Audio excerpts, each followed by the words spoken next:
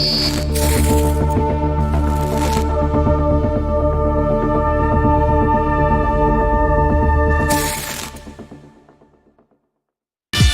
this song, I see I was wrong. To chain you down, I was the clown. I'm singing this song, I see I was wrong. To chain you down, I was the clown. I know now when you're all alone. I've had the time to run out. I pray for the touch of your hand. Your love is so, so grand, oh baby.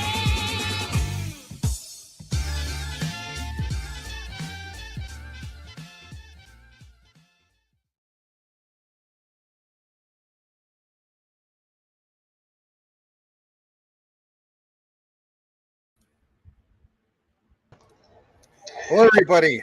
Glad to have you guys here with us for a special edition of Crypto Talk Now, live with the one and only. Welcome back to the Brother Rue. What is up, people? What is going on? So a few months back, I think what was it like maybe, I don't know, February, maybe March, I can't remember. We had you on before, and the segment was called Let's Talk LCX with Rue Black. So it's not LCX this time, but give everybody a heads up on what it's going to be tonight for our outline. Tonight, guys, we're going to be talking a little ISO 20022 coins and how they have took a little leg up here with the whole XRP thing. So going to be really excited to talk about that. We're going to look at some charts, and everything's going to be very clear then. Yeah, it's going to be a great show. Before we kick it into the comments, we want to give a plug for our brother Rue here from Black Rue Investing. And I'm going to show you guys his channel. And I'm also thankful to the one and only Tim Shea, who was already ahead of that. So shout out to Tim Shea. Thanks, Tim. Yeah, no doubt. So here is his channel. And as you can see, it's Black Rue Investing on YouTube. He does live videos. He does also he does, for instance, recorded videos. On top of that, here is his Twitter. All right, you can see that. You can be followed over at Black Rue for both of these. All right, so from here, we're going to kick it back to the comments and welcome a few of you guys. But what I was going to state is, let's start off with some of the first comments of the day. And give me just a second.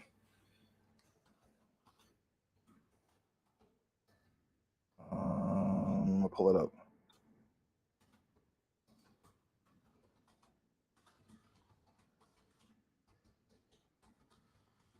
All right, sorry about that. All right. Okay. First comment of the day comes from the one and only Tim Shea, who says, "Hey, welcome back, Mayor of Crypto Commissioner, Mr. Tim Shea." He's saying, "What's up to Rue?" Absolutely. He's representing the 589th district of the XRP Army and his fellow constituents. That's right. He's got primed and ready to go for you, Mr. Rue. Thanks, Tim. Appreciate it. Tim's come over to the channel a couple times after I've been on. Really appreciate you, Tim. Awesome. We got Rafael Santos says, "Good day, guys. Sir Tim, hello, Sir Max. Good to have you here, Rafael. I saw that you saw that tag that I put you in regards to the Starlink program. You said that it costs a lot, like $400 a month. Like, yeah, never mind. No, thank you. Nobody wants to spend $400 a month on something like that, unless you're like rich. But anyway, Brittany's in the house. She says, "Hello, everyone. Thanks for being here, Brittany. Welcome back. Appreciate your ongoing support. It is almost Friday, and everybody's so glad about that, right? Anyway, Maddie, yeah, I like to call it Thursday, Friday Eve. Friday Eve, yeah, that's a good point. Some people look at it as being like the second best day of the week, but in reality, I think it's Saturday. I think Friday is always the best. Second best day is Saturday. Mm-hmm. Agreed. Yeah. Third best might very well be Thursday. Anyway, all right. Maddie B, glad to have you. Buenos Aires to all. Sorry. Why would you be sorry? It's all right. No problem. Welcome. Glad to have you here. Muchas gracias. All right. Tim Shea is also saying hello to everybody. GT's back with the Carl Weathers and Arnold Schwarzenegger avatar from Predator. I recognize those arms anywhere. Glad to have you. Look at this. GT says, "Hey, I know Rue, cool guy." All right. Awesome. All right. Let's Hey, see here. GT? What's that? I said, "What's up, GT?" Oh yeah. What's up, GT is right. All right. Welcome a few more of you guys. GS is in the house. Saying what's up to you as well. What's up? All right. KK's back. Welcome back, KK. Just kind of going through this list. Patrick Collier's in the house. Welcome, welcome. Here's Cool Cat Crypto. Welcome back, Cool Cat. Let's see here. You must be in Arizona. We are both in Arizona. We're both in the Valley of the Sun area, basically. Anyway. Oh yeah, getting burnt up by this like 110 degree heat. It's unbelievable, man. I'm just checking it right now. 115. Bro. Yesterday was 118. Jeez. Anyway, the hottest I ever experienced, I'm sure maybe you experienced this too. Remember a few years back was 122? Yeah. Yeah. I was outside for that, unfortunately, for no thanks. Anyway. As you know, if it's over 110, it's just brutal. But 100 is fine. Like, you could tolerate it, right? But once it's 110 or plus, it's just blast furnace all the way. But anyway, I want to advise everybody. We'll get into the outline here in a bit. Please smash that like. We're only at 15 likes. As you guys know, there's this thing called the YouTube algorithm. And, let's face it, there's other shows going on as we speak. So if you really appreciate CTN and the content we have, all we ask is smash the like button. We're not a sponsored channel or anything like that. But the hitting the like is free. Unless you're driving down the street or listening to us or something like that on the road, by all means, be safe. But for those who aren't, if you're using your phone or watching on your TV, whatever the case be, please smash the like. We do appreciate it. All right. So welcome a few more of you guys. River's up in the house. And let's see here. Try to see if there's anybody else. Oh, yeah, there he is. The one and only, Mr. Boomer Effin' Sooner is back. Welcome, Boomer Effin' Sooner. Glad to have you back. See, I got to do it like that, Rue. I can't just be like, on today's show. Welcome. Like it's golf. Right? Like, what? What is that? No, man. When you get Boomer Effin' Sooner on your show as a guest, you got to say it with some enthusiasm, man. He has a dog that he's taking a picture of, and I'm sure when I say Boomer Effin' Sooner, that the dog's like getting alert, like, whoa, what happened here? What are we watching here?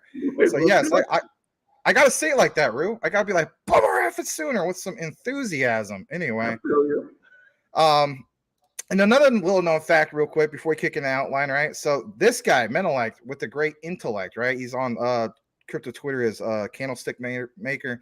Great tweets about XRP, especially Jasmy. He's really appreciated in the Jasmy community. His Twitter is really blown up. I remember when he only had like maybe 20 or 30 followers. It's really blown up, right? Because he's like an AI. He's constantly getting the stuff out in regards to Jasmy, especially.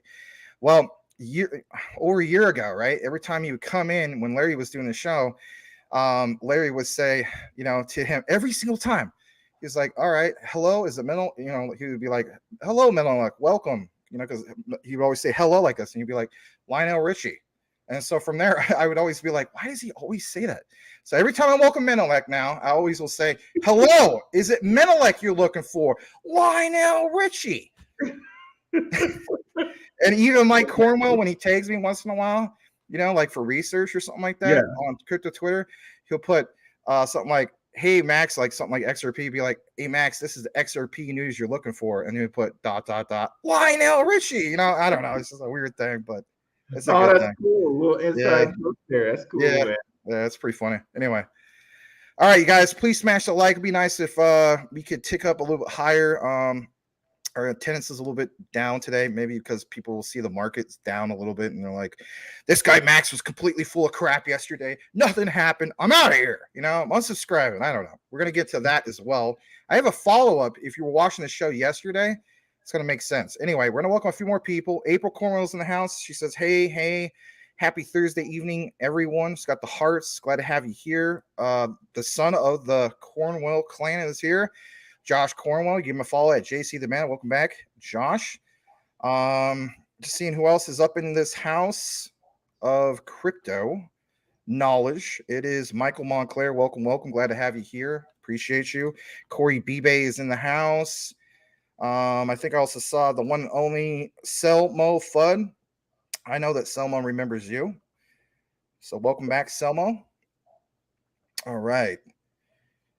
And we also got Crypto Jedi is in the house. Welcome, welcome, Crypto Jedi. Mr. Nice. Lambo's Crypto Talk is up in here. Squidward, aka Edward Vincent, is here. He says, "What up, Rue?" What's going on, Edward? Glad that Brian Dowie showed up. He says, "Sup, Max? Sup, Rue?" Sup, Brian? Brian's come over to the show too. Appreciate you, homie. Yep. Joker's Wild, welcome back. And just two more people. Let's see here. I think it's Corey Bibe. I think I already welcomed you. And I think that's about it. You know, Joker, Corey Bibe, Brian Dowie. Glad to have you guys back. All right. Let's jump into this outline of what we have for you today. It's good stuff. And by all means, give Rue Black a follow on YouTube and Twitter. Can be followed at Black Rue. Isn't that right? Yep, that's correct. Yep. All right, we're going to start things off with a little bit of the mainstream before we get into the community-driven news that you guys are accustomed to. So we're going to start things off the right way by addressing a few key things. And you may wonder, you know, I don't know, Max, you brought some info yesterday, and then today was buy the rumor, sell the bull crap. Okay, so I'm going to unfollow you, Max, because you're full of it. Well, check this out. So let's start things off with this. And it comes straight from the one and only CoinDesk, right? So we reference them quite a bit. You know, I don't think anybody objects to us referencing CoinDesk. I mean, they got some good knowledge.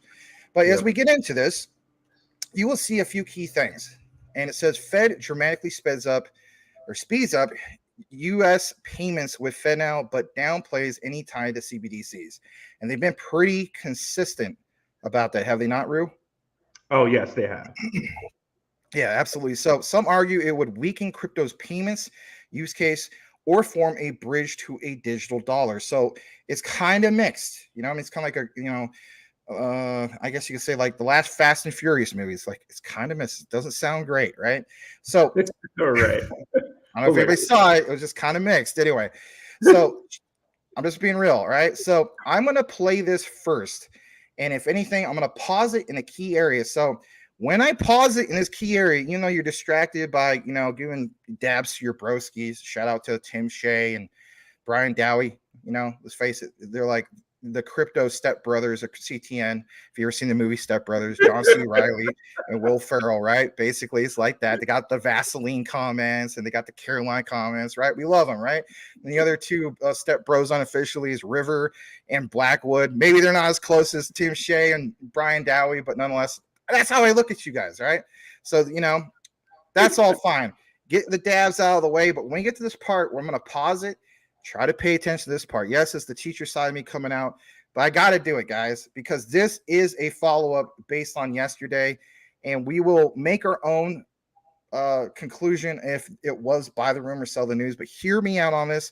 This comes from CoinDesk. Let's jump into it. Please smash that like. Here we go. Big news out of the Federal Reserve right now. FedNow is now live. The 24/7 banking system that connects banks to banks and allows for instantaneous payment settlement across the United States is now live. This is not Venmo, but it is instantaneous payments between bank accounts. So if you want to send an invoice to a bank or a business, you can do this through FedNow, through your banking partner, and have that money in your checking account or your partner's checking account within seconds. This is a huge update to the Federal Reserve System. It's boring background infrastructure that actually matters quite a bit and has a great crypto angle because this is what stablecoins are supposed to do. Who called this yesterday? Moi. Yes, I did do the whole outline of saying basically it's not necessarily Stellar XLM, but it's Stellar's USDC. Now, basically, we understand that key partnership with Circle. But you got to keep in mind, a while back, a few years ago, it was literally branded as Stellar USDC. There's a little bit more to that, but I just wanted to pause it there just in case anybody forgot about what we talked about yesterday. So there's a lot more. Please smash that like. Let's get more into this. Right? So now we have a competitor on the central bank level with what crypto is building in the private sphere. Zach, saw your hand go up. What's your take on this? What if this is the true legacy of crypto, guys? What if the established Fact. system co-opting a lot of these advancements They got is us. the true legacy of crypto? Think about it, guys. Think about it. I pose that question to you. This could be the world in which we live, right? Crypto, instant settlement makes the Fed do stuff that is actually more efficient for the US economy. Maybe that's ultimately what crypto was sent to do, rather than unseat and disrupt the incumbent system. That would be a pretty crazy plot twist. But I think, as we were talking about in the previous segment, I think an alternate universe will continue to persist for the foreseeable future, right? The existing system ain't going anywhere, whether it's big studios in Hollywood or whether it's Jerome Powell and the Fed. But that doesn't mean that another path can't also exist. And that path is privately issued cryptocurrencies in the form of Bitcoin, Ether, and others, right? So, yeah, I think obviously there's a little bit of co-option happening here among the Fed, thinking about their views on what fintech can mean here in the 21st century and how it can make the banking system overall more efficient in the wake of a lot of these banking crises. But it certainly is a shot across the bow, I think, to a lot of people working in the crypto space who said maybe we could unseat and replace some of these legacy systems. Seems as though maybe the legacy systems will catch up with some of the advancements first set forth by crypto advocates. And I think that's maybe the big meta story here. But hey, I don't know. Jen, what do you think? Zach, those were exactly my thoughts. The article mentioned officials like Powell who have said that this is going to help avoid the need for private sector alternatives. But I think that, the private sector has pushed the Fed to innovate, to solve some of the sticking points that have existed for a really long time. And the private sector will continue to exist, will continue to grow as the Fed continues to solve problems. And so I think everything can coexist, and there are options out there, and that is that. CBDC. I'm so sad Wendy's not here today. She would be. Yeah, All she right. would take that part where they chant CBDC is not good. But anyway, so anyway, we're gonna jump back to this. Ruell, what do you think about what was basically mentioned there? I know you have a little bit of an outline for, obviously, your take on what's going on with Stellar lately. Well, you know what? The whole thing for me is a little puzzling when you kind of look in the background and think about like who's connected to the Fed, right? As far as like BlackRock and whatnot, right? Those same type of people have connections to things like Ripple. So like, why would you need a Fed now type deal around, right? And the whole thought of it, which they didn't mention, was that the whole start of it was to connect to institutions, right? So as far as like people are concerned, retail people are concerned, okay, then that means no CBDC for me. But that's usually how laws kind of start. They creep and they creep and they creep and they creep until, they get what they want, right? So I'm a little confused why Fed now needs to be there. But based on what I'm going to talk about later, maybe it's just going to connect to everything that's private anyway. Yeah, some good points. I mean, the way I'm starting to look at this is kind of like how a lot of us went about, March 20th. And like I mentioned, yesterday, why is everything on the 20th? It's just like people smoke weed on the 20th, 420, or, today you have, for instance, July 20th, ISO 222, March 20th. Anyway, what I want to state is this, all right? So before the big countdown for March 20th with ISO 222, there was so much anticipation. And then a lot of people, came away from it and said, even the people who are like XRP holders, XLM, XDC, anything tied to ISO 222. I mean, heck, even HBAR is ISO 222 compliant and so on. And basically, they kind of had the attitude like, well, this is kind of like a nothing burger because this is just a messaging system. But what we do know that when it comes to utility, it's like you need to see things be fully implemented. And then after that, you need to utilize what has been implemented. Otherwise, what's the whole purpose of that utility? I mean, like I mentioned before, even with like Jasmine and so on, the analogy I mentioned yesterday, like they shipped out 20,000 blockchain PCs, I think, done through Avita, and that's a great step forward, right? But the analogy I made was, okay, what if it was here in the United States and you had like, I don't know, a few Best Buy locations? As you know, we still have Best Buy out here in the Phoenix area, right? So they order that inventory, right? Just because you order the inventory and it's stocked right in your inventory, and some call center, for instance, decides to order them all up from Best Buy for whatever reason, does that mean that those PCs are plugged in to the World Wide Web and they're being used and customers are using it and utilizing the personal data locker? No. So is that utility being used? No. March 20th, ISO 222 went live. We saw a few banks who implemented it, but by November of 2025, that's when we should get full implementation. And then even after full implementation, doesn't necessarily mean that all the banks are going to be like all using it all at once. I think this is another case with FedNow, from what I've gathered, and I'm going to show you guys a little bit more in regards to this, where it's not necessarily buy the rumor, sell the news, but it's a perfect case of, okay, this has been implemented. It's live. Who is utilizing it right now? And that's what we're going to jump into right now. So I'm going to show you guys this again. And basically it comes from this place, which is CoinDesk. Let me hit the escape before I can scroll down. There's some takeaways, obviously, from this. But here is this part that I want to highlight, because obviously this is quite the article, to say the least. It's what's mentioned here. It says the central bank said 35 banks, guys, 35 banks and credit unions are participating.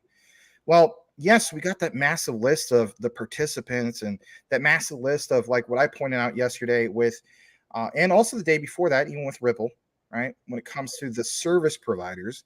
And we said that basically, like there was ACI as a provider. There's, for instance, look at Finastra, right? And their Ripple connections, and how we showed you not just, oh, it's Ripple. People said, and this is a great thing to ask, well, forget about RippleNet. Will they be using XRP? And I showed you guys the proof where it shows literally, how it's worded through Finastra, XRP. Now, yesterday, of course, was Stellar. Showed you some things. Even showed you that video in regards to Denell Dixon. So the outline.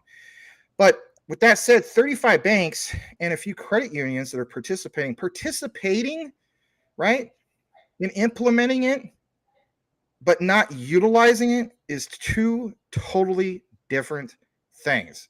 What do you think about this? I mean, are we too far off? Well, the utility, right? What it's really saying to me is that they're really putting together the whole infrastructure needed to really use crypto in place of the old system. So you look at BlackRock and Fidelity and all these companies getting ready to custody crypto, to have crypto ETFs. And you look at, JP Morgan Chase, we already know how big of a play that they have with Ethereum, right? And these are the same guys that said that they did not want to do R3 Cordia, right? They didn't want to do R3's Cordia. So what they're putting into place is having the Fed now for the Fed for the US, having JP Morgan and Ethereum there, right? Having R3 Cordia and Ripple there, and having all the infrastructure in place to custody crypto and to possibly have different coins be settlement coins. So really, it bodes really well for us if we are invested in these ISO 2002 coins, because then, institutions buy our coins and things look really cool. That reminds me of a piece of information I want to share, by the way. I'll pull it up. I'll get it up and ready. Sounds good. As you're getting that primed and ready to go, we are going to recognize a member of a community who dropped a super chat. Thank you so much to the one and only Mr. Dinji, aka Daniel. and he's got something right here for us that I want to share because it does need to be recognized.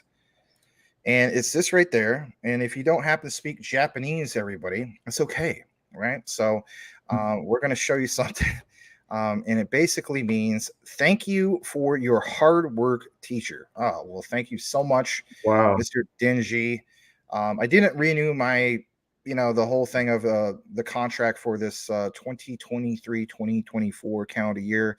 As a lot of you guys know, my dad's been having a lot of health problems and so on. He'll be back on, I think it's Sunday, the 30th of this month. So 10 more days. And he's been in and out of the hospital. This last time was like, I think the 8th time within the last, since last October, right? It's been really, really hard for him. And so I can't, unfortunately, it used to work out before because he would sleep in and so on. But with his falls all the time, I'm not comfortable with nobody being here. So that's the bottom line. So I didn't renew it, but I got something else going on, and I'm looking forward to doing that. But nonetheless, I still am a teacher at heart. And just because I might be taking, I guess you could say, a full season off, that's okay. And I will find other avenues to make the money. But with that said, I'm glad I'll be doing some of this work at home stuff. But thank you again for the nice compliment about being a teacher and so on. And I really do appreciate you coming here and applying, I guess you could say, some of my teacher/researcher background with you guys and so on. I still may choose to sub, at some of the local schools and so on. But thank you again, Dingy, for the 279 super chat. You guys don't get enough respect, man. Thanks, Rue. Appreciate that, man. I'm gonna double check the comments, see if we have anything else more to get into. I also want to welcome Ahmed. Thank you for coming back here, Ahmed. And on top of that, we also want to welcome who else we got up in the house? I think it's Blackwood, right? If I didn't welcome you earlier, Blackwood, glad to have you here as well, Blackwood. All right, so we got something primed and ready to go from the one and only Mr. Rue Black. Let's get into that. So here it is. And you're going to have to switch to the other screen that you have this on. There we go. Okay. Bunch of mirrors. Oh, no, I'm kidding. That's fine. Right before I get into that, I just want to mention something that you sparked in my mind here. Sure.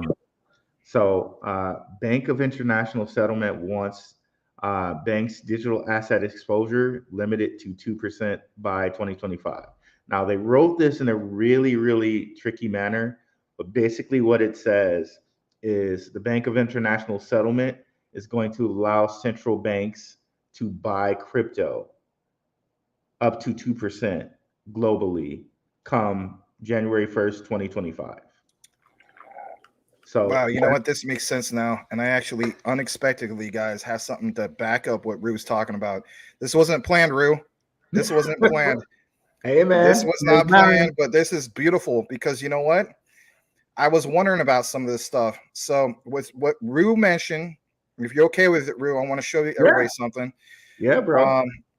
Let's just pull that off for a second. You got, I used to have that problem where it's got all the mirrors. I think it's because you do one screen. I do one screen too. But anyway, it was going to be something I was going to share with you guys, I guess you can say during the quant segment, but we'll talk about it now because it is referenced with FedNow. So let me jump into this for a brief bit, and it's in regards to the actual dollar amounts. Okay, back to what Rue was talking about, right? We know that when it comes to the Bank of International Settlements, they are the central bank of central banks. Okay, and what I want to show you guys here is from Yahoo.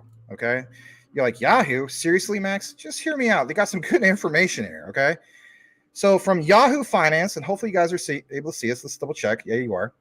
Smash that like, guys. This is some good stuff you were not aware of. So in reference to what Brother Wu was talking about, right? FedNow isn't offered directly to individuals and businesses, but it will serve as the basis of infrastructure for instant payments by linking the banks. Now, just think about that for a moment. Transactions occur between a bank accounts and enable funds to be transferred from, sender's bank account to receiver's bank account immediately. Some of that stuff we already know. But the numbers, Okay, again, back to what Rue was just talking about.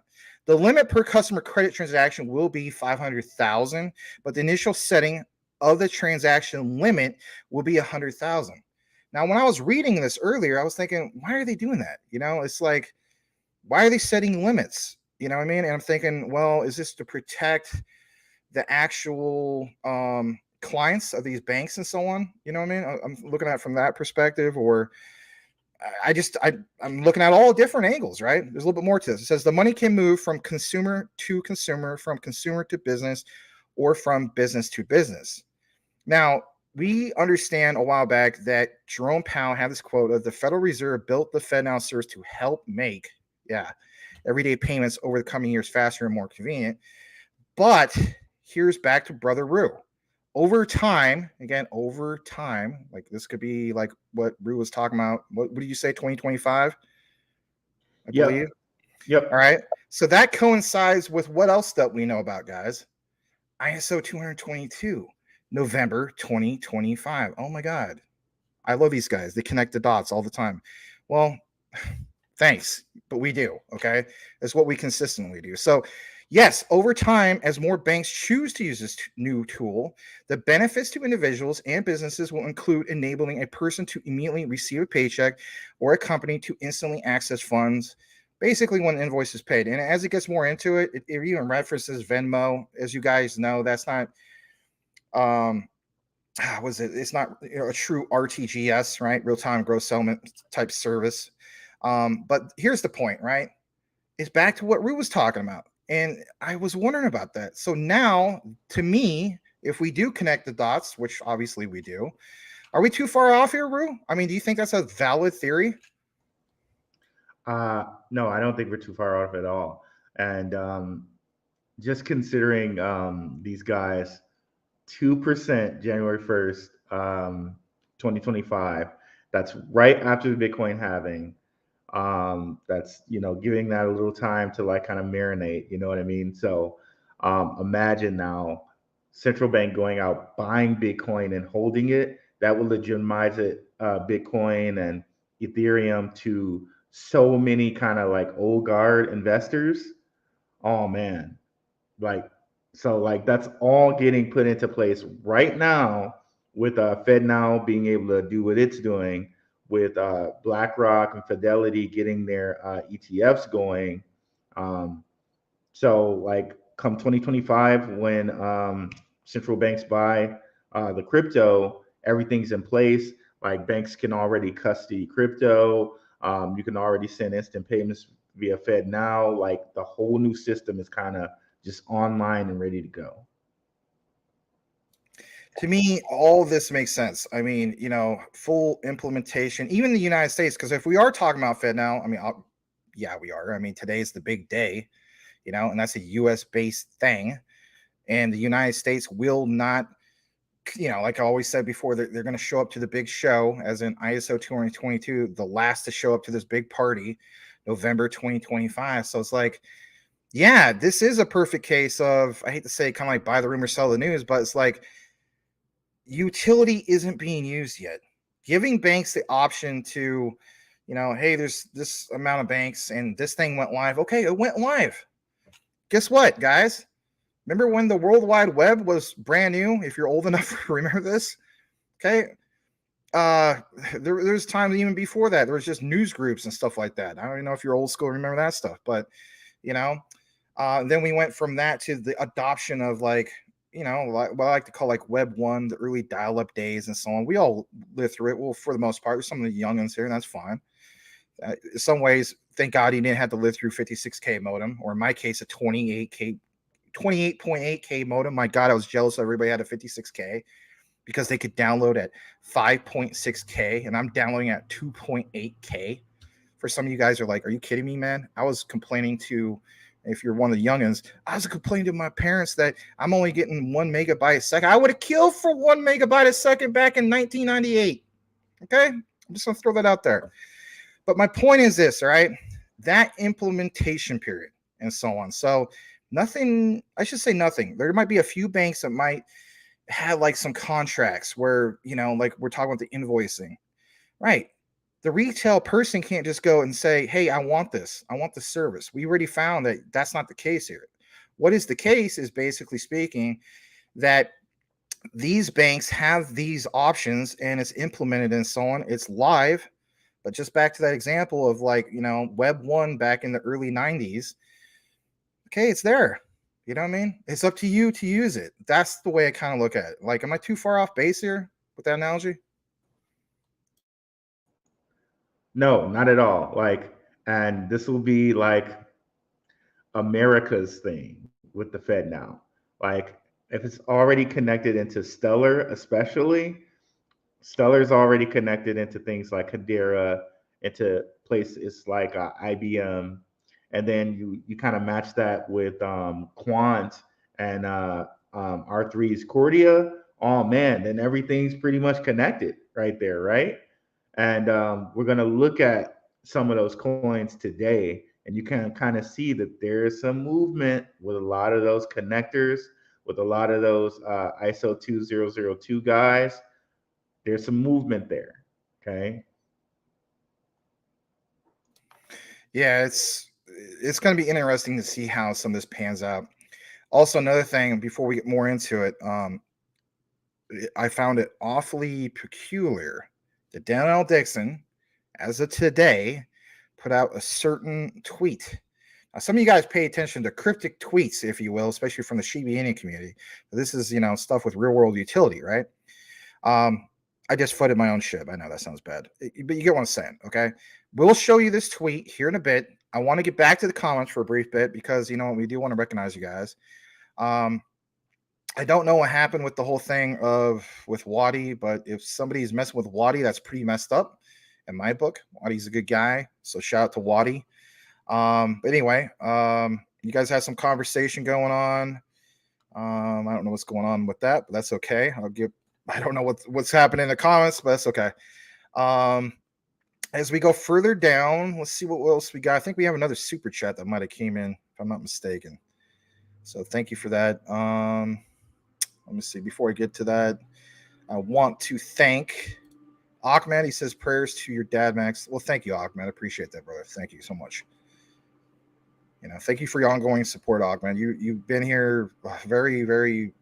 You're consistent. You know what I mean? Like, you're definitely a member of our community, man. We love you, Ahmed. Thank you.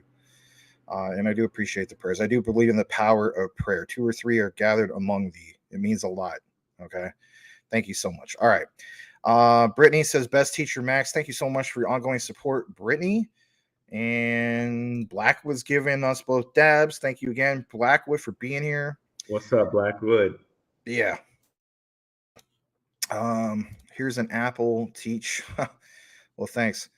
They never gave me an apple, which was fine, but I was hooked up. The last time I was hooked up, as you guys know, I got real sick, and it basically was from it was a high school kid. He was nice, but he hooked me up with they call it pancake or breakfast on a stick. Do you know what breakfast is on a stick is? Okay, so basically it's a sausage link wrapped in a pancake. It looks like a corn dog. It's delicious. Don't get me wrong, but it can really make you deadly sick if it's been sitting in a kid's lunch bag all day. And he gives it to his teacher. Anyway, you get what I'm saying. Anyway. All right. Menelek, we all wish your dad the very best, Max. Thank you so much, Menelek. Appreciate you, brother. All right. Let's go down. It is from Patrick Collier. Fat juice on me, Max. Oh, God. All right. Well, thank you. Thank you. This is another inside joke you don't know about. So let me tell you something real quick. All right. And this is the funny part of our show. Okay. So, Rue, there's this guy, his name is Rayan, and he promised us that he would never come back until 2024. All right. Because he feels as though, I guess after the Bitcoin having some bigger things are going to happen. And that's true. Right. But it's, in regards to like all time highs, in my opinion, it's probably like the big utility runs probably like 2025. That's just my guess. And I don't think I'm the only person that believes that. But anyway, so this guy, Rayan, okay, he had problems with his stomach and he was always drinking avocado juice with milk and stuff like that. and then something either he said it or I said it, and I called it like, because some people were giving me crap about drinking Coca-Cola. So I was like, I'll just start drinking more. I'll drink juice instead. We'll call it fat juice. And then because he drinks avocado, that's fattening, but it's a good fat, hence the term fat juice. And anyway, long story short, because I don't want to lose people, because we got to start talking about crypto here in a bit, right? So he would come in the show and he'd be like, just volunteer this information out of nowhere. And by the way, I think you're muted, but anyway, he'd be like, you know what, guys, there's something wrong, man. Like, I'm not feeling too good. And then like Brian Dow would be like, well, why is that, bro? And he'd be like, oh, I literally had to drink some castor oil. And everyone was like, what the heck, man? You got to drink some castor oil? Oh yeah. I've been on the toilet, like, for the last 16 hours straight, and then out of nowhere, Brian Dow, he's like, oh, bro, that fat juice, gave you some of that mud butt. All right. So now, anyway, we had this show, it was planned, and then I lost it. For like a good solid 10 to 15 minutes. And people heard my true laugh, which is like, I guess some people say it's infectious. So I was laughing my butt off on live camera. I was in tears, right? I was absolute tears. And then all you see in the comments is just nothing but mud butt 24/7 and fat juice and all this stuff. And it was a funny moment. We might have to go back about when that happened, but that's what they're talking about here, to a sense. Mud butt and fat juice. Mud butt and fat juice. But put that on a Phoenix bumper sticker, right? Oh, that's hilarious. Yeah, it was good stuff, man. Anyway, but thank you, Patrick. Appreciate you, man. But it gets brought up every once in a while. And I told these guys, I said, you guys bring up this fat juice mud butt thing, or not fat juice, but mud butt at least once or twice a week. So I said, and we don't know this, right? Like I said, I think only God and the devil know this. No offense, but like, and that is, like my ex-girlfriend, she used to always tell me, she was like, stop talking about this person. You're going to make their ears ring. I'm like, you really believe that? She's like, oh yeah, it's a real thing. I'm like, well, nobody knows that, right? But wouldn't it be something if it was a real thing? Like this guy, he goes to his doctor, right? And he's just like, doc, I don't get it. The guy's name is Rand. I don't get it, man. Every single day of the week at 9 p.m. Eastern, 6 p.m. Pacific, my ears ring for some darn reason. Right? Like, oh right. Man, that's crazy. Yeah. Anyway, all right. So some of the newcomers just coming in. I thought it was going to talk about FedNow and XRP and XLM. I'm leaving here, man. This guy talking about mud butt. Anyway, see this?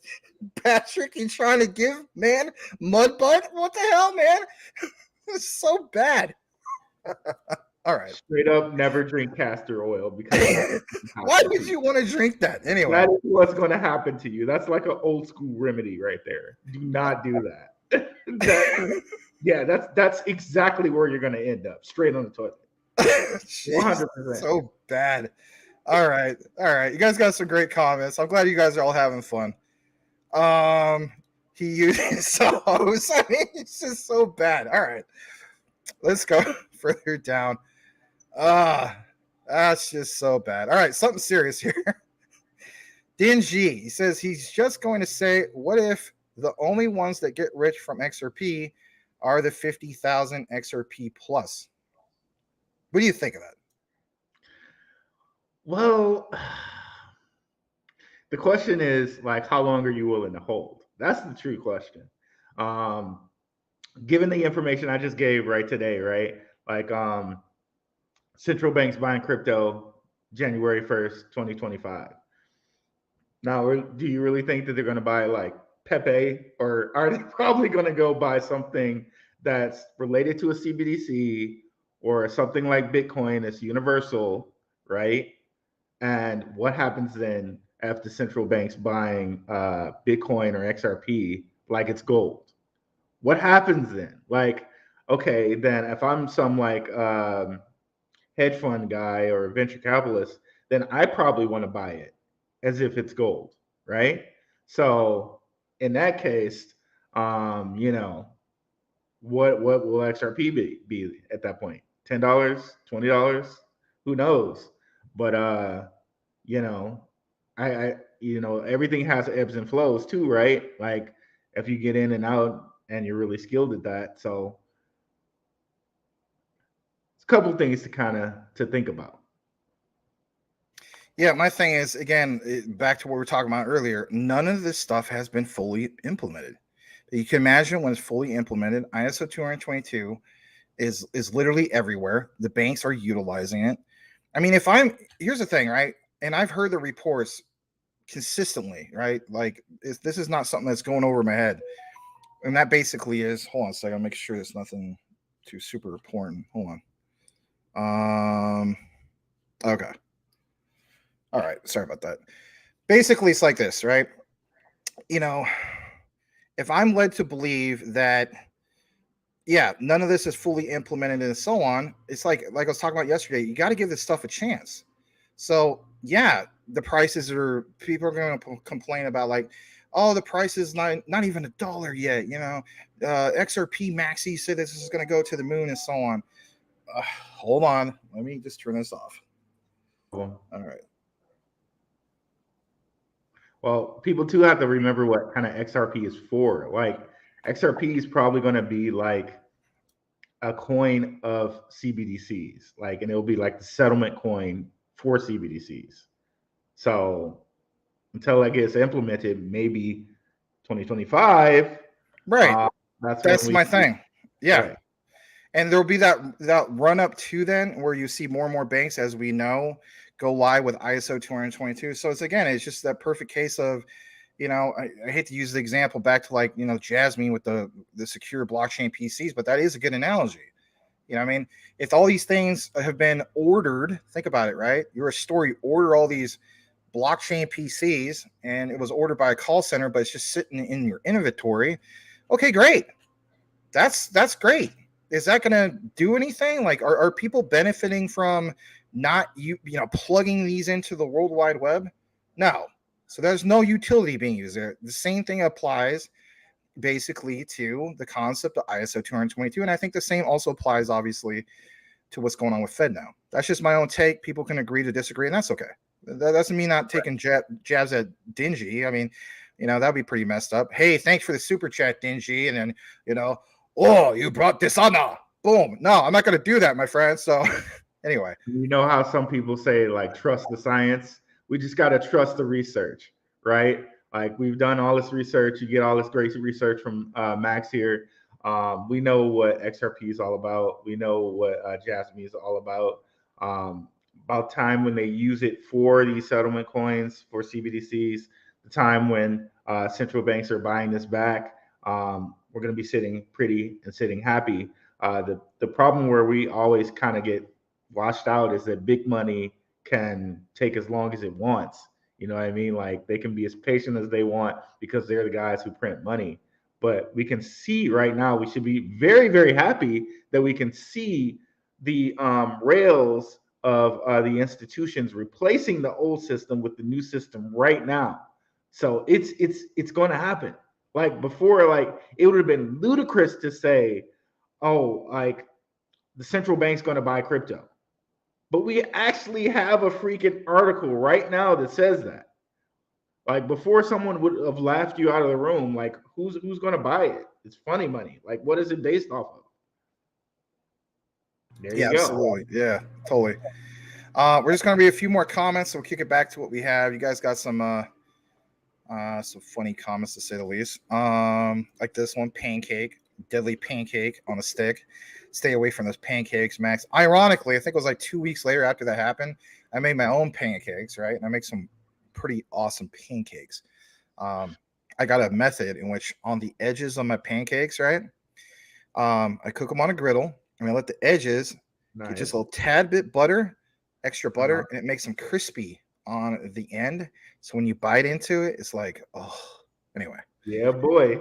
Oh, it was this week. Yeah. Sorry.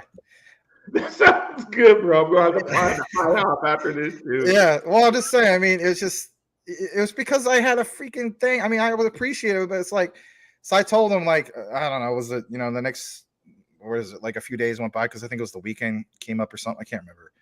And then I told him, I was just like, look, man, you sabotaged me. And he's like, Mr. Stanley, I did what? I'm like, how long did you have that pancake on a stick in your darn lunch sack?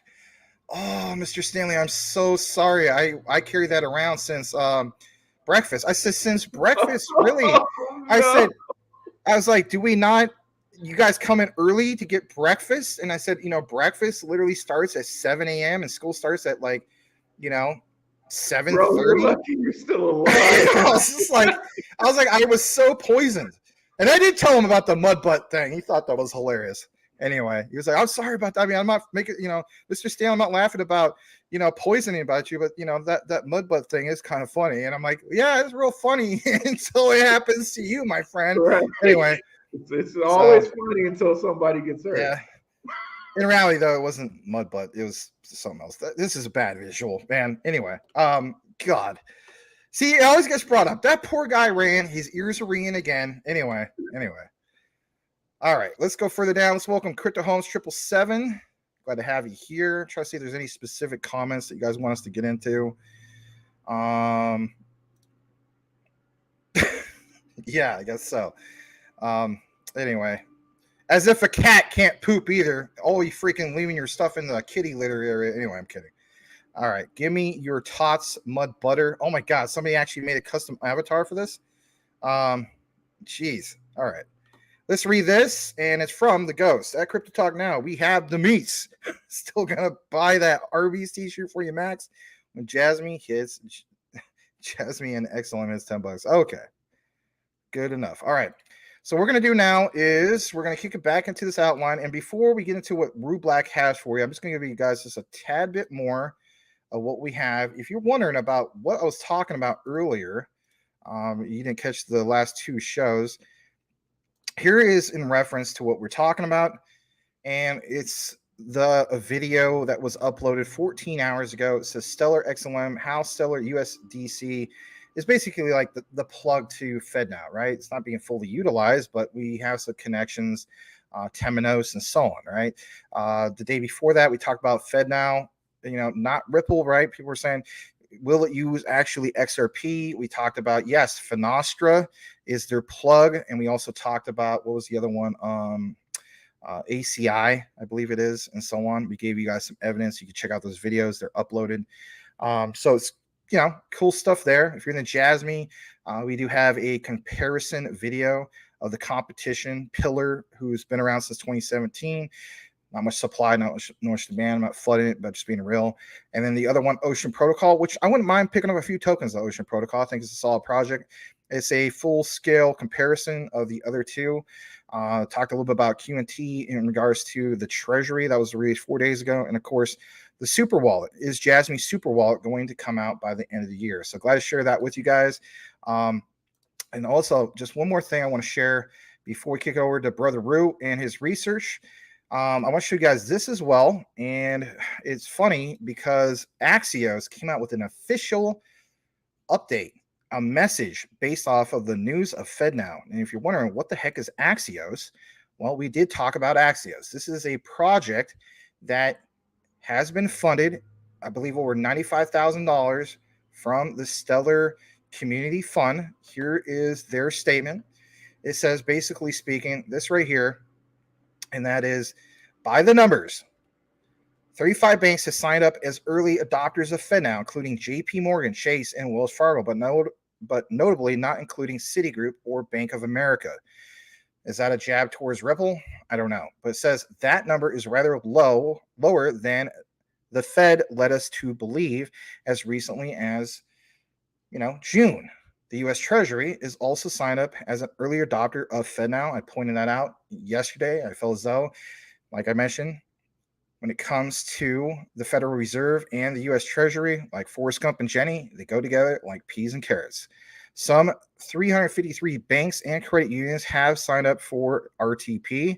In order to use either service, both the sending and the receiving bank need to be signed up for the system. And here's their take. And why would they go out of their way to mention this? The bottom line is this. It is still likely to be years, back to what Ruell and I were just talking about.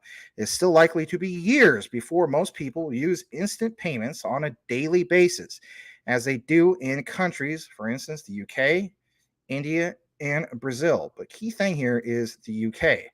And what was also in reference to what we were talking about earlier, especially with what Ruell Black was talking about, the Bank of International Settlements, the central bank of central banks. worth noting. The government isn't forcing banks to sign up for either of the two systems, but like it says, for the time being, there still isn't a strong business case for banks to do so.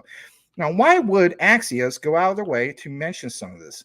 Well, let me show you the reference just in case you missed it. And a lot of people do, because on our channel, sometimes we have things that stand out, and there's other things that people just don't understand why we do videos about this. So if you want to know what I'm talking about, I have this video, and I shared it with you guys probably like on a WrestleMania segment, and it's on the top left, as you can see right here, and it states in the thumbnail, is Axios basically Stellar's answer to Ripple's ODL? I think they are. And to see them with what they just quoted today, again, guys, think about it for a moment. Why would they go out of their way to mention some of these key things? All right, going to kick it over to Brother Ruell with some of his research. What do you have for us? XLM, what do you got? Okay, let me bring it up here. All right. As he's doing that, I'm just going to pull up a couple more things, and it's okay. Let's see here. You got... let's see. Give me your thoughts. Today, Tom Sawyer gets high on you. That's funny. Let's read this from Brian Downey. I listen to 90s hip hop and house music. No rock for me. Twain, obviously. Okay. I think there's all sorts of good genres of music, but I hear you. I mostly listen to that too. So it seems like you got a chart for us. You ready to go with that?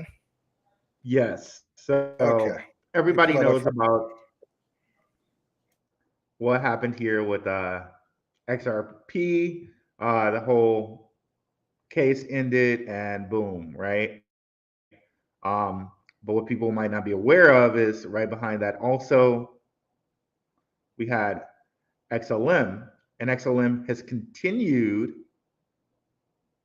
kind of after that initial pullback, and part of this might have to do with the whole Fed Now thing. Now, people know that these two tend to move in tandem, right? So what's kind of peculiar is that XDC is also moving. So it was sitting at about 330, like 3.3 cents, all the way up to 4.1 cents. And other things like HBAR also started moving, as well as Next Era.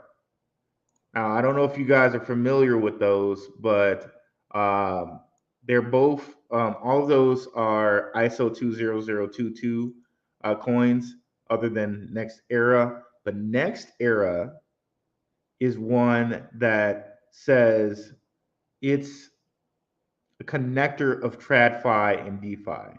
And if I just pull up Next Era and who they are, if we just go like to their website, if we will. So Next Era is Alliance Block. They used to be, there was like ALBT. ALBT. We cover, we cover Next Era all the time. Actually, it's one that's consistently tagged here. So, okay, perfect. So you guys should know, like, if we go down here, you'll see like all the different TradFi connectors that this guy includes. Quant, they're all loading. They changed their site up a little bit. They always do. They always update that thing. So Quant, BNB, Hedera's in here somewhere. I liked this a little bit before when they were just all in one place. Now you got to kind of wait for them. But so it seems to me maybe these guys may all be connected with Fed Now as opposed to being competition for Fed Now. I don't know. What do you think about that, Max? I think that makes sense. I mean, it's just again, kind of like back to your. Oh, hold on a second. I gotta turn that off. Back to what you were saying earlier in regards to BIS, Bank of International Settlements, and so on. It's just, they're the central bank of central banks, if you will, and you want to talk about control. I mean, this is where people do have some issues about that control when it comes to Mr. Augustine, right? What's his last name? Cervantes or something like that. But with Augustine, it's like he does have a lot of say. I mean, and if he says basically, look, here's the reasons why we got to do this, I think it's because they want to give extra time for whatever reason for this can not only just get implemented, but that adoption, instead of just having, I guess you could say, price shock adoption. That's what we want as far as retail. But you got to keep in mind from an institutional point of view, I guess that might be a problem. Am I trying to justify it? No, of course I'm not. But I'm glad that you're showing some of this stuff because, I mean, on that chart, and we've seen this before, guys, when it comes to ISO 222, March 20th, everybody was like, yeah, man, it's going to be Ripple, XRP, Stellar. Didn't happen. The one that shined during that time was XDC. XDC is the one that had a big pump. Now you're starting to see it happening again, according to what you just showed us, Ruell.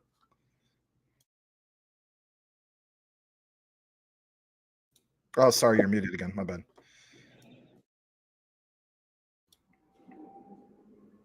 I can hear you now. Oh, wait. Oh, here we go. There you Here go. we go. Okay. Let me pull up R3 Cordia because a lot of people may not be aware of who those guys are. I'm sure your guys probably do know who they are, but I'm gonna. Oh yeah, the whole R3 Corda bridge is probably the most massive thing that nobody, well, not should say nobody, but we talk about that a lot. It's a big deal. It's a huge deal, guys, and it's like they have all the biggest banking clearinghouses like on their side. Okay, and this is a private blockchain, but the only way we can kind of basically get access to this is by investing in XDC, which is the settlement coin for this, by the way. So one of the people that we're going to notice here is Wells Fargo, SBI, which I believe is they're connected to Ripple, and I think they're also connected to Citigroup. And weren't these ones that were mentioned by Axios as not being a part of what was going on? They were mentioning about, what was it? Let me pull that up again. Who was it? They're talking about JP Morgan. Hold on a second. Let me get the exact quote. It says, from Axios, so far 35 banks have signed up as early adopters of FedNow, true, including JP Morgan, Chase, and Wells Fargo. But what they note is, but notably not including Citigroup or Bank of America, that number is rather low than the Fed led us to believe as recently as, June. Right. And note that JP Morgan decided they did not want to be a part of R3 Cordia. They were a part of them initially, and you can look that up. They were part of them initially, and then they decided to break off and go with Quorum. Their own route. With what? With their own route, and that was with Ethereum. Oh, I see what you're saying. I thought you were talking about the whole thing with Quorum, but I get what you're saying. Yeah, exactly. No, that is it, Max. That is it. They gave Quorum to Ethereum. They basically gave it to them. Let me see if I can find that article.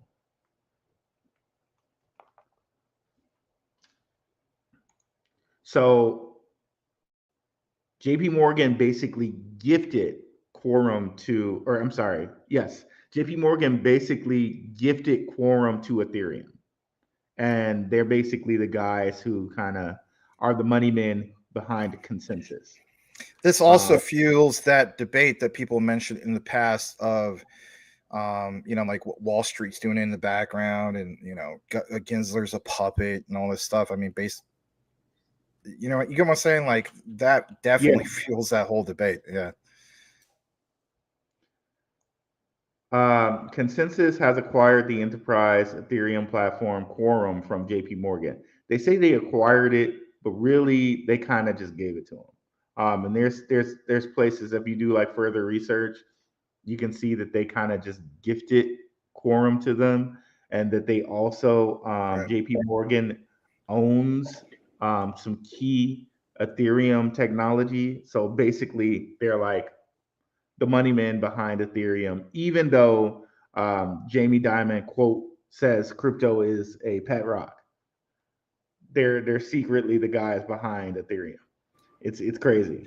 No, I believe it. I referenced this a few times where their CEO has said numerous times that like kind of like the stance Warren Buffett has. He doesn't believe in crypto and so on, but it's like, okay, did you not get the memo from your assistant or whoever that person is? Like, you guys are more invested in crypto than Right.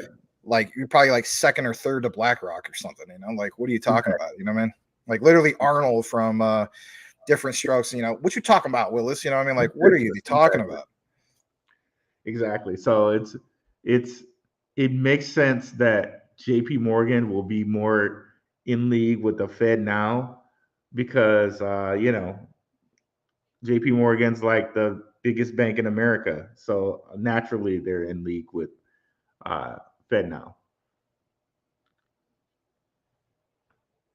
Yeah, that makes sense.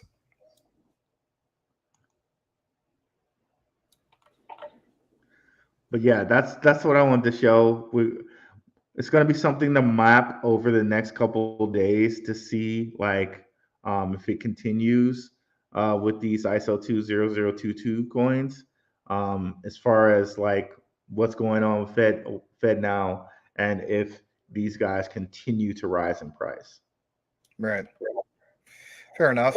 We're gonna get into a few more comments. We're gonna show you guys just a tad bit more in regards to what we have. I'm gonna show you guys, I guess you could say, the icing on the cake in regards to Fed now from Danielle Dixon. I just want to read a few more comments and then we'll get back into it. I don't know what this might be about BSV or something. That's okay. Cool Cat Crypto says, do it now. The bridge is out. Yeah, the bridge is out. Do it now. That's perfect. 100%. That's perfect. Sometimes I can do it well. Sometimes I can't. I try to like kind of lower the voice because a lot of other people, they kind of overdo it. They're like, it's just like, okay. But some of the things that he says is like, do it now. You know what I mean? Like, that kind of sounds like him. Anyway. All right. No, that's perfect, man. That's perfect. Yeah. You know what I saw? I saw like the Step Brothers scene where he's like singing, like Will Ferrell singing with Arnold Schwarzenegger being Will Ferrell and Christopher Walken being John C. Reilly. That jumped. Like a little parody where they use the AI or whatever. Yeah. I'll have to check that out. Maybe you have to link that to me on Twitter, like after the show or something. Yeah. Here's some good comments or funny comments. Edward, that's worse than rubbing butter all over yourself and crawling like a slug. Oh, jeez. All right. That's another inside joke. All right. Let's see here. It's no Metallica. I like Metallica. Especially, I don't know if you're played not Rock Band. I own both, but like Guitar Hero World Tour. I used to have it for PS3. And man, like all the Metallica songs on drums, I would play it literally on expert and I just rock it out. People are like, where the hell did this come from? I'm like, I don't know, man. I'm just rocking it out. I'm like, I just like hit all the combos and anyway, it was fun stuff. I miss playing that. All right, Jeffrey Shea, welcome back. Not to be confused with Tim Shea. He says he could see XLM having bigger gains than XRP in 2025. Some people feel that way. I just think it's great to own both, basically, But thanks for the comment. Appreciate you. Welcome back, Jeffrey Shea. Let's see here. Rush is way better than Metallica live. Seen them both many times. I could believe you on that, Cool Cat. We may not agree on everything, but I could probably agree with you on that. I will state this, right? So you guys know I'm a big fan of like 80s and 90s hip hop, right? Bone Thugs and Harmony, obviously amazing as far as their studio albums. They freaking suck so bad live. It was the worst concert I've ever been to. Wow. Ever. Horrible live. It was just brutally bad. I said never again. Never again. And I had really good tickets, and it was so disappointing. Anyway. Well, that's because you went to rap. Like my one friend, he was like, that's because you went to a rap concert, bro. That's like going to a live karaoke session with a bunch of MCs. And I'm like, God, that's a bad analogy, but it sounds somewhat true. I'm like, no, man, it's not quite like that. How so? I was just like, Wu-Tang Clan in person, they kill it. They're just as good live as they are in a studio. There was other examples I made and so on. But anyway, teaches them. All right, let's go further down. You've seen Iron Maiden. I guess Judas Priest, Ozzy, Slayer. Oh, you've been to some good concerts, man. Megadeth. Huh. All right, let's read a couple more comments before we kick it back to this icing on the cake from Danelle Dixon, the lovely Danelle. I think you guys appreciated the video from yesterday with Danelle. This is going to eventually happen from the one, the only Brian Dowie. Pancake on a stick will give you mud butt. All right. I could actually feel myself getting fatter when I eat pancakes. I think that's pretty accurate. I mean, it is kind of fattening, but it's yummy. Mud butt always funny unless it happens to you. True. Very true. Welcome back, Salamander. Glad to have you. Dave D, welcome back. Iron Maiden was the biggest band I've seen live. It was awesome. Oh, cool. Yeah, like I said, my next door neighbor, Charlie, back in my childhood, he was the biggest Iron Maiden fan like ever. That guy, he rocked it out. But anyway. All right. One last comment before we kick it back to the outline from the one and only Squidward, Edward Vinson. Food, acidity, time, temperature, oxygen, and moisture. Fatuma is an acronym for factors that inhibit bacteria growth. I have a headache. Well, maybe it's a tumor. It's not a tumor. All right. The more you know, prevent foodborne illness. What is going on with my phone? It's not what I think it is.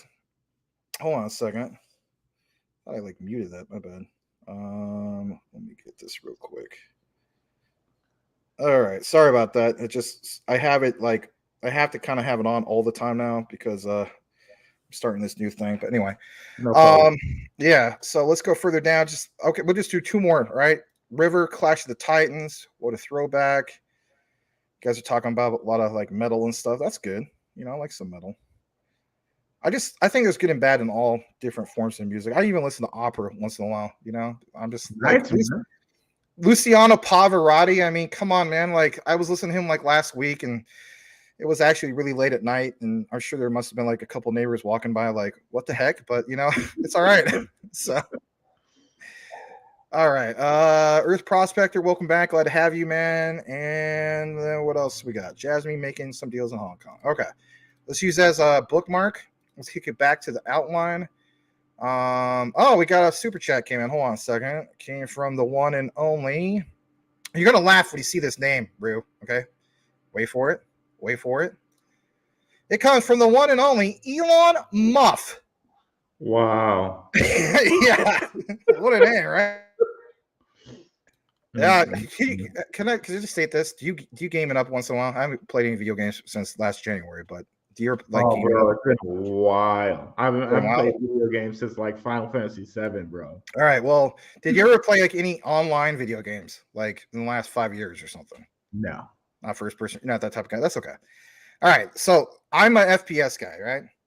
And every now and then you get some guys with some weird names. But I swear, the day I get a 360 no scope headshot from across the map from a guy with the name of Elon Muff, that's it, man. I'm uninstalling the whole game.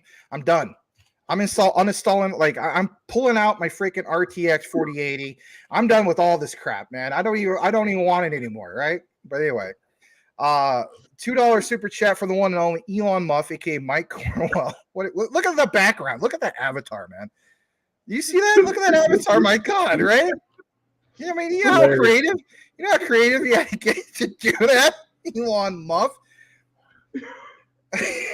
Oh, bro. I mean, can you imagine if our community, just out the hell of it, they're not going to do this. There might be a couple that might do it, right? But wouldn't that be something if we were so united with our community that I said, you know what, guys? There won't be any more crypto talk now ever again unless you tag the real Elon Musk in reference to Elon Muff right here. I don't know. Just saying. And can you imagine if Elon Musk was he actually saw it and he actually laughed out, thought it was funny? He might actually, he seems like he has a good sense of humor. He might like it.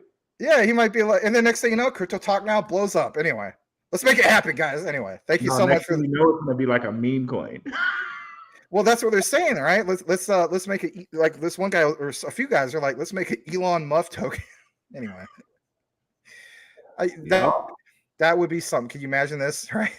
You know, like shout out to 2-Bit, right? 2-Bit crypto. He does this show. He comes on. He's like, hey, everybody, welcome to this show. Have you guys seen Muff? It's been pumping, man. Let's talk about Elon Musk and all these other ones, right? Shout out to Waddy and some of these, even you, right? You know, you're right? like in the show talking about Elon Musk token. Anyway. All right. So he says XLM is ripping again. And we do thank you once again, Crypto Mike, for that. Let's pull up the chart. I mean, you know, he did the super chat. At least needs to get recognized because we are still on the subject of XLM, and we will give you that cool thing I saw earlier from Danelle Dixon. So let's see what's going on with on the 1 hour chart real quick. Let's pull up the chart. You got the chart? Actually, you got the chart, don't you? Does you have a chart on your end? Want to pull it up on your end? All right, let's do it. And as Rue is getting into that, we're going to read a few more comments. Yes, Luciano Pavarotti. And the song that, you know, if you guys haven't seen this song, I mean, I don't know. Maybe the person just hate all opera, but it's Luciano Pavarotti when he performed in LA, I think the last time. And the song is Nessun Dorma. And oh my gosh, like when I hear that song, I just kind of lose it.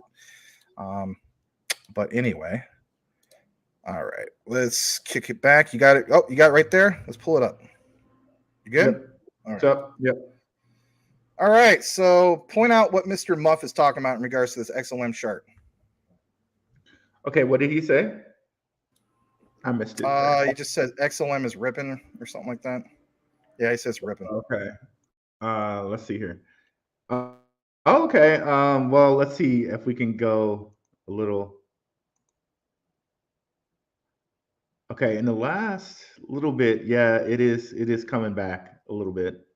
I don't know that I would say ripping just yet, but yeah, it's had a nice day. It's definitely had a nice day. You know what he's literally saying right now from his living room, right? What's that? He's literally saying from his living room, "Damn it, Rue, it's freaking ripping." Okay. Anyway. Okay, it's ripping. All right. It's ripping. All right. Straight up. I don't know. I'm just saying. Yeah, we'll keep that up there for a bit. But thanks, Mike. Appreciate it. Miguel, welcome. Glad to have you back. What else we got up in the house? GF Burke, 4080. Dang, no bragging. Or banned. I don't have a 4080, but I mean, if I did, I'll just use an example. I mean, a 4080, God, that's like worth more than somebody's like 1974 Ford Pinto. Never mind. You get what I'm saying. All right. Why have a 1974 Ford Pinto? I don't know. Why did I reference that? Because I was literally picturing my uncle who would pick me up sometimes because I missed the activity bus from school. And then me and my friend Dan were like, well, we need to ride back. I mean, unless you want to take the bus all the way home. I'm like, well, my uncle pick us up. And then he was just like, all right, no problem. My uncle comes to pick us up in his cat piss green 1974 Ford Pinto. And he looks at me like, you know, we don't say bruh back then, but, you know, with that look, like, I'm not getting in that. I'm like, seriously? You're going to be like that? I'm like, well, then you could walk. And, you know, he's like, fine, I'm going to walk. I'm like, are you serious? You're going to really walk? He's like, no. He's like, why did you tell me that your uncle drives around town in a Pinto? I'm like, my uncle comes from the Philippines, man, and our pastor gifted him that darn car. He's grateful for that car. Wow. Yeah, Pinto has such a bad opinion about them, bro. Back then, I know.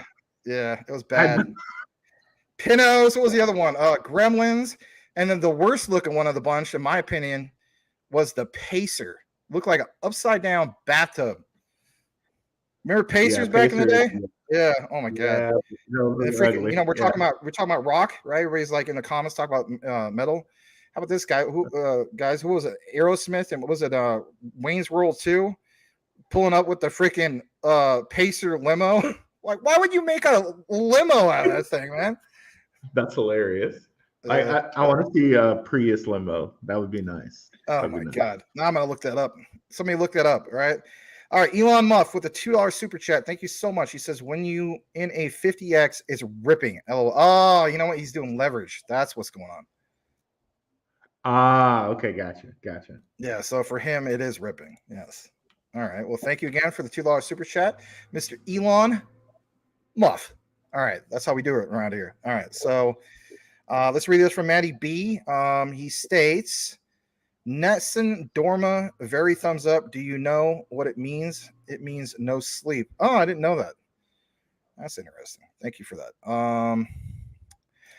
Ripping the mud butter. Oh my god. All right, let's get this super chat. Pink Taco Muff Inu pumping. Oh my god. Welcome to Crypto Talk Now, where we all of a sudden talk about meme coins for the first time since 2021. I'm kidding. All right. Bro, I saw that Pink Taco episode. That was a good episode. Oh, you saw that, huh? Oh, jeez. Oh, man. Yeah, these guys get pretty fun with it, you know. But yeah, thank you again for the $2 super chat, Patrick. All right, let's get back to the outline because some of you guys are like wondering, like, what the heck's going on with that? Let's check out the likes. We're at 47 likes. Please smash the like if you just connected. Let's round things off for XLM stellar coverage. We're about at the 100 or 120 hour and 20-minute mark. And let's get into it. Here we go. This comes from the one and only Miss Danelle Dixon. You guys like her for the most. Who doesn't like Danelle Dixon at this point, in my opinion? But lovely lady. Let's go ahead and share this. And here is back to what we were talking about. So she tweeted this out earlier today, 5:02 p.m. my time, right? So literally like an hour before the show. Check this out, guys. She states, FedNow's launch has received a lot of attention, especially from our industry. Why would she go out of her way to quote this? Oh, Max is trying to turn a nothing burger into a something burger. No, not really, but just hear me out on this, right? So she states, is this the Fed's crypto killer? The beginning of a pathway towards a US CBDC? Oh, this is what Max was talking about a little bit yesterday. No, not really, but hear me out. She says, no. Plain as day. Look at this, guys. No. She says, I think this is a net positive development for the industry. Here's why. This comes from Danelle Dixon today. Again, guys, think about it for a second. Why would she tweet this? 2 hours ago, literally 2 hours ago. Okay. She says on and off ramps. Wasn't our brother Rue just talking about Nexera not too long ago?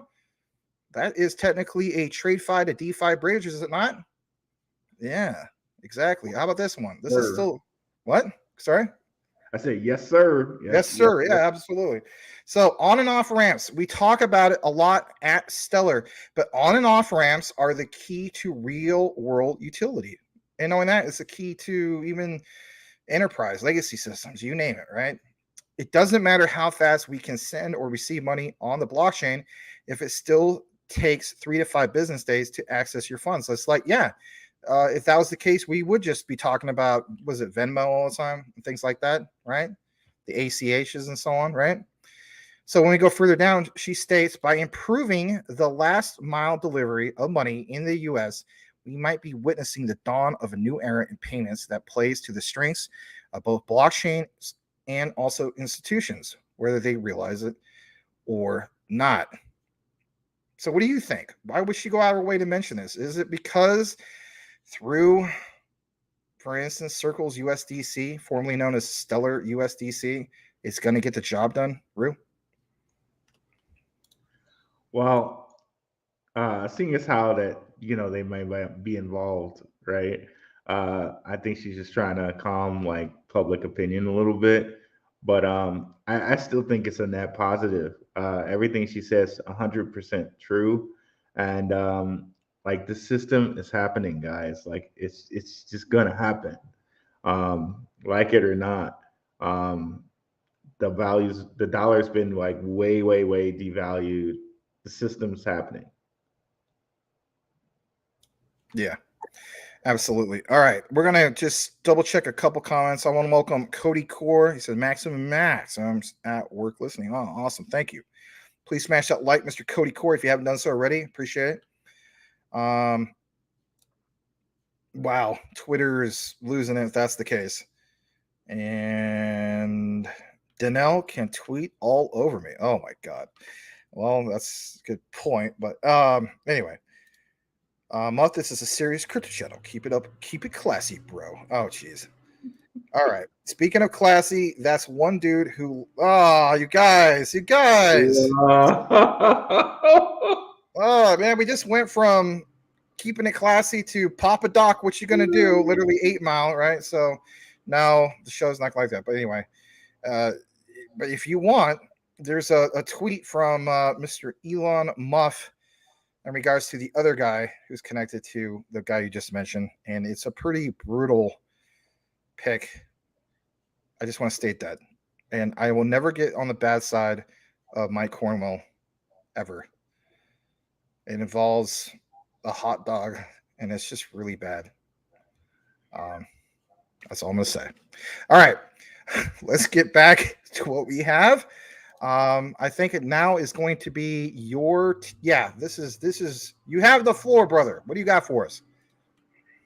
Well, Was it XDC or some of the other ones, or?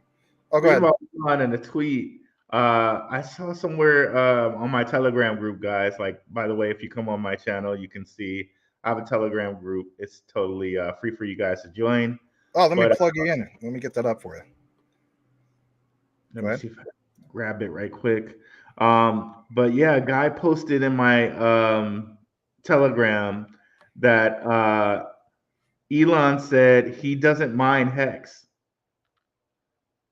And Richard Hart like said something back to it, and I thought that was like, hey, maybe that might do something to Hex. I didn't really check it today because I was at work, but it was, I don't know, has Hex been moving today? No, not really. Let me pull this up for a second. Hold on a second. What was this? My watch list. Hold on a second. Let me pull up my watch list. I have Hex on my watch list. I'm not downplaying it. I guess it did kind of move. I mean, 6.36%. I mean, this was as low as like 0.007 not that long ago. Yeah. Larry of CTN, he was saying that he was thinking about picking up Hex when it was low like that. Some of the other guys are saying that like there's obviously better opportunities, but I mean, for people who did it, I mean, you're not really complaining. You're basically. Heck, man. I mean, that's a pretty nice game. But it was the other one. What was it? Pulse Chain? PLS? Pulse Chain? It's up a little bit. Yep. There's other ones too that are part. Whatever happened to my token, right? I'm joking on this, but in reality, the Maximus coin through Hex. You hear that one? No. Yeah, they have one that's built on or with the whole team or whatever. So. Anyway, I mean, it's slightly up, not too bad, But here's another thing, right? So, Elon Musk, I had to kind of make sure I'm saying the right one. He sent out a tweet yesterday, about Dogecoin, right? And I was thinking, well, why isn't Dogecoin pumping? And then it was delayed the next day, and then we did see a little bit of a pump in regards to Dogecoin. Let me just kind of pull this up as well. I don't know if I have Doge on this list. Hold on a second. Shiba Doge.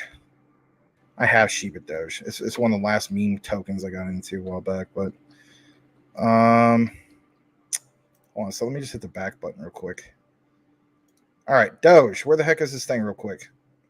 Yeah, I mean, I don't know if it was yesterday or the day before. But anyway, he sent out a tweet about it, and I was like, oh, okay, Doge is gonna get sent. Didn't happen. So. I don't know. Kind of strange. All right. Do you have anything in regards to some XDC or some HBAR like you're talking about? If you do, I'm going to recognize the super chat because Elon Muff once again has something for us. Before I get into that, you have a link to your Telegram. I'm sorry. Let me pull that up real quick. You guys, we'll get into your super chat just for a brief moment. April Cornwell says Max has been scarred for life. By Muff. Oh, jeez. That's brutal. All right. So let's see here. Let me pull this up.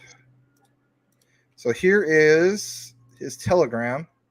And I'm just being honest, I'm not active in Telegrams because most of them are just really toxic. Yeah. Yeah. Hold on a second. Yeah, so you can go to his Telegram, Blackroot Investing Community Chat. You guys are more than welcome to join the group. I think you put it on the private chat. So did you ever link it on YouTube? If not, I could just drop it in there for him if you want me to. Please do. Yeah, it should be Okay. linked in my YouTube videos. If you guys just go to any video, it'll be right there. All right, guys. So there it is in that regard. And if anything, I fear the muff. If you only knew. Cool cat crypto. These tags. See, here's the thing.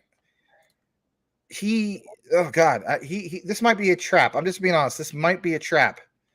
All right, so I have to make sure that I'm not getting trapped here. Because if I get trapped, I'm going to hear it from some other content creators, and it's going to be really brutal. Oh God, I hope this is not what I think it is. Oh my God, it is. See, he did try to trap me. Oh, jeez.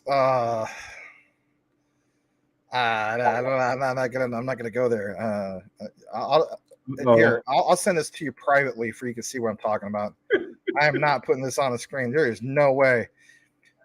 This is the guy formerly known as Crypto King. He's now Levi.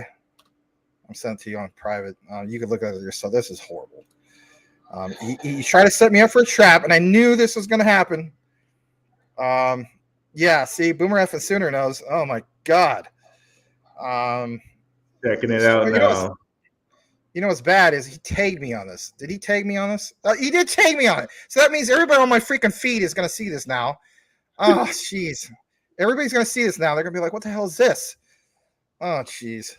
I mean, this is like worse than Biggie Smalls. Like, who the heck is this?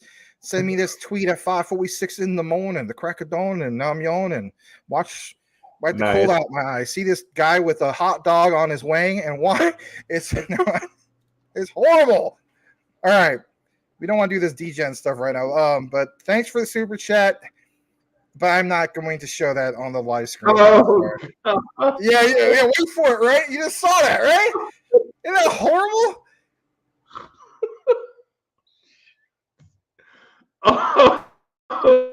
Like I said, Black terrible. Listen.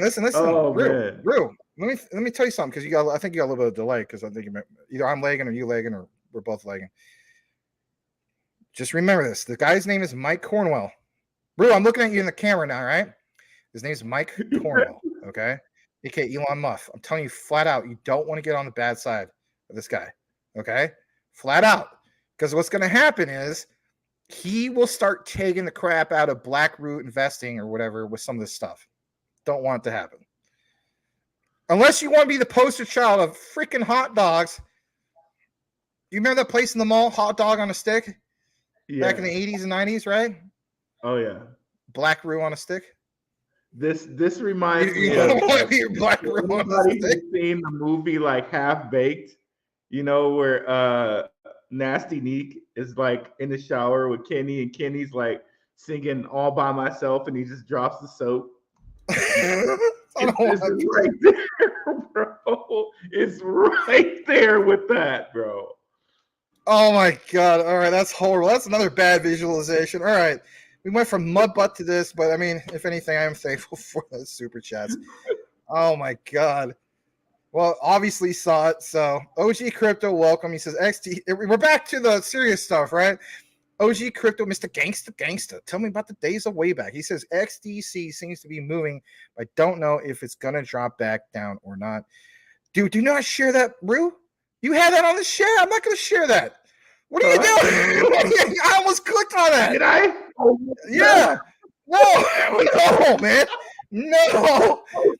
You're trying to sabotage us, man. Bro. I can't believe you had all this share, man. I'm like, oh, he's getting something primed and ready to go, and it's like, it's this dude with a hot dog. That was from me. That was from me. My God. That's so bad. Oh, it almost happened. I was one click away. It was going to be for a full screen, man. Oh, it's bad. Oh, What bro. are you doing? You don't want to share that. Whew. See, I mean, this is why I gotta, you know what I mean? Like Elon Musk trapped me, almost trapped me. You almost accidentally trapped me, like a real trap, like I'm just walking around in the jungles of Vietnam and, and just out of nowhere, like, Viet Cong's got this trap set up for me, I just stumbled and, broke all my legs or something, I'm almost dead, So, oh, jeez. You guys are horrible. The only way I'm pulling it up is for 100 QNT. All right, that's it. Right. I'll sell out for 100 QNT. All right. Jeez. All right. Thank you, Patrick Collier, for that. And let's see here. Mo, Gary just made a diss track about Ripple. Really? Because somebody pull that up, but we'll share that. OG Crypto, Mr. Gangsta. This is a new avatar he has. It's from a coin he was telling me about. I want to share this real quick. Oh God, I don't want to share that though. Hold on a second. He sent me a DM about a project. Maybe you heard of this. Hold on a second. I know we're kind of getting off kilter on the outline, guys, but we'll get back to it in a second. Hold on a second. What is this called? Just a second. Let me pull this up. X Portal. I'll share this real quick. Oh God, I gotta go to a different screen now because that hot dog with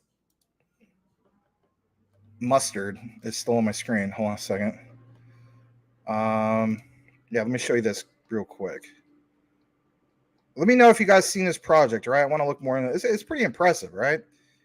So this project is called, and I'll put up a reference to it real quick. Let's pull this up. And I will get to super chat. Just hold on just a second. I think this is good stuff. So OG Crypto, Mr. Gangsta. I always say that from Daz Dillinger, DPG. He is talking about this thing called X Portal. Have you guys been familiar with this X Portal? Because check this out. This right here, look at this. I don't know if you guys ever seen his old picture. Like he has an older version of himself. And like this AI stuff or whatever, it makes you like look really young. I don't know. It's pretty impressive. But there's Mr. OG Crypto, guys. How about that? All right. Anyway. Let me read this super chat. It's from the one and only Elon Musk. Oh, jeez, man. How about this? When Larry comes back, you can you can show it on there. All right. I don't know.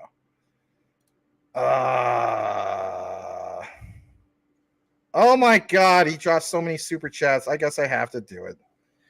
All right, hey guys, just give me a heads up, please don't be sending me no complaints and stuff like this, okay?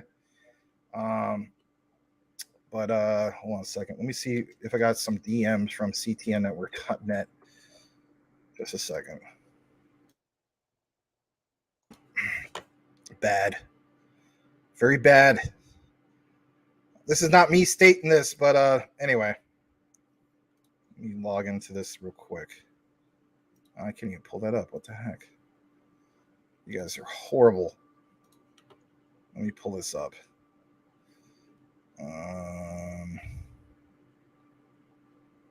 Where's Latex Larry? Yeah, exactly. Hold on a second. Let me read this real quick. Calvin, congrats to Link. Alt's been gaining market. Max disappointed in the lack of Caroline content. We need more hot dogs. Well, you're going to get one here in a second, I guess. So bad. This is not me dissing them, okay? This is, anyway. In regards to Link, like I said, guys, don't be surprised you see a flood campaign from Link to the QNT community. But, all right. So we got another super chat from Elon Musk. $1 and a $2. So it's like a few dollars right there. Don't do it. Oh, that's good enough. Yeah. Edward Vincent says don't do it, so we can blame Squidward. I'm not going to do it. All right. Sounds good. Sorry to disappoint. You could blame Squidward. All right. Let's get back to the outline. Oh, my God. I can't believe this guy's a sellout. He's not going to do it. All right. Here we go. let's get back to what we have. I'm so sorry. I apologize. So let's see here. Remove that one, and let's get back to what we have. So if I'm not mistaken, Rue, you had something in regards to XDC or HBAR? Sorry. That was it. That was it. Thanks, brother. That was it. Okay. Let me see real quick. This is horrible. They're throwing tomatoes at me, virtually speaking. Look at this. I guess you got to see me now. Oh man, talking about peer pressure. Now you will put it all on me. Oh no, you can't do that to him. All right. How about this? If you really want me to show it, guys, just type in a 1. That's it. Let's just type in a 1. If we get at least 10 ones, I'll show it. This is not how I'm not trying to go after this guy and so on. It's so messed up though, man. It's just so wrong. I mean, can you imagine somebody? I might get some. You know, who was it? There was this one guy who was like, "Max, are you invested into what's that token called? Colt DAO, right? Or was it from the Colt token, Colt DAO or whatever?" And I go, "Nah, man, I don't like all the satanic imagery." And then he's like, and then literally the next day he's like, "All right, I sold it all. I didn't want the bad juju, Max, right? Like the bad karma." Right. I'm telling you flat out, like if I get any bad karma from this, if something bad happens to CTN because of this, then you owe me 100 QNT, my friend. That's all I'm gonna say. Look at you guys, man. Not one single person typed something other than Patrick Collier put a 9, which I don't know what that's all about. Jeez, look at all the ones being spammed. All right, this is horrible. You guys know me. I don't typically do this, but you know, there's a lot of degens up in here who basically want this to happen. RIP to our channel. So much for keeping it classy. Brother Rue already saw it. This is so bad. You guys are so bad. This is just so bad. All right, hold on. This is so bad. You know, technically speaking, I mean, I already have this tagged. This is just bad. All right. Let's just take us off of the main screen at least. All right. Let me turn off some banners just in case somebody wants to pull a Steve at Rocket Crypto moment here. You know, like no offense to Rodney, just in case Rodney's like secretly recording us or something. All right. Let's see. I'm kidding. Now watch, somebody's gonna do that. All right. Hold on a second, Rue. The funny thing is, as I pull us off, Rue, it's going to show a casting couch. So that just that fits right in line. It does. It does. All right, here we go. We're going to come off.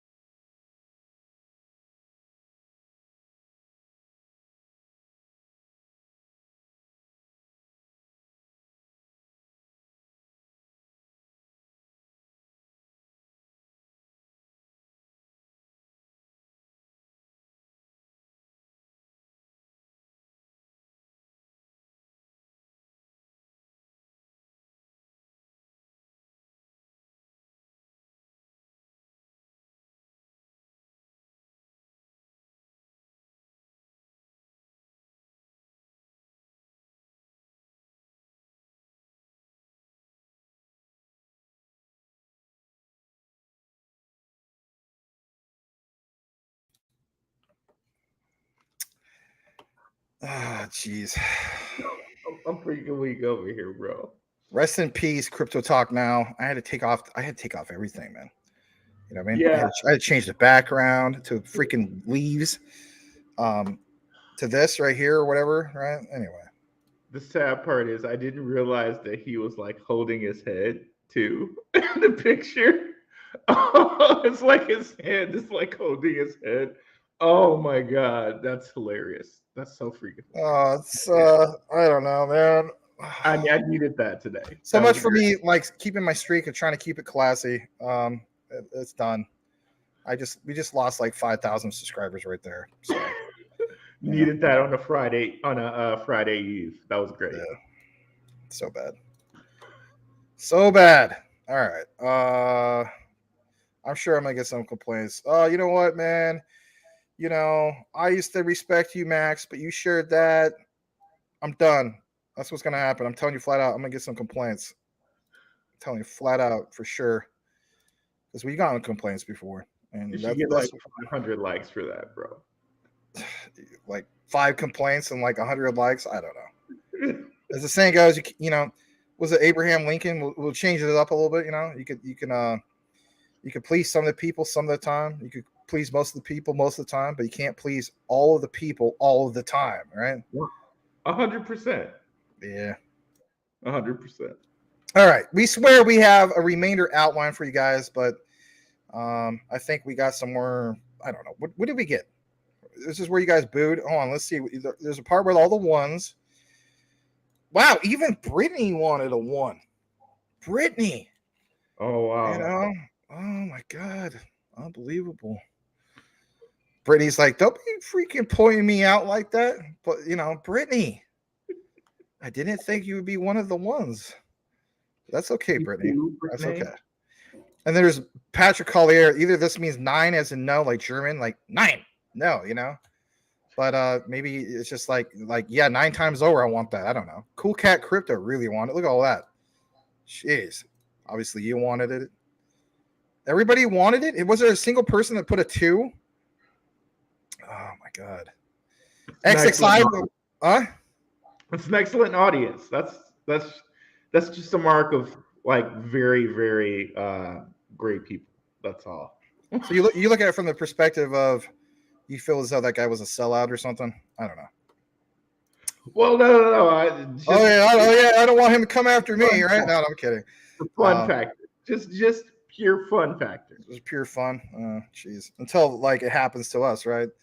Right. Oh, I swear to God, if I'm on a freaking, you know, a Burger King commercial, if you get what I'm saying, right? Or if you see me on Taco Bell, right? If I see me on a freaking parody of somebody talking about dipping their Dunkin' in between a donut, you know what I mean? Like, I don't want to be stuffed in a Whopper. I don't want somebody to fill a taco. You get what I'm saying? Like, hell no. Like, I don't want that. You know, I don't want to be looked upon every Tuesday, Taco Tuesday. You know, I'm branded as in that taco. I don't need any of that in my life, man. You know, I got bronchitis. Ain't nobody got time for that. I don't need to be on a Taco Tuesday poster, my friend. I don't want that.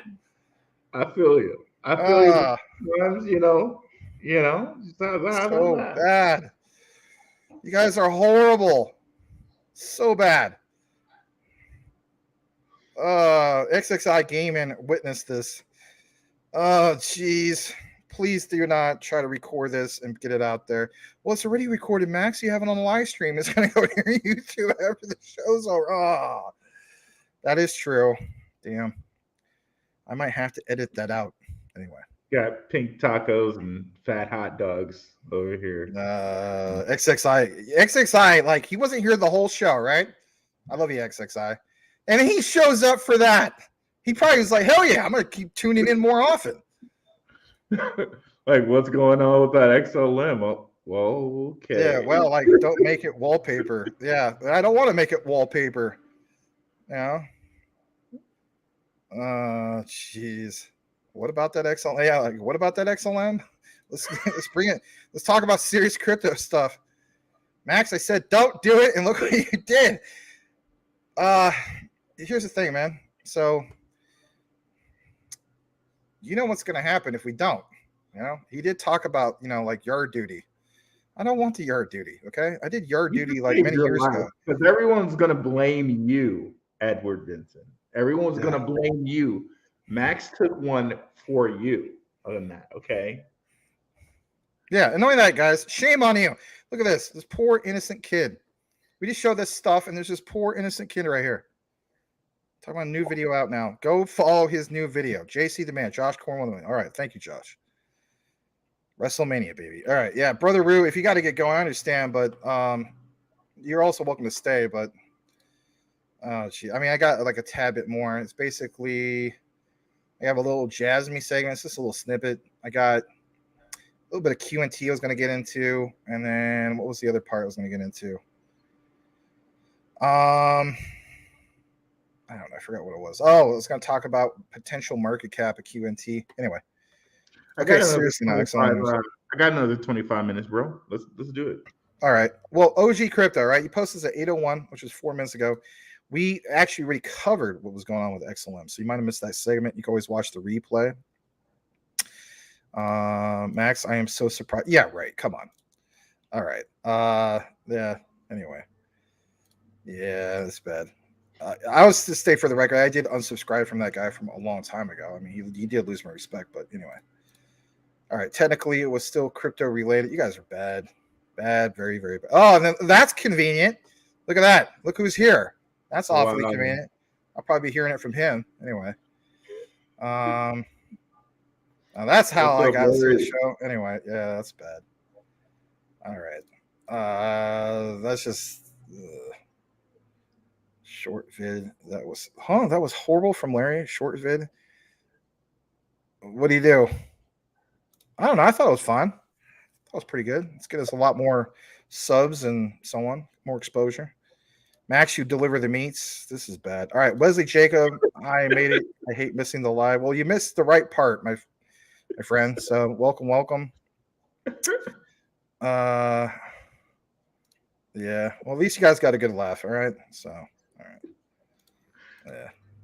See, I like how the people are saying that I'm the one that turned this around. All right. I didn't do squat other than just I'm a messenger. I've always been a messenger. All right. New sponsor, Taco Bell. Oh, geez. Oh, geez. So bad. All right. Just two more. Just kidding. I'll give you some time to edit. Yeah. All right. Max meat is horrible. Nah, Larry, short vids are good. Max's meat is the hot dog. That's not me. All right. It never will be. All right. Forget all that, right? Let's get back to some of the serious stuff. Please smash the like. I'm glad that we didn't just tank on our viewers. So, if anything, there might be a few guys. You know, we have some truckers that watch your show. Shout out to Linois. Shout out to Iron Mart Online. Some other truckers, right? Maybe you guys are just laughing hysterically right now. I don't know. Where the case be. It's good stuff. Yeah, I was kind of trapped in the corner right there. But it's okay. I mean, you know. I'm sure it made Mike Cornwell's night. And you know what? Shout out to you, Mr. Mike Cornwell. Elon Muff. This became the Elon Muff show, basically. No, it didn't become the Elon Musk show. It became crypto. Never not going to say the name. You go what I'm saying. All right. Everybody's going to basically Google that word later on. Or they're going to go to Urban Dictionary and type in C-U-C. Never mind. All right. Let's get back to what we have.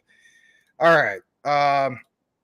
I want to share with you guys, not the whole thing about Axios, but by all means, check out the whole thing of Axios.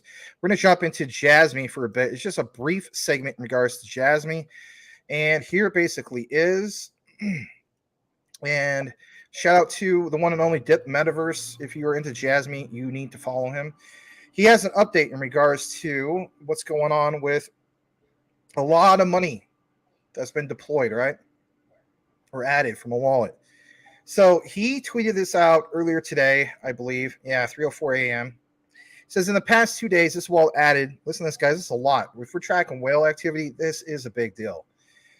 This wallet added 530 million Jasmine. Most of the activity came, right, from Binance wallets. So where are we going with this? It says, we'll keep you posted as we learn more. Now, I want to state this, all right? Some of you guys have seen the news about, for instance, Binance posting a how-to video or a how-to article I haven't verified if it was a video, but I have heard about at least the article on how you could purchase Jasmy. Well, why would they do that unless they're going to take them, I guess you could say, out of the innovation zone? Or is it because Binance Japan is about to go live? I mean, it's just something to think about, right? So this is all worth paying attention to, because 530 million, like Brother Rube just was like, wow, that's a lot of money. So most of the activity came from Binance Wallets. He's going to keep us updated about more, but his initial, speculative thoughts are like, yeah, just like we mentioned, it's either a whale. I mean, possibly, right? That's one hell of a whale if that's the case. Or it's basically Binance. I'm leaning more towards Binance. I mean, just on the surface, wouldn't you lean more towards that, Rue? Yeah, for sure. Yeah. And it's interesting, like you just said, bro. They were the ones who put them in the innovation zone and started the FUD to begin with. So be nice to got it at a little discount. They kind of fudded it, and now, hey. Funny how that works out, right? Tank the market for you can accumulate an insane amount to prepare yourself for what? Binance Japan. This fuels the whole debate of where people are like, this is not conspiracy. This is literally planned by design from a business point of view. And some people say, Max, you're full of crap. But think about it, guys. Think about it for a second. If you have a plan to come up with a new exchange, why would you want to buy a lot of this stuff that you actually think is clearly solid? Why would they go out of the way to teach people how to purchase this? Okay. So was that a perfect case of, yeah, you know what? Market manipulation. I think it could be. I'm not saying it definitely is, but you better believe when it comes to business, and especially these types of business, there's a lot of cutthroat that goes on. They'll claim they care about you as the retail investor, but all they really care about is basically doing what's best for their own business interests. And in this case, as the saying goes, time is money, but it's more to it than just that. These guys want to make a killing off of their exchanges, and this is going to be a brand new thing, Binance Japan.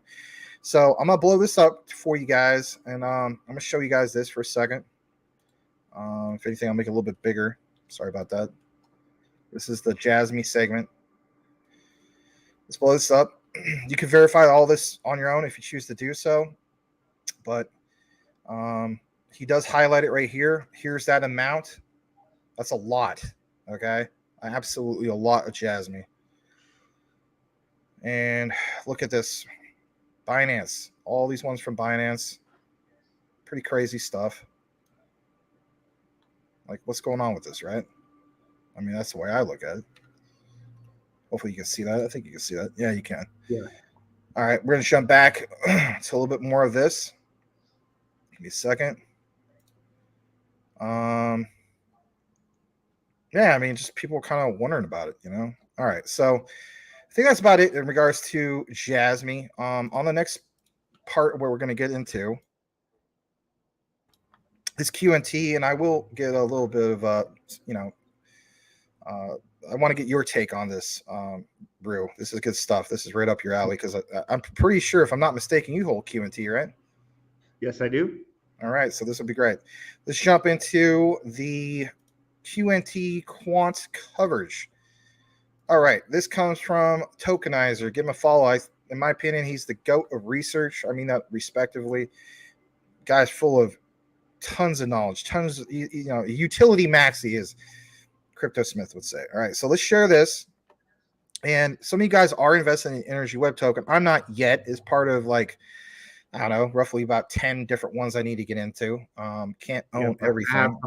I have some of that. Yeah. I honestly think it's solid. I mean, I wouldn't mind cover it more, but I would like to be personally invested into it. I believe that this is tokenized. When he was on the show, I think he said Energy Web token is his number 2 of his top 5. Don't quote me on it, but I think he said that last time he was on the show. All right, here's an update from Tokenizer. He did tweet this out yesterday.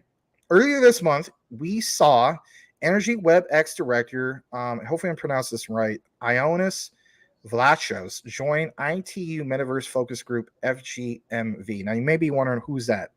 They are the International Telecommunications Union, UN agency for digital tech connecting the world through spectrum management, brokering standards. Key thing here, guys, is standards. What does Gilbert Verdian talk about a lot? Just that, standards. And he created what? the ISO TC307 standard. So that's a big deal. Why are we pointing this out? Well, let's get into why this is something you should pay attention to. So if anything, I think this is big enough to see. Does that look big enough for you? Yep. Okay. All right. So let's point this out. And great research once again from Tokenizer. Can't take the credit here. So give him a follow at Tokenizer. He's killing it on crypto Twitter. He's now up to 25K followers, bringing blockchain and enterprise purpose blockchain DLT. Just a great researcher. All right. So some key things here to reference. Okay. And that basically is ITU focus group on metaverse. This was something that was posted, like it says, July 2023 to present. I guess it was basically about a month ago, but here's the key finding that he wants to point out.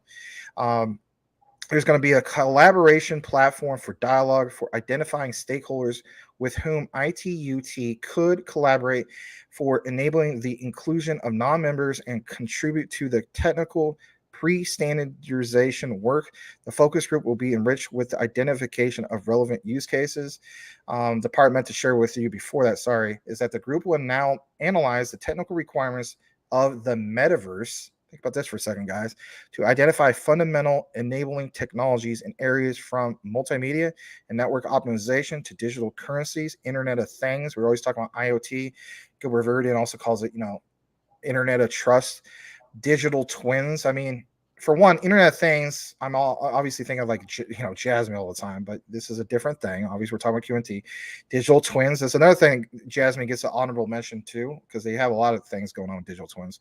But here's what's something that I think deserves a mention. So you do see on the bottom of all these different ISO, messaging standards and so on, and there's quite a bit. I mean, ISO is not just strictly, messaging system for the banks and, the financial sectors of the world and so on. But you see reference is the quant standard, right?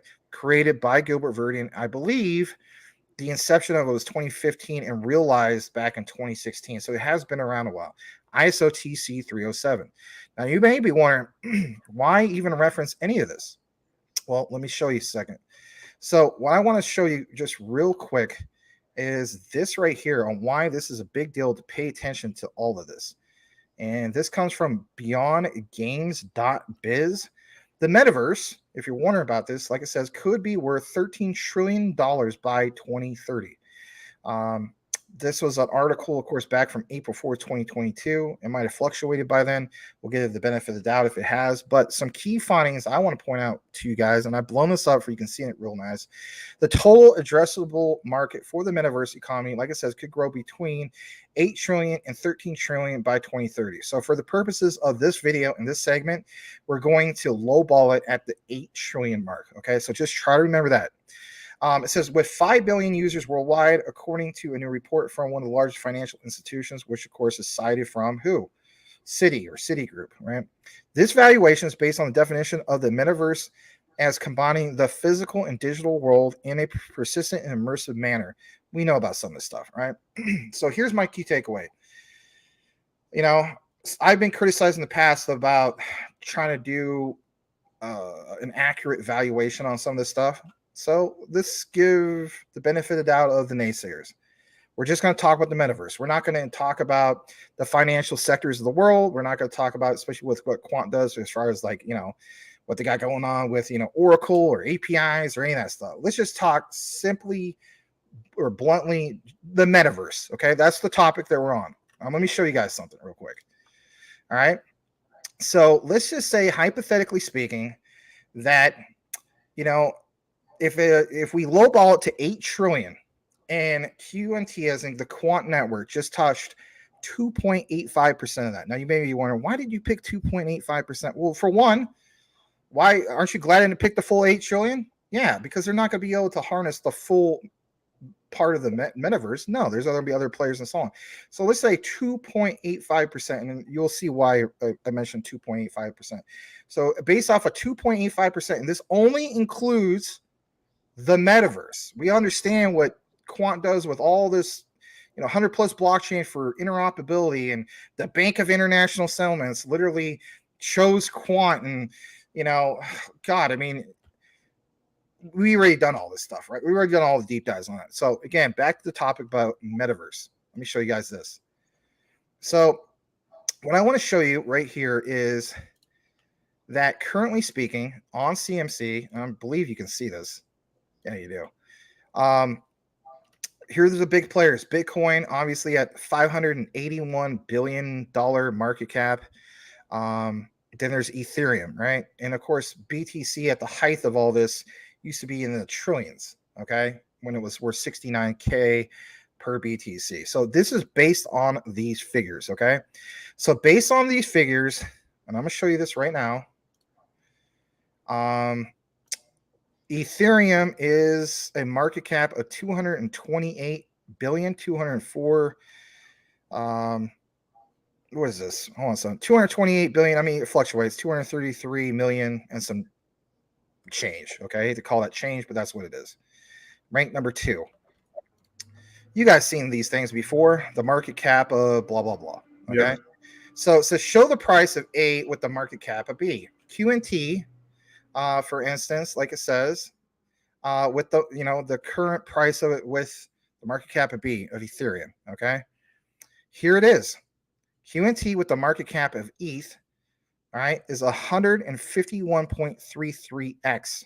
Okay, now again, that's based off of just what was the amount I mentioned before? 2.85% of that lowballing an $8 trillion amount of what the metaverse could be by 2030. Again, I think I'm being more than reasonable here. Okay, so I'm glad to show you guys that, because you know what? Some people, I think it was literally yesterday or the day before, they're like, how much do you think QNT could be worth even if you lowballed it? I saw it in the comments. We shared it. I don't know if it was Salamander said to somebody, but somebody asked them. Here's another idea. Am I too far off with some of this stuff? Because the way I look at it is, if QNT has a far less supply, and it does, compared to BTC, sitting at roughly 14.8 million total on that supply, and BTC is like, was it 21, 22 million? This has hundreds of use cases. Like I mentioned before, 100 plus blockchains interoperable. The central bank of central banks has chosen it. But again, this is a metaverse topic, so we don't even have to include that. So based on just what I was talking about from the metaverse, are you guys not insanely bullish on the potential of QNT? That is one of my key takeaways, and that is why I wanted to bring this to your attention. What do you think about this? Am I too far off with this? Does that sound crazy? Not too far off at all. And I think what a lot of people's thing is with the metaverse is it's so hard to picture, because with the metaverse we have even less infrastructure set up. The thing you have to really think about is the World Economic Forum really is pushing metaverse. One of the coins that, or two of the coins that LCX, which is a member of that World Economic Forum, list is Sandbox and Mana. Now, imagine a world like 2 years from now where we have Solana phones and ETH phones and Polygon phones. Then you can imagine the metaverse being a very bigger thing, because now all of those computer games the kids already play on their phone are now probably connected to the metaverse, are probably Sandbox now, are probably Mana now, and the metaverse is kind of here. And you already know, you've seen the whole Apple with their little snow goggles with the whole Internet of Things type of deal. There is coming, and everybody's running around with the Apple Watch. So things are happening there as well. Yeah, absolutely. And I'm glad that you brought up the whole topic of the phone. I'm just going to pull up on my screen for a second. Let me see if I can just pull this up again. I think we had, I should say think, I know for a fact we did. We had a video talking about Vodafone. Are you aware of Vodafone by any chance? Yes, they're partnered with a couple different cryptos too. I think Cardano and somebody else. Yeah, well, one of the things I covered a while back, and I'm trying to pull this up. Um, it was a good video. I don't know if it got a lot of views. That's not the point, but um, it talks a lot about why it's important, and the it's basically like, I'm sure you remember, right? Even here in the United States, it's like, Verizon was such a big deal back in like the mid 2000s to like before 2010. Like I would say basically like from, what was it, like 2005 to like 2009, 2010, like pretty big name across the United States, a pretty big deal. I found it. Here we go. Look at this. All right. So if you guys are wondering about this, because I'm glad that, Rue pull this up. So 4 months ago, roughly, it says Quant QNT. Yeah, I only got 912 views. I mean, it's decent. Don't get me wrong. You gotta love that thumbnail, by the way. Anyway, it says Quant Vote. Yeah, thanks. Quant Vodafone Overledger's integrated SIM cards. The reason why that's a big deal is because this was literally, I should say was, still is. Vodafone is like how we should look at, like the example I mentioned, Verizon, like when it was at its peak here in the United States. That is the way you should look at Vodafone. So if you don't know about Vodafone, that was a big, big deal. So that's all I was trying to do. I was trying to bring that up because you mentioned the whole thing with phones. You're referencing like Salon and stuff. Yeah. So now, I didn't even know about this one. This is amazing. So yeah, that puts Quant right there in line with the Meta. Again, and my thing is people just, they keep doubting Quant, and it's just like if you dive more into it, you'll see so many connections you weren't even aware of. Yep. But anyway, I was glad to share that with you guys. If you haven't checked out the old Vodafone deep dive, you're more than welcome to. It was about 4 months ago. And by all means, you just go to our Crypto Talk Now video section. It's all there for you. You can look more into it. Another thing I was going to mention real quick before we kick it back to the comments. And again, thank you to the one and only Tokenizer, and you too, Rue, for what you brought and your take on some of these things. Before we wrap up the show, it wouldn't be a proper, I guess you could say, Fed Now going live type of a day if we didn't reference, drum roll please, maybe this is going to sound unpopular. Ready for it? What am I gonna say? Can you guess? Can you guess what it is? Come on, you could do it. Cypherium. Yes. Oh my God. I forgot about them, Max. Why are you mentioning them, Max? They're basically like a meme token. All right. We're going to reference them. We're going to show you some recent tweets from Sky Gal. Because you know what? This is supposed to be the big day for Cypherium. It's even worth mentioning. Oh, we just lost a lot of people. I don't know. I'm still invested in Cypherium. I was more like a gamble at this point. I don't really consider it like a proper investment. But we're going to kick it back to the comments. I'm glad to have Rue here. I'm going to give him a plug for his channel while we're getting to some of these comments. So, if anything, what one would you like me to highlight first, the YouTube or your Twitter? We're going to do both, though. YouTube. Okay. All right. So here is our fellow brother, Rue, Black Rue Investing. You can follow him on both Twitter and also YouTube at the same type of @ at Black Rue. Excuse me. And as we get into more comments, I just want you guys to check him out. Please give him a follow. Great researcher, covers obviously things that we consistently cover as well. It just simply makes sense that you would give him a follow and see what he has to offer. As far as the live shows, I believe you still do live shows. Can you give us a heads up on how often you do those? Yes, I do those guys on Wednesdays and Tuesdays at 6, and on Saturdays at 9:30 in the morning. Okay. So basically he's on the same time as me because we're both, Valley of the Sun Phoenix people, right? He lives on the east side of Phoenix. I live on the northwest side of Phoenix. But basically speaking, he says 6 p.m. So that's 9 p.m. Eastern, 6 p.m. Pacific. And what was the days again that you do that? Tuesday and Wednesday. And then on Saturdays, I do a Saturday morning show at about, let's say 10 o'clock, 10 a.m. So he basically has shows twice a week, in the same time we do, which is, it's fine. I mean, we all have different schedules. But we used to do weekend shows. So if anything, what, guys, check them out on the weekend. In the morning, if you like a morning show, you can join our fellow brother Rue Black. All right. I thought this was a crypto show. Yeah. Well, anyway. All right, let's go further down into the comments. Oh boy, I actually did click on that. That's all right. Well, at this point, doesn't even matter. I mean, I showed everything. All right, let's go further. Yeah. If you guys know what that means, that's bad. Anyway, all right, let's see here.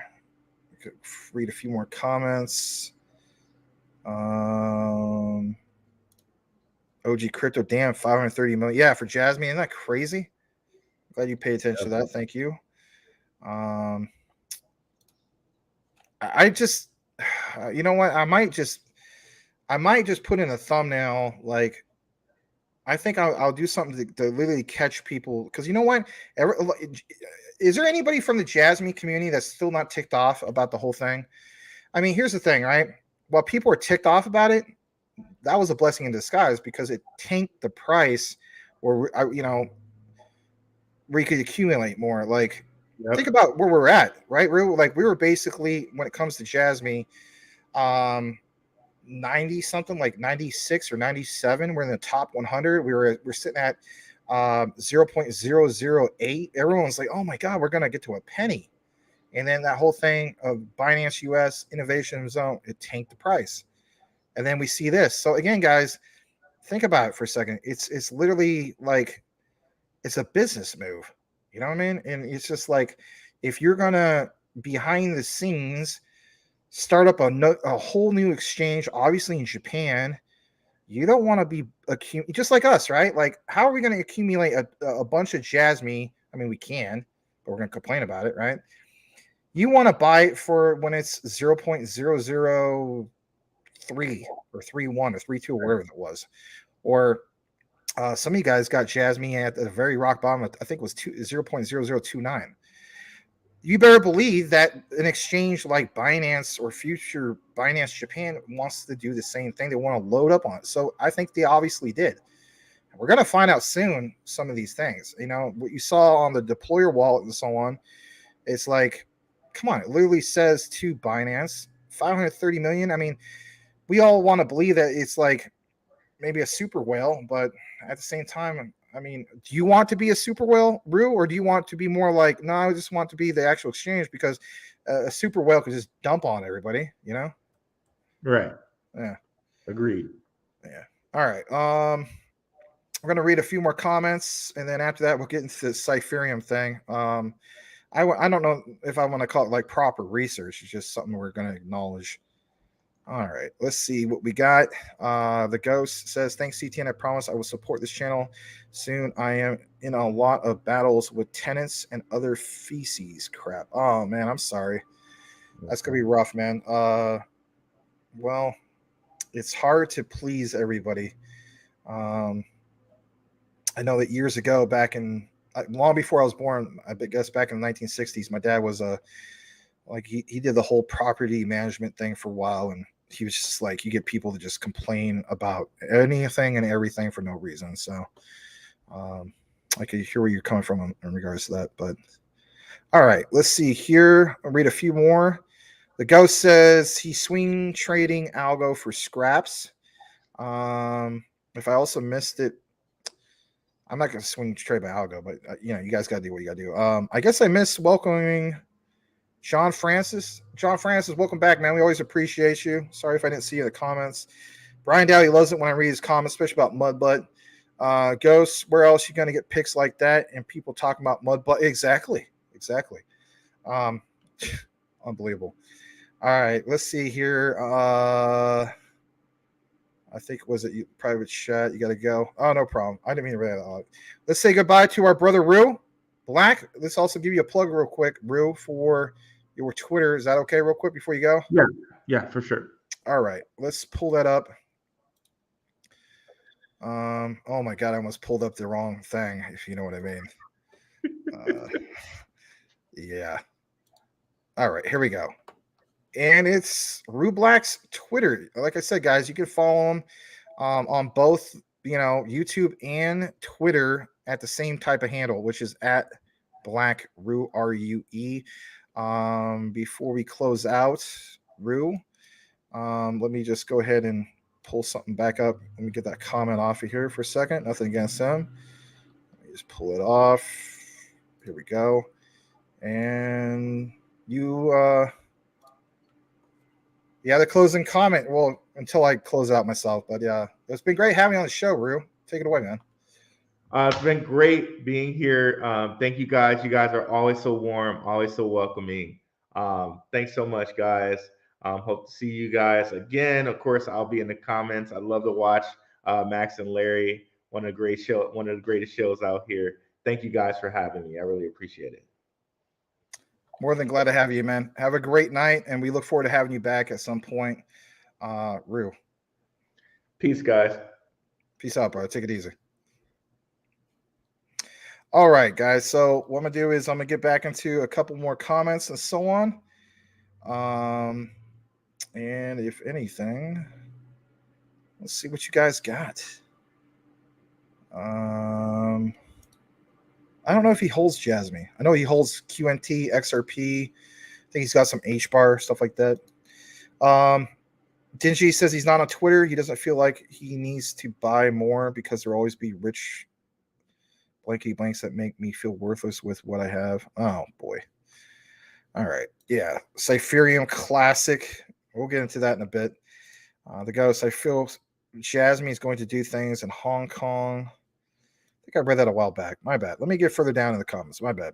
Let me see where we're at. I apologize. All right. Jasmine is long term. No, I'm okay, Max. Oh, okay. Corey Vive says thanks for everything, Max and Rue. That's how you pronounce his name. He said you just pronounce it Rue.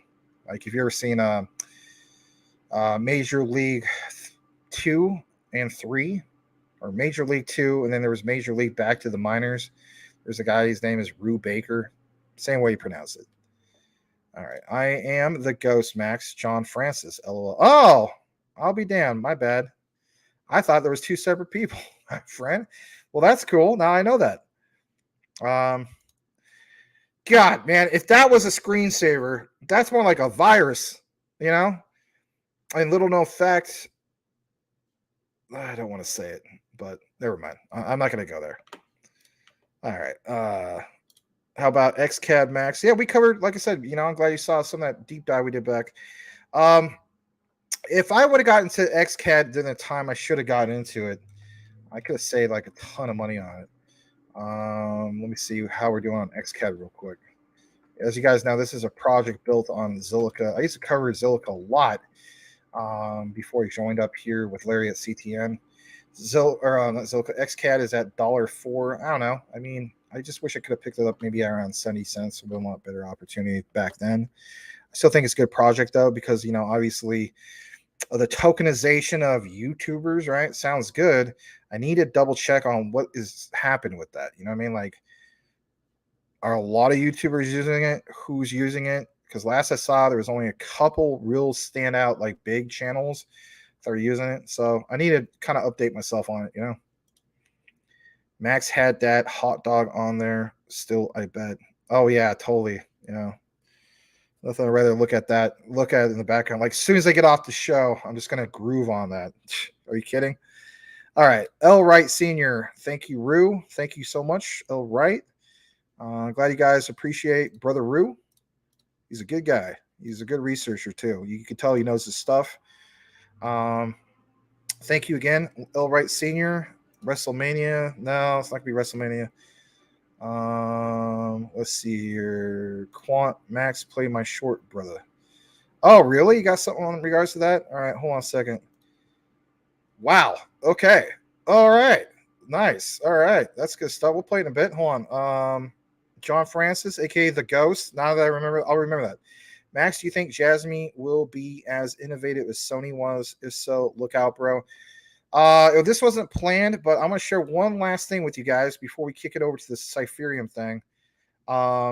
There was confirmation, literally, about Sony and Jasmine, a lot more to it now than just, like me doing a deep dive. Hey guys, hey, look at this Kazumasa Sato, the Sony patents, right? So there's people still like, nah, not Sony. It's not Sony, bro. Well, I'm gonna try to pull this up. I think I retweeted it earlier. If I didn't, apologize. Let me see if I could pull that up. Let me see what we got. Let me see. God, I think I got it. Hold on a second. Maybe this is it right here. No,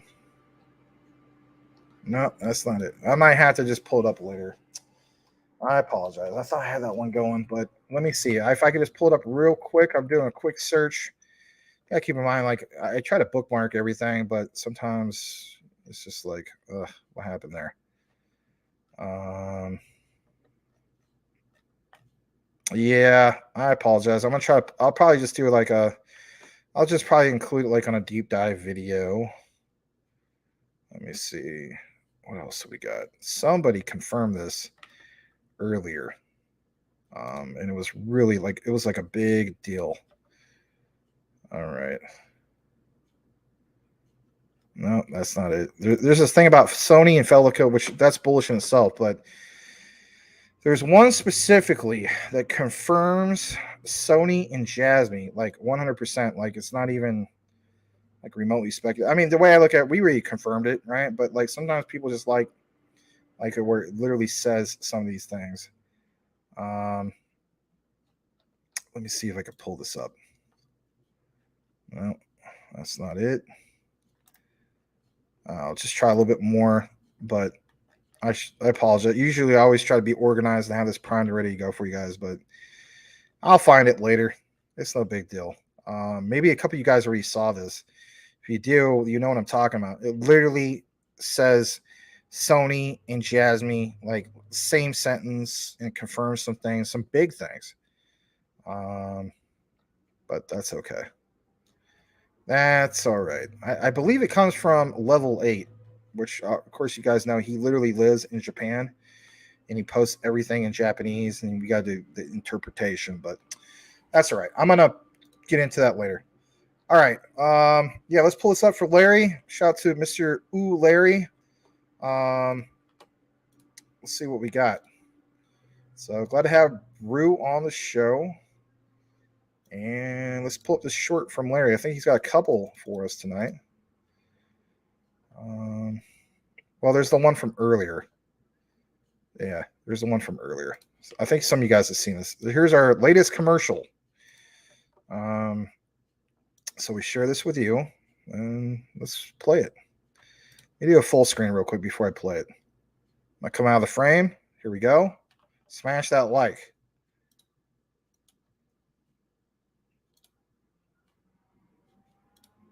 Oh, shucks. Hold on. Don't smash it yet. Hold on. Or smash it. I don't know. Yeah, I'm Larry. So what do you need? Yeah, Katie, nice to meet you. So we're playing a little game today. We just gave away some money over there. We're playing a game called Cash or Scratch. We're Crypto Talk Now Live. You got your choice. You can either pick one of these two scratch offs or $10 scratch off cards. You can win anything you want. Or if you don't feel like playing, we'll just give you $10. Which one do you recommend? Please. Whatever one you think is a lucky one. All right, cool. I'm picking up money. Nothing? I got the thing. Yeah, nothing here. There we go. Yeah. Have a chance. I'm gonna give you your lucky now. I'm gonna have one more chance to do it. I really hope you win once. I know the first one. Let's take a look. All right. If you win, Thank you. All right. We guys watch Crypto Talk Now Live with Max and Larry. Hi, Stan. You third favorite. Yeah, I'm Larry. So what do you need? That's pretty nice. Thank you, Larry. That was pretty cool, man. I think what you're doing as far as that goes. There's some comments. Yeah, I agree with GS. He says that he thinks that Larry has found his niche. This is like bros trying to get a flush of viewers too, then advertise stuff. Okay, well, it got you to click on it and comment on it, whoever that guy is. But here's the thing: for people who are saying that this doesn't work, it works. How do I know it works? So off those two shorts in itself, we already gotten like about 20 new subs. Those are like not even that long, right? I could do like as you guys know, a deep dive. And some of my deep dives get like, I don't know, maybe 3 subs, 5 subs. There's some other ones that do really well. Even the ones that do like the real eye-catching stuff, obviously, like when we were talking about Stellar, what was it, like Starlink and the other thing that was tied into Jed McCaleb of Stellar, with, you know, whatever project that, I forgot what it was. You know what I mean? I think I'll show it real quick just in case you guys missed it. You guys have seen this. We talked about this. And I'll kick it into the Cypherium. So where is this? Let me pull it up. It's not that old. Yeah, we came out with this not that long ago. There it is. Far right. SpaceX and VAST. That's right. Jed McCaleb's VAST. It says Stellar XLM, the secret partnership of Elon Musk and Jed McCaleb, right? And we talked about it in the live. It's a chopped up video, obviously, 21 minutes. But we give you some other documentation. And that video itself, I think, is like, I don't know, like 4,600 views, and it's got like 50 subs. So that's not bad. But the thing is this, right? Like there's other videos that we do, put a lot of time and energy and so on. And it's like the Chasme Pillar Ocean video. Let me just show you something right quick, right? I mean, there's a lot of time that's invested in some of this stuff, right? Let me show you this. I don't mind sharing this, all right? So some YouTubers would never show you guys this stuff, but I don't care. Analytics. Let me show you guys this. All right, 6 subs. I mean, that's not bad, right? But here's the thing. All right, go back real quick. Watch this. This Larry's video was like what? Not even a minute. Not even a minute, right? My video was like 45 minutes of a deep dive, right? You know, this is his. I like this. I mean, I give credit where credit's due. Larry gets criticism, but you know what? He's trying to contribute in his own way. This is good stuff. You know, thank you, brother Larry. Right? Look at this.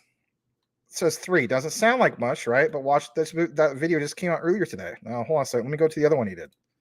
Here's his first one. Check out the analytics on this one from Hooters, right? 12 subs. See, that's what I'm talking about. That helps. So with me doing deep dives and the live show and stuff like that, and he, you know, like whoever said, hey, I think Larry found his niche. I mean, that's everybody should find their niche in something, right? Should they not? So the way I look at it is with what, you know, I'm trying to provide to you guys with the deep dives, recorded, live, what he's doing. You combine that, it just becomes like a numbers thing. You know, it's cool. I mean, for people that criticize it and don't like it, yeah, keep in mind. I mean, I don't see a lot of other people trying to promote their content and try to get it out there and so on. I mean, some people like, you know, like OG Crypto and I think Brian Riley, and there's some other guys, you know, like Rafael Santos and, you know, Boomer F and Sooner, and you know, there's some of you other guys like you will retweet. Brian Dowie, thank you. I mean, whoever retweets a shot, I really appreciate it. That's awesome. But I'm just saying, I mean, you know, we do got to get more exposure. I mean, we've been around. Larry started this channel on October 20th, according to the stats of 2021. So in the next few months, we're coming up on, what would it be? The 2-year mark. You know, we're not obviously looking to just quit and pack up shop and not do anything, right? We're only a channel of 13,100 subscribers and still growing, but we are trying to do things that will get us more exposure. So can you blame him for trying to do that? No, absolutely not. And I am thankful for him for doing that. I think this outranks the Q&T video I put out like a while ago. Hold on a second. My Q&T video is still the second most popular one. Dang, look at this one. It's now at the 6,000. Larry's one from yesterday. So that's super cool. Very cool stuff. Shout out to Mr. Larry. All right. We will get into the Cypherium a bit here soon. Yeah, sorry about that, Boomer. My bad. All right. We're gonna play a little bit more, and then we'll obviously wrap up things here in a bit. Smash that like if you haven't done so already. And let's see here. Exactly, Max. Not Sony, but has the same ethic. Yeah, but I actually has something in regards to literally Sony and Jasmine, like actual confirmation. I'll find it, and if anything, you guys will see it on a proper deep dive, and I think people will appreciate it. Yeah, another thing I'm going to show you guys also is Kunitake Ando is part of some kind of like some kind of a club, if you will, for like I hate to use this saying, but it's like old entrepreneurs of Japan who used to work for Sony. Really, I'm not kidding.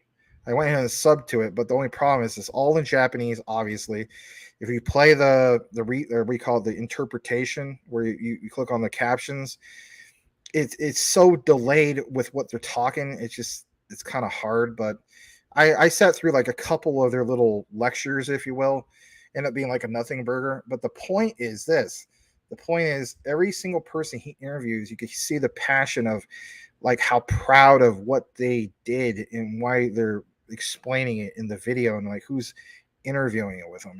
And it gives you that feeling like, yeah, these guys do not want to tarnish their name, and they want something to be proud about for the legacy of, you know, where this whole thing with Web3 is going and so on.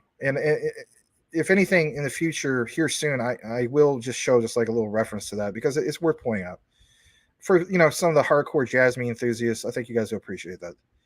You're welcome, OG Crypto. No problem. Glad to have you. Thank you for support. Let's see where we're at. Max and Larry commercial. Yeah, it was the second one. Yeah, I did see that earlier. I think I told you that though. Max play the Danica Hooter girl short 846. Okay, so you're still here. All right, I can play that one as well. Hold on a second. Let me play that. I mean, you guys have seen it for the most part, but, you know, Larry wants me to play it. I'll play it. Rest in peace to Young Cheese. Prayers out to Gilly the Kid and your family. Oh, is that when your friends passed away or something? Sorry about that, XXI. I don't know if he's still here, but yeah, that's bad to see people pass away, of course. All right. Yeah, let me pull up YouTube real quick. All right. Okay. Shorts. Larry. All right. Let me share this. This is Mr. Ooh Larry.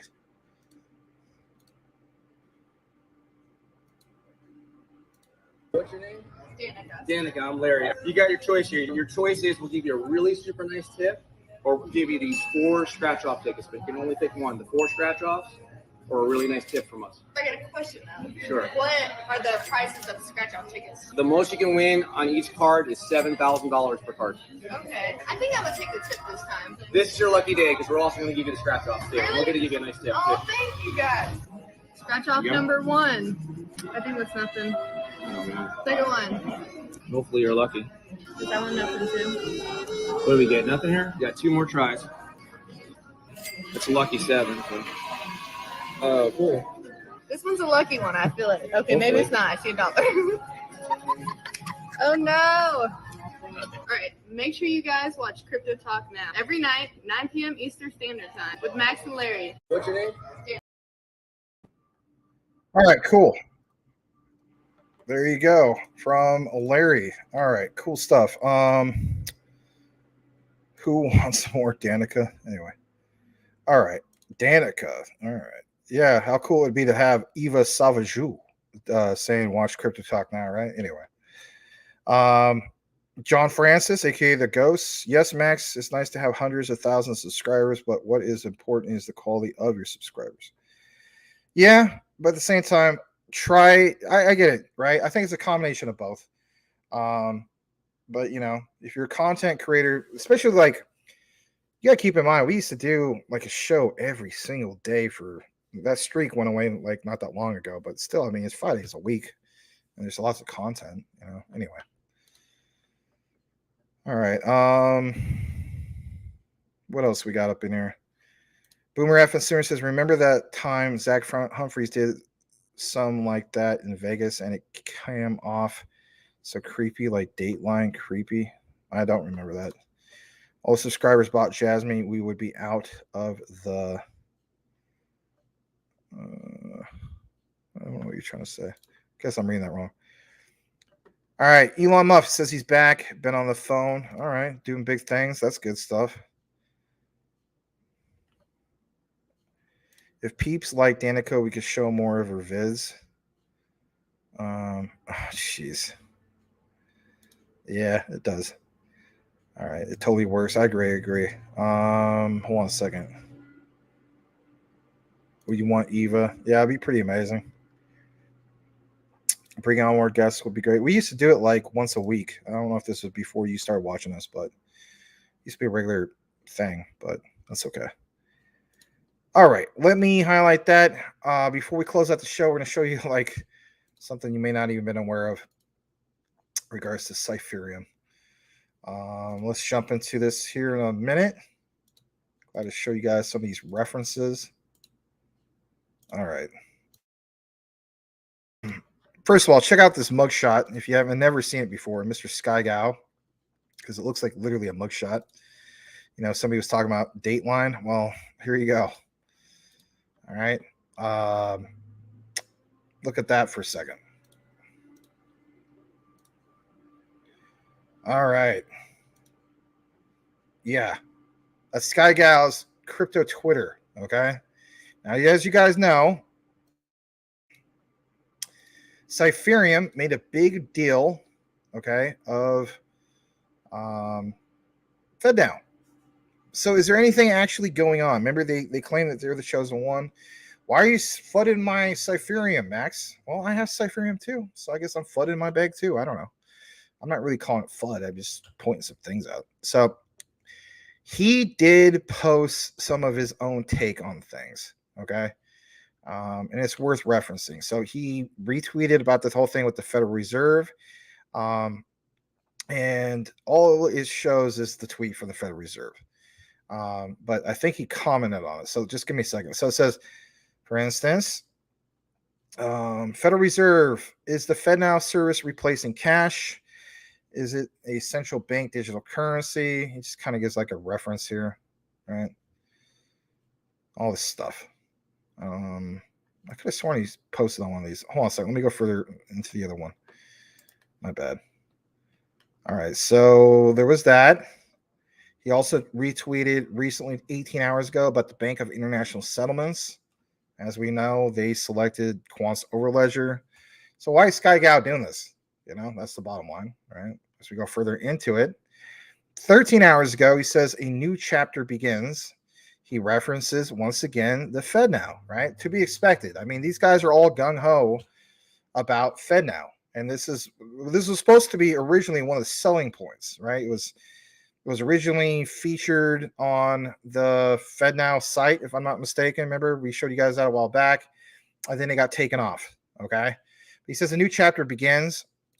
He references this right here about the FedNow, or Federal Reserve announces this new system for instant payments. FedNow service is now live.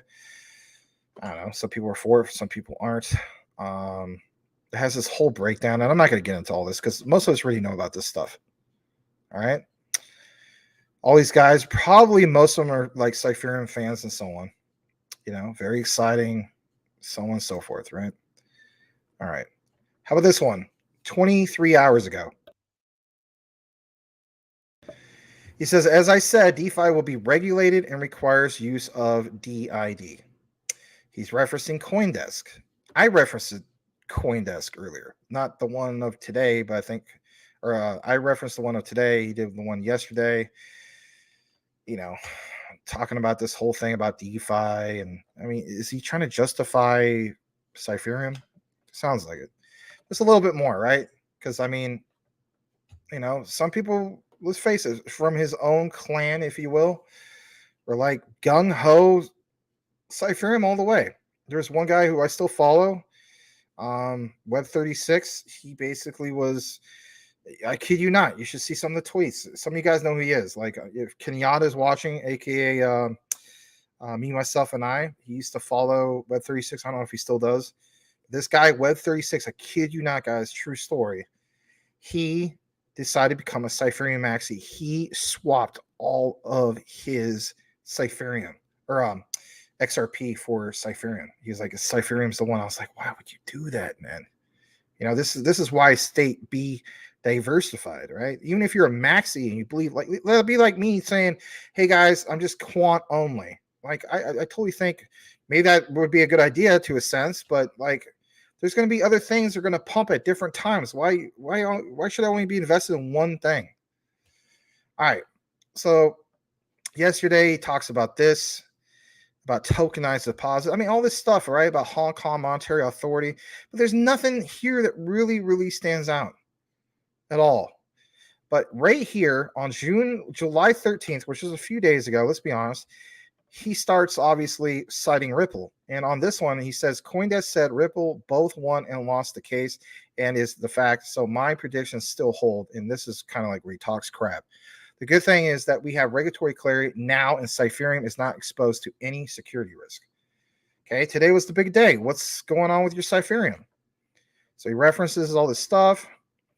Obviously, if you don't know about Mashinsky of Celsius being arrested, that happened a while ago, right? This whole thing from Tom Emmer, XRP as a digital token is not in itself a contract, transaction, or scheme that embodies the Howey. And then right here, this is where some of his fans come in. It says, keep in mind the SEC is still one half of the case, and the judge has not said anything about staking yet. Therefore, the SEC is not going to drop the cases against other cryptos. That's all you can come up with lately? I don't know. I just think it's kind of weak sauce, to be honest. That's just my own take. There's obviously a lot more. I'm not going to take you to the Telegram because it's just endless. It's just endless comments of, I don't know, some of the stuff gets kind of toxic, to be honest. But like if you want to nerd it out, you can go in there, and it literally, like Crypto Smith was mentioning, Sean, right? It's just like it totally reminds you like of a meme token, And this is supposed to be the chosen one of FedNow. That's what we were led to believe a while back. Now, of course, most of you guys have shifted over and said like this is 100% scam. This is bull crap. I don't know. I still hold it for the what if because I could live with the idea of, $250 is not going to like make it or break it for me. I'm just being honest. But for some people, maybe, I don't know.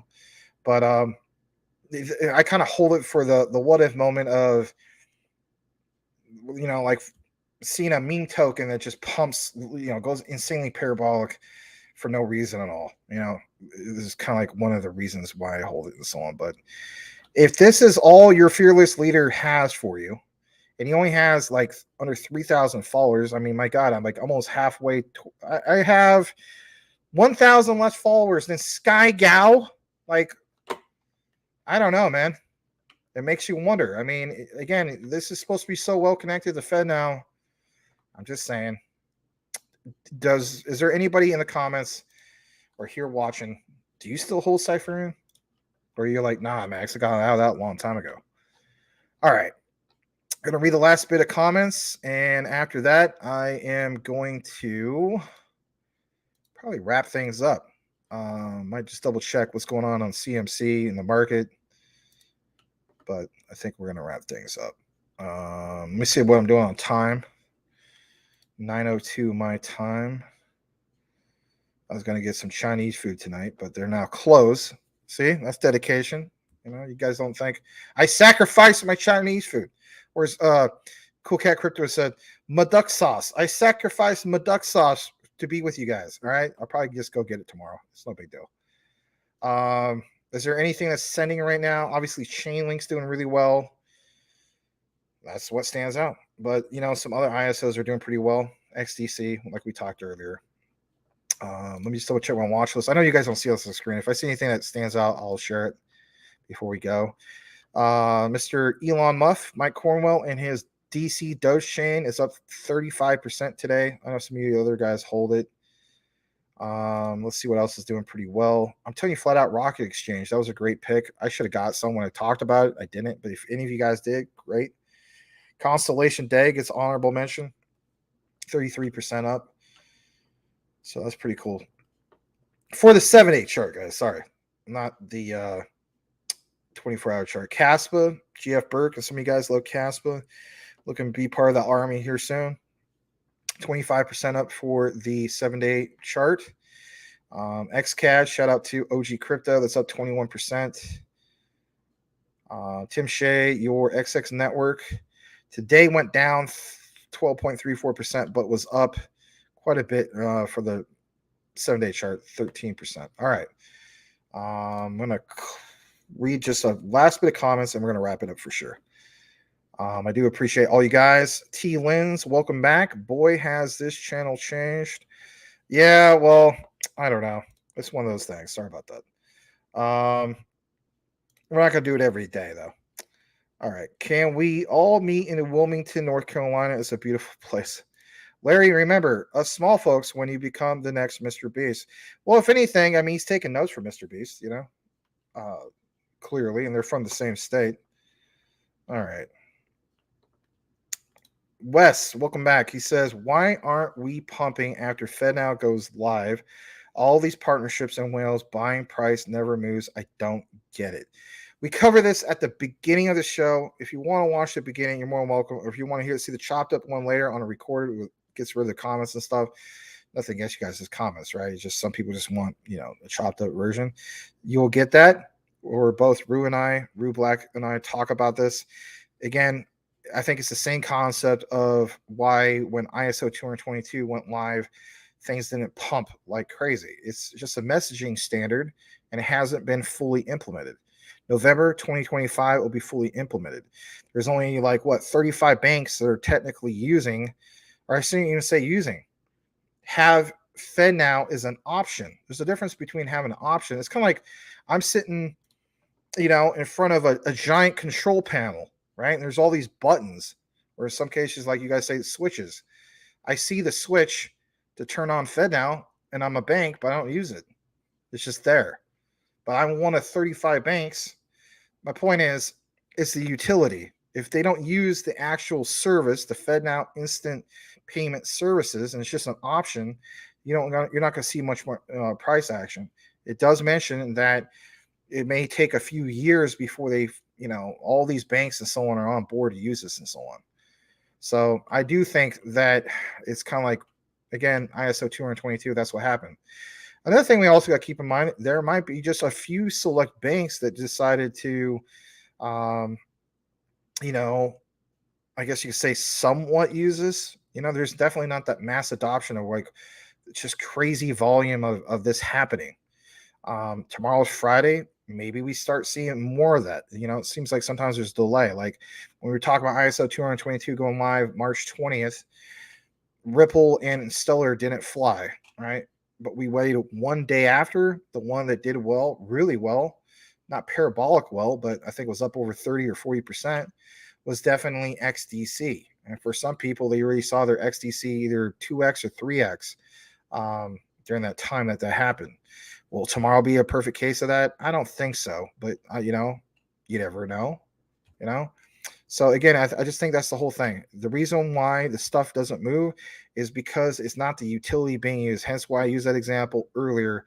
Like for instance, with Jasmine, the personal data lockers, we got verification that over 20,000 of those personal or blockchain PCs were ordered. But if they're not all hooked up to the internet and being utilized, if people are utilizing that personal data locker, then the utility is not being used. I think the same type of thing applies to this.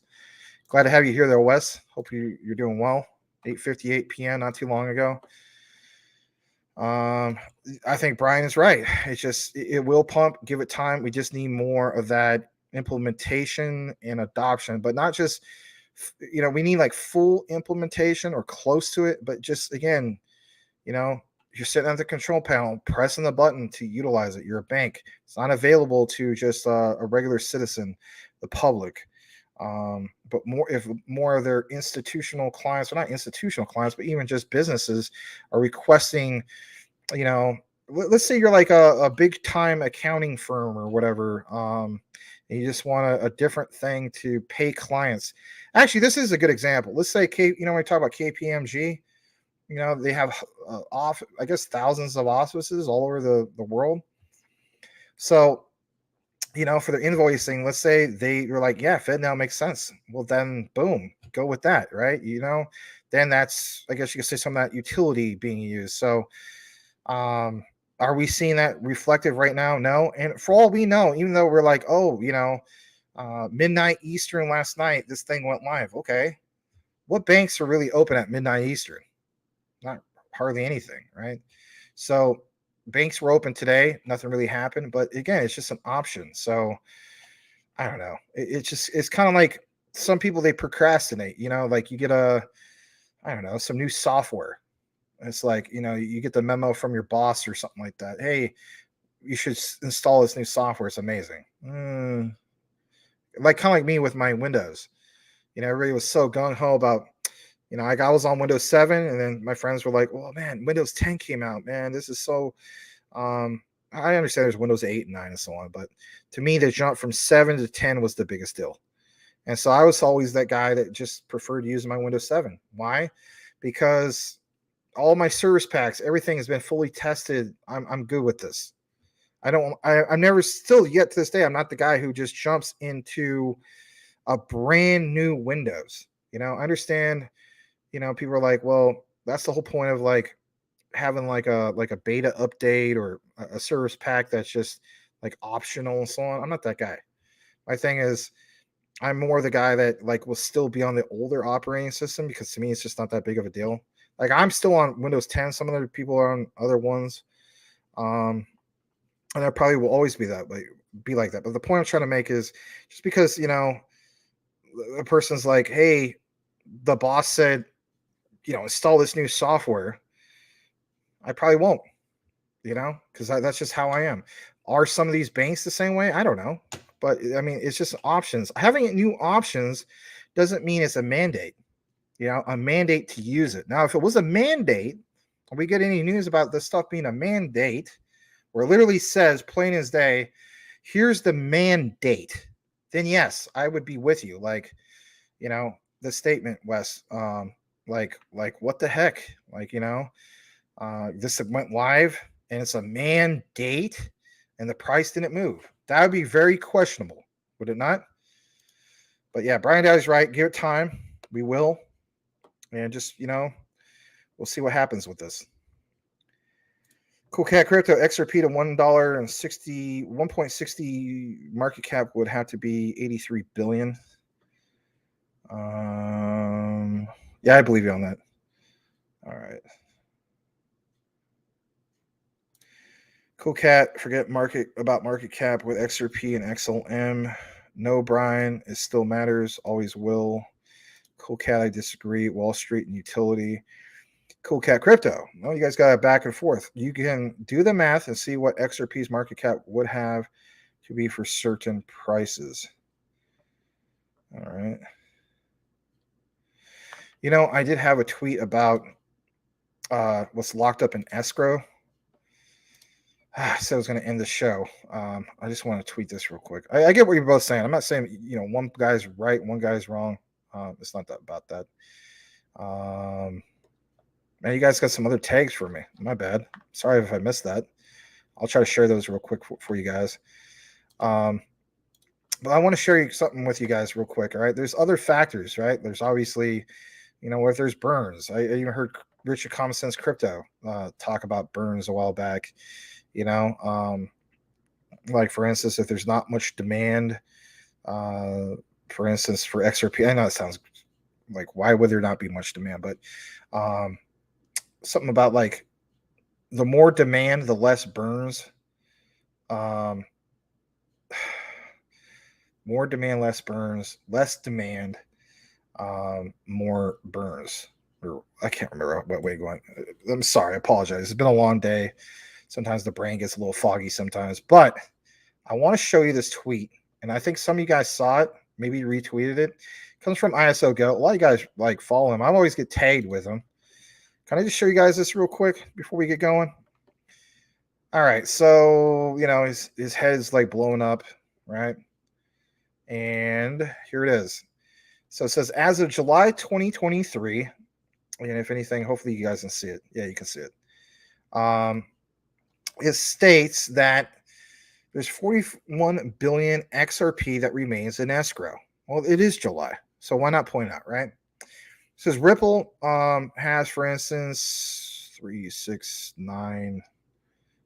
Was that in the billions? So 6 billion something, right? Give or take. Coinbase has 2 billion. Okay. Chris Larson has 3 billion. Arthur Brito 1.4 billion. Bob Way 1 billion. David S 2.5 billion. Brad Garlinghouse has 3 billion. Can you imagine having 3 billion XRP? My God. Upbit, other exchanges hold 10 billion. Total of 29 billion. But yeah, 41 billion XRP remains in escrow. Now, other people said, well, it's actually 50 billion. I mean, there's other people that are going to post this. This guy, Robin XRP, how much do you think will return back to escrow come August 1st? That's a great question. Like, a big thing is going to happen. ISO Goat, who originally posted, says, no idea, brother. I mean, he's just posting things, right? He's not trying to, be like 100% right on everything. It's just, like he says, just shows a breakdown and disbursement. That's all it basically is. But in reality, like, is that worth paying attention to? And if so, like, if we're talking about the supply and demand of some of this stuff, I mean, I'm not trying to say who's right, who's wrong here. I'm not trying to make excuses or, I don't know, hey, you win. It's not about that. I think we're all rooting for XRP to do well and so on, but I think there's other things to point out. I'm just pointing it out. I'm just sharing that out. I just thought it was an interesting tidbit. Not trying to make anything controversial. All right. Let me go further down the comments. The Ghost says, think about it. You would think XLM 50 billion, XRP 100 billion. It's a lot of supply, but when they operate globally, it really isn't. Once it is adopted, we're not even close. Again, shout out to Rich. He stated this. Some people, he stated, I don't know if it was like necessarily his last XRP video, but it was like 2 or 3 back. He was talking about how people put too much focus on the supply and the tokens. I mean, don't get me wrong. If we're going to base things off of a market cap calculator, then that would make sense. It's just like, well, the math shows that here's what the market cap would be and so on. I don't have it anymore, but a couple years ago, I think it was right after Bitcoin hit 69K, somebody did a video, and I don't have the bookmark. I really wish I had it because this would be the perfect time for this. It talks about some of the things you guys are talking about in the comments, which is very valid.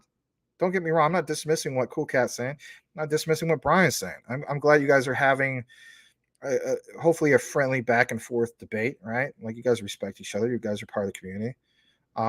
But in this video, and I don't even think the YouTuber was that popular, right? So it's not like a video where, oh man, I can just readily get this. I'm going to do my best maybe to bring it to you guys tomorrow.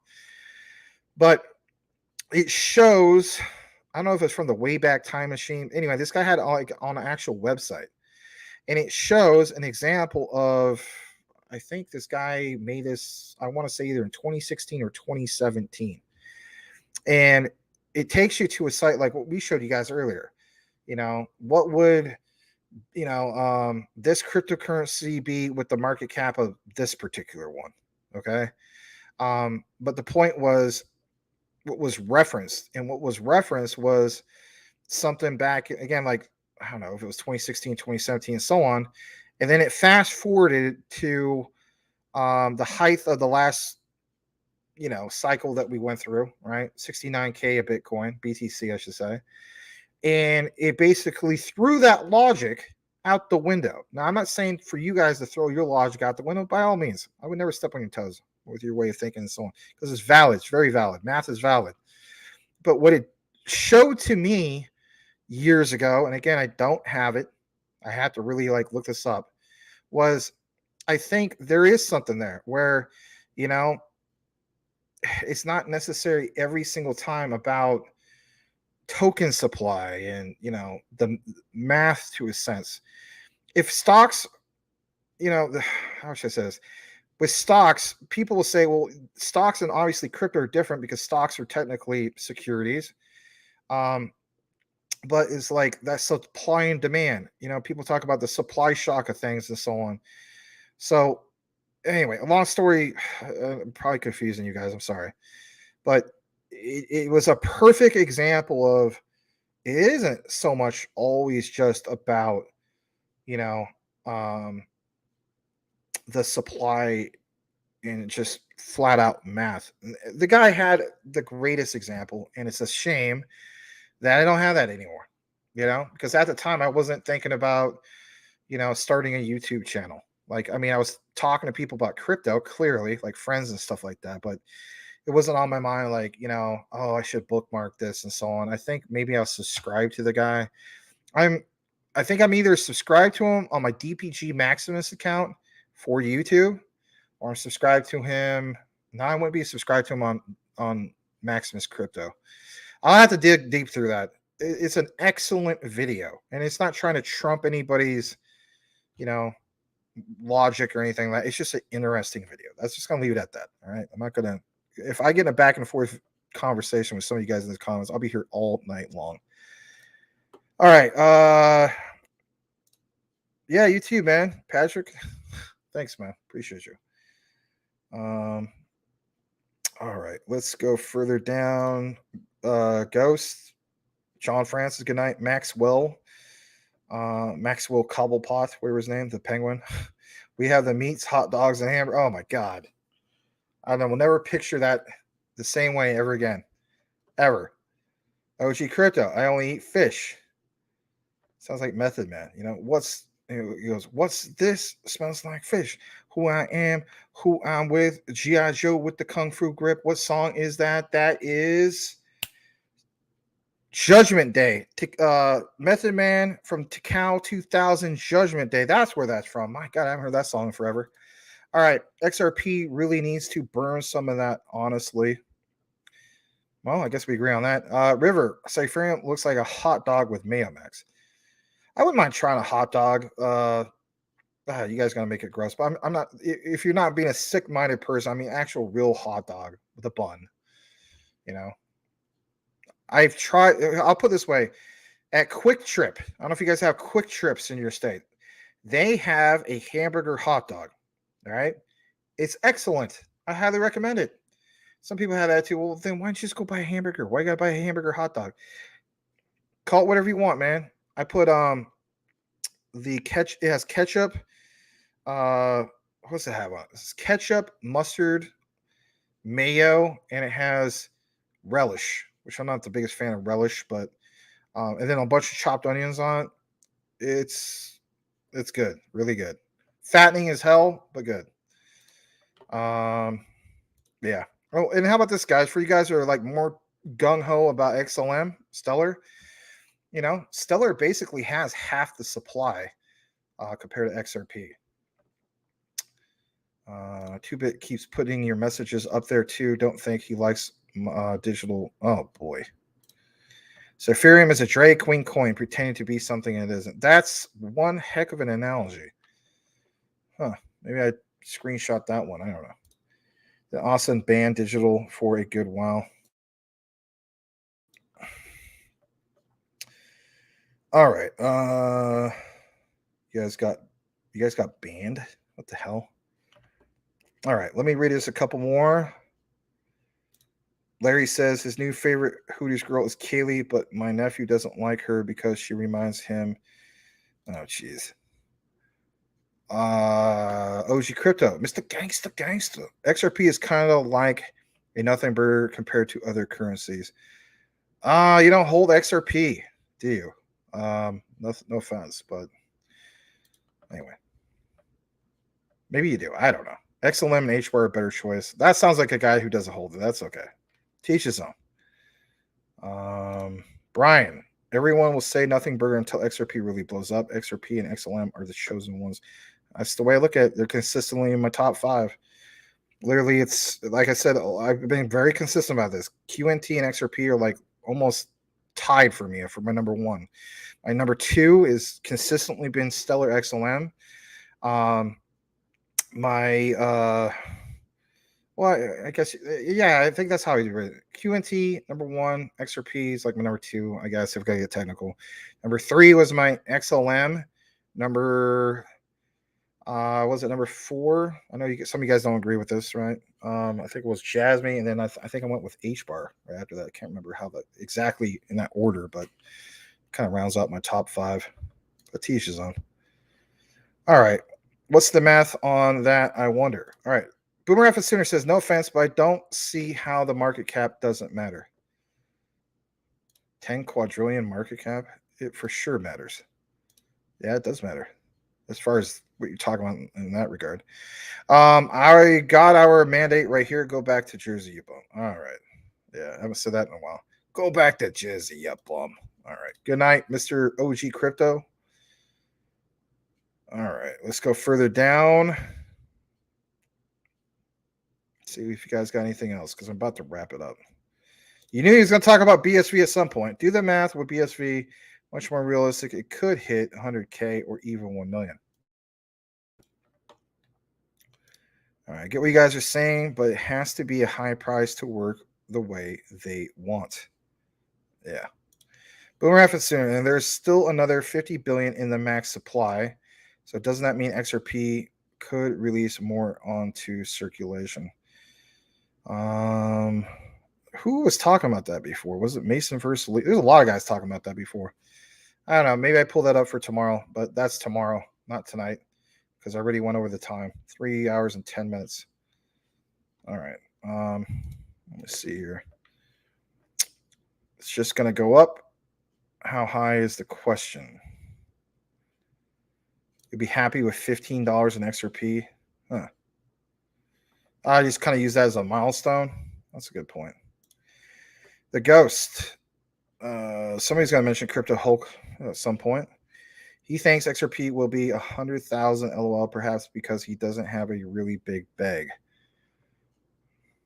You don't know about that, though. I imagine he has a pretty decent sized bag. I mean, his channel is like what, 28,000 people go in there and they drop super chats like crazy. What's he doing with the money? You know? And knowing that, I mean, I see him get like, I remember one time watching his show, and it's like this one guy drops like a $400 super chat, and this other guy drops a $200 super chat. And the only people that are allowed to chat are people that are like subscribed, but as actually members, which I think he charges at least $5. So, I mean, yeah, he's making money big time off of his channel, which is fine. I mean, it's his channel. You can do whatever you want, XRP could go nuts if it hit 50 to 100, but much higher than that, You don't think it's gonna be higher than that? Really? Okay. Huh.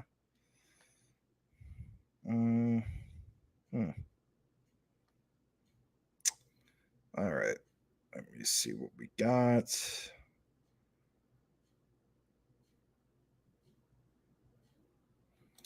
Here's a question. Max, what do you think XRP price will be by 2025? Just a guess, obviously. All right, so we're gonna probably lose a lot of people, and they're gonna think I'm nuts for saying this. By 2025, okay, there's got to be a lot of factors that got to happen here, right? I'm just gonna go with this, and maybe you guys agree. It's just me. I mean, please let me remind you guys, as a content creator, the general consensus, not you guys, but this is how some people look at it, or Boomer would say, the Karens, if you will. I hate to say that, but there is people who feel as though content creators shouldn't open their mouth up about anything, especially when it comes to, let's face it, politics, religion. You could apply it to even some of this stuff, right? We're not allowed to have freedom of thought. We have to be in line with everything, right? This is just my own personal opinion, and if we deal with people with it, forget it. It's okay. It's just how I personally feel. So I honestly think that by 2025, maybe at the very end of 2025, because sometimes when we say 2025, people are like, oh, you mean January 1st, 2025? No, do not mean that at all. So a few factors got to happen. Full implementation of ISO 222 by November of 2025. Okay. Go back to today. Go back to March 20th. All right. So today with FedNow, it can't be a situation like that where, it has to be full implementation. And on top of that, maybe where things are possibly mandatory. I don't know. Right. We need proof showing that it's more than just an option of these banks utilizing it. And that's my thing. Right. If I'm a bank manager and so on, why wouldn't I want to not use this technology? That's just it. But if you talk to the average bank manager, my friend talked to somebody, it was not at Wells Fargo, but I think it was actually at it was not Chase, it was one of our local, it's not even a bank, it's a credit union. So maybe he shouldn't have done that. But anyway, I was mentioning some of this stuff about ISO 200. They don't know what we're talking about. You know, the guys that you know about blockchain or DLT, none of that stuff. I never heard of Ripple or, you know, Stellar, any of that stuff. I heard of Bitcoin. I mean, that's typically the thing. So anyway, what I'm trying to go with this is with solid evidence supporting that all of this has been implemented. And if anything, there maybe is a mandate, right? So there's one thing about legacy systems, like, you know, things have to be put into place where the legacy systems have that that transition. I get it, but some kind of a mass percentage update where I'm convinced that at least, I'm gonna throw this out there, like 50% of I guess you could say our entire banking infrastructure, yeah, definitely has to use ISO 222. So it's more than just implementation. Hey, local bank or whoever it is, you have to press that button. It's not just on your control panel. It needs to be pressed in, or that flip of the switch, as the saying goes, or what you want to call it. And it has to stay flipped. Okay. All right. With all that said, by 2025 full implementation, I'm going to go with, at least on the minimum side, I'm going to go with like $1,000 XRP. I know that sounds absolutely nuts. All right. If we get a true, what's it called, like a utility run, I think it could be a 10x from there, possibly, you know, like 10,000. So people are going to say that's just absolutely insane because, again, back to like even what you guys are talking about with the math, may not seem like it adds up. A lot of things obviously got to happen too. Like there's got to be some burns, some other things. This also fuels that debate of, for the people who are just like very pro XLM, Stellar XLM, they're going to say, well, then it's going to be Stellar. And to a sense, I think that's where you can't discount Stellar because they have literally half of the supply. And this is not even counting the burns or anything like, you know, future possible burns. I'm talking about as of today of how it looks on paper, half of the supply of XRP. But some people still say, well, you know, Ripple's got more connections. I don't know. I honestly think Stellar is just as impressive. But, you know, if we're talking about the difference between retail banking and, you know, the central banks of the world, I think obviously Ripple takes the cake. But again, this fuels the debate of why aren't you holding both? You know, that's just the way I look at it. Why aren't you holding both? And then are we also dismissing XDC? The trade sector, you know, of the world, the trade industry is huge. We could talk all day long about this. So that's just how I feel about it, man. I feel like unless there's black swan events or some doom and gloom, or they delay ISO 222 full scale implementation for the United States and so on, then the bottom line is, you know, that's where it's at. I'll also state this, okay? I hate to just drag this show out because I don't know. You guys ask these questions, then I get going. The way I also look at it, and I'm not a fortune teller. God knows I've been wrong on some stuff. I've also been right on a lot of things too, though. All right. The way I look at it is it's gonna be a whole different world as far as quicker than some people I think obviously think. You know, there's a lot of things that I don't think people are accounting for. Okay. And what I mean by that is not even counting, you know, like XRP or Stellar and so on. Did we forget about some of the institutions that are going to bring in an insane amount of money that's going to contribute to the overall market cap of things? So if we're talking about BTC dominance, there's going to be other things that we're going to have to account for. And that's a whole other topic in itself. You know, if BlackRock is worth $9 trillion and who was the other one? Shoot, I forgot what it was. I don't know if it was Fidelity. There's another one that's like 1 trillion, a little over 1 trillion. So that's like $10 trillion just off of two big, you know, power player institutions. I don't even count like, you know, 20 plus other ones, right? Those two obviously stand out. Then it's like, all right, even lowballing it, and we did do this before, at 10% was like a little over, that was like what, 1.5 trillion, give or take, because, you know, the math again. Anyway, so based off our current market cap of 1.22 trillion for the global market cap, those two institutions could literally bring in to match our market cap or the global market cap. So, by the way, things will be much more bullish by then. We should be well past 5 trillion. Like what Samuel Fo was talking about. He's right. I'm being flat out. He's more than just being onto something. With these big institutions, they're going to bring in anywhere from 5 to like 15 trillion market cap, if not more. What about the example we talked about earlier about just with metaverse? I know we're talking about 2025, but let's talk about 2030. 2030 metaverse alone is 8 trillion to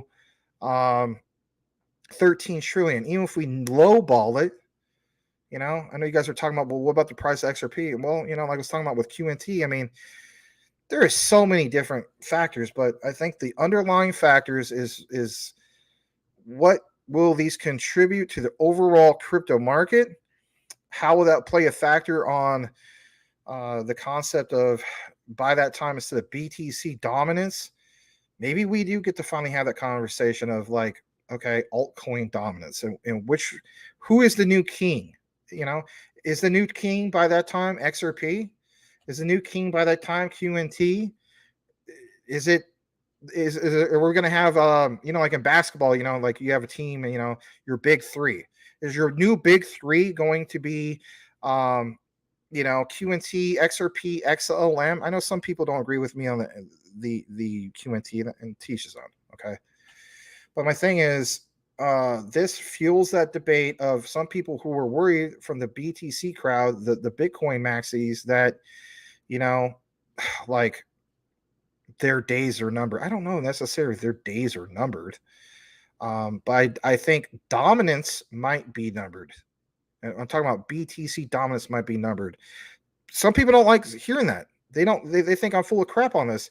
I think that's a possibility. I'm not saying I'm right, but I think that's definitely a possibility. And you also got to keep in mind, there's some misinformation that we did see in the past before the Ripple was attacked by the SEC. At one point, based off of market cap, for everybody, it's like, BTC has always been number one. No, that's not true. Ripple at one point was killing it on that. So I just think there's a lot of factors that need to come into play in the future based on the overall crypto market cap, the institutions that are going to be coming into all this. There's so many different scenarios, and there's going to be so many different types of burn mechanisms. What gets, what's locked up in escrow, what gets pulled out of circulating supply. How about this? Even Jasmine, right? We talk about, some people even tag me on this. By the end of the year, 2023, this year, do we see the start of the Q4 lockup? I think we do. We'll all be locked up at once. No, it won't. I don't think it will. I think, like they made clear that things slowly get, not slowly, but like, in chunks, if you will, on that lockup. Okay. Well, if you saw the tokenomics a while back, it mentions that there's a certain percentage that goes to literally, and it says it word for word, for institutions. All right. So that's a lockup. Okay. So if we, as in retail, understand the concept of staking, which we do, where you stake, it takes out the supply. And yes, that's only temporary, right? But with institutions, a different story. Like some cases, it could be for many years. So again, that fuels a whole debate of, take your profits, because what if after, 6-7 years, the institutions decide, all right, well, they don't want that lockup anymore. Well, then that gets added back to it and so on. But again, by that time, you might have different figures that it's just going to play a different scheme of things, I don't know, man. We could be here all night talking about this stuff, but I'm glad you guys bring it up to each other, because it's a good thing to talk about. It shows that you're interested on where this stuff is going, and what's going to happen with it and so on. And I'll just leave it at that. So hopefully I could find that video about what I was talking about from 2016, but no guarantees. Wes, stop playing, Max, acting like your hip hop. I do know my hip hop. And if anything, we could talk about that some other day. Anyway. All right, let's see here. Thank you, though, Wes. I appreciate it, man. Triple C, yep, lots of nutcakes out there with their predictions. Hamburgers, hot dogs are the bomb. Yeah. My buddy Mike Wool, who comes here once in a while to watch the show, like he'll be in the comments and so on. I'm telling you, man, flat out, that guy made the greatest tasting hamburger I ever had in my life. Better than any restaurant, man. It was dope. I'm telling you flat out, like, you know how I talk about that Weber barbecue grill? I'm telling you flat out, if I ever get a new barbecue, all right, because I'm not going to barbecue when it's 118 degrees outside. Just no, I'm not doing that. I don't care how. It could be the greatest tasting. It could be like a Wagyu, right? A freaking Wagyu straight from Japan burger or something like that, or a Wagyu steak, like a real one, right? And somebody says you can only have this, Max, but you have to be out in the direct sunlight, 118 degree heat. I don't, but you have to be the one barbecue. I'll be like, nope, you could keep it because I ain't doing it. But I agree, they are the bomb. Anyway, he makes the best hamburgers. All right, I'm so far behind these comments. They're probably going to go forever. So I'm just kind of fast track through this because it did turn into WrestleMania. It wasn't done intentionally. And knowing that, I think some of the other guys are waiting for me, so I do apologize to that, especially to you, Mike Cornwell. Brian Dowie and Max, I agree with you, bro. Well, thanks. I mean, it's, again, guys, we're not trying to, Triple C, I respect you, man. You're full of knowledge, Anyway. Hulk must smoke a lot or something. It's like, bro, mute button for F's sake. All right. I don't know. I was traumatized by hearing him hawk up a giant hairball. Oh, my God. All right, 1,000 XRP, I'll take it. I mean, here's the way I look at it, man. And I'm not, let me just throw out a figure. Hold on. Can we just look at this real quick? Just real quick. Oh, Max is keeping us again. All right, so let's say you have, this is not what I own in XRP. I'm just throwing this out as an example because some of you guys think that you have to own 10,000 XRP. You don't have to own 10,000 XRP. If you have 10,000 XRP, awesome. Good for you. You know what I mean? Some of us have 10,000 XRP or 10,000 XLM. Some of you guys got like 100,000 XRP or 200,000. Like, Selmo fuck, we talk about Salamander be the XDC commander. Selmo Fudd is the XRP commander, as far as I'm concerned. All right. So let's just throw this out there: 5,000 in XRP. Okay, and I don't know, like, what was some of the weird figures we've been hearing lately? All right, yeah, 589. Was that what it was? Everybody's talking about 589. So 5,000 XRP times $589. Shout the. Yeah, that's basic math. I don't know why to think about that. That's $2,945,000. And that's just off of XRP. Is anybody really complaining about that? I don't think so. This fuels the debate of having separate bags. Like, you should have a spreadsheet. I don't know if you guys do this. I do this, right? Have a plan for the future. Like, if we're talking about not your keys, not your crypto, have a ledger. What about having a spreadsheet that breaks down future prices? That way you don't sell everything based off of instinct. Oh my God, this all went to the moon. And I'm just going to put the blinders on and just dump it all. Some of you guys are not even selling your XRP because you realize you're going to earn passive income on. I get that, but depends on how much the passive income is going to be worth. Also depends on, like, if the price tanks something fierce. I mean, we all have different reasons. All right, so 5,000 XRP times 589, because that number always gets brought up. I always talk about Tim Shea. He's probably gone by now. Shout out to Tim Shea. I love Tim Shea, man. He's always here. But my point is, I always say he represents the 589, because 589 always gets mentioned. So if you want 5,000 XRP and you don't let your emotions get in the way, and you held to those milestones, that's 2,945,000. So my thing is this: what about if you had 10,000 XRP? Okay, and then you decided, hey, you know what? 589. This was, my XRP army milestone.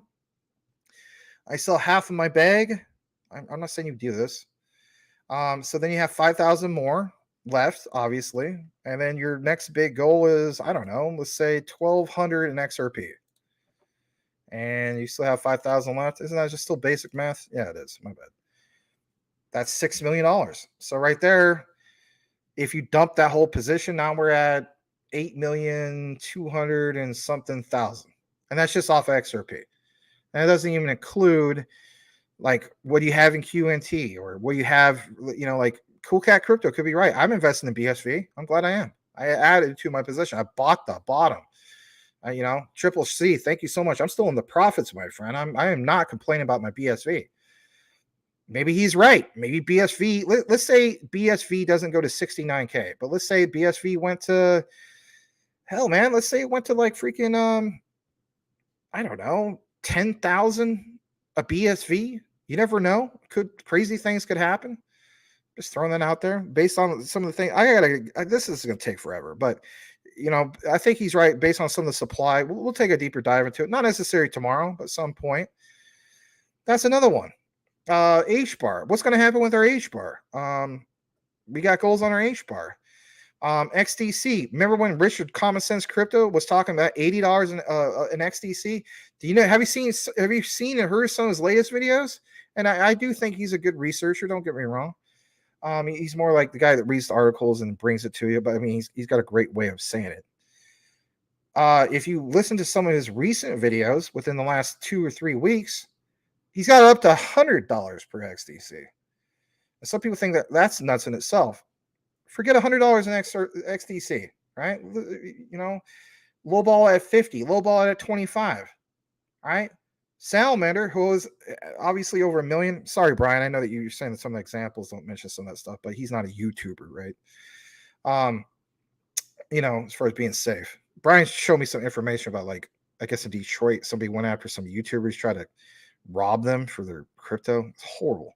Anyway, so based off of $25 in XDC, that's not even say the $100 like Rich was saying. No, nothing against Rich. $25 in XDC, okay? That's amazing.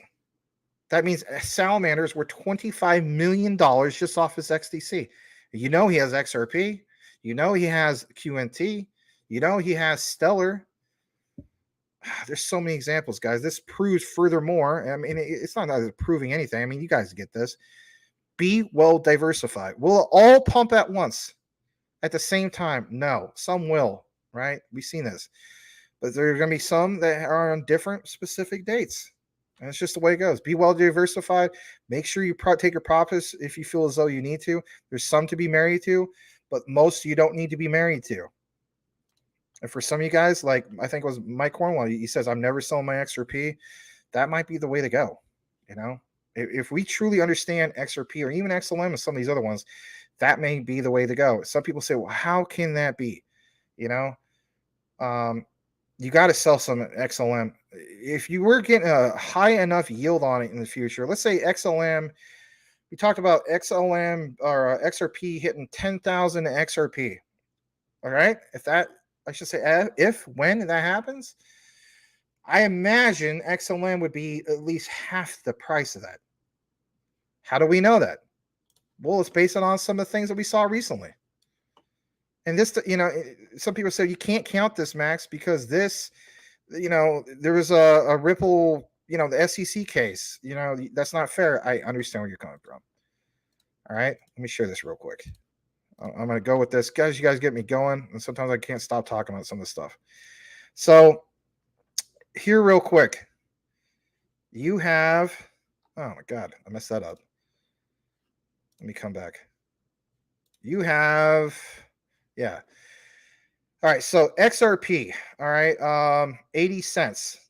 And I think this is actually a good example, right? So I just literally said in the future, like XRP, 10,000 XRP, obviously at the height of the utility run, you name it, right?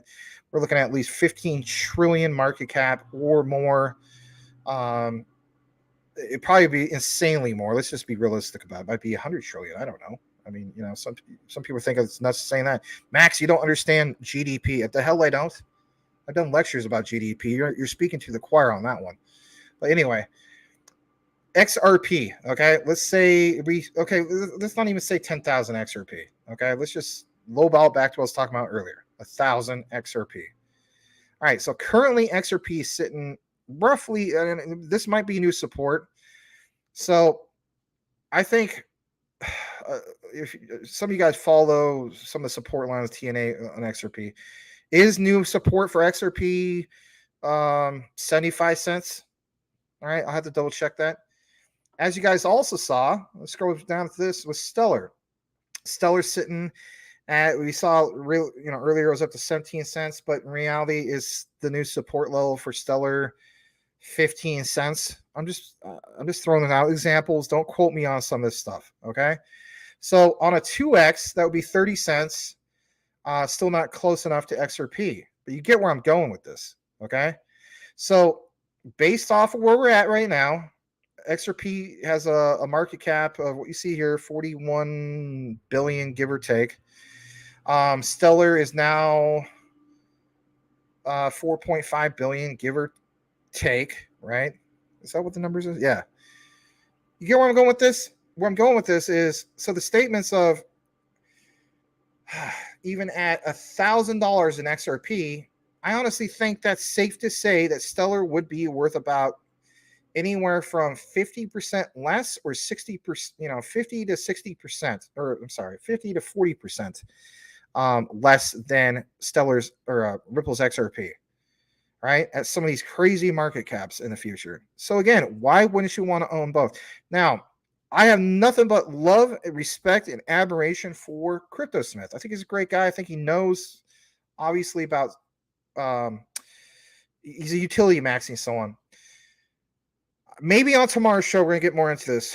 But if you are still tuned in right now, I want to state this, and this is a good part that you stayed to listen to. I know it sounds like you're getting corny, Max. Just hear me out, right? As you guys know, I teach class and so on. I'll state this. Here's some homework for you guys. If you haven't done it already, you need to research more about Sorbonne from Stellar. Understand why that's so big. Some people are literally calling, or I should say some people, a lot of people called XDC the Ethereum killer. One of the newest things that people are saying is that, Hedera is, HBAR is the Ethereum killer. There's going to be a few Ethereum killers. Can we all agree on that? Believe it or not, enter in Stellar. Cool Cat Crypto always talks about smart contracts. Well, he is right about that, right? Smart contracts are key.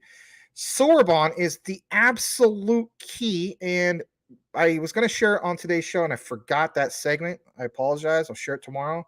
There's a new update from the Stellar Development Foundation. It was released about 4 hours before the show started, and it's about Sorbonne. It's an update, and I will state this much, okay?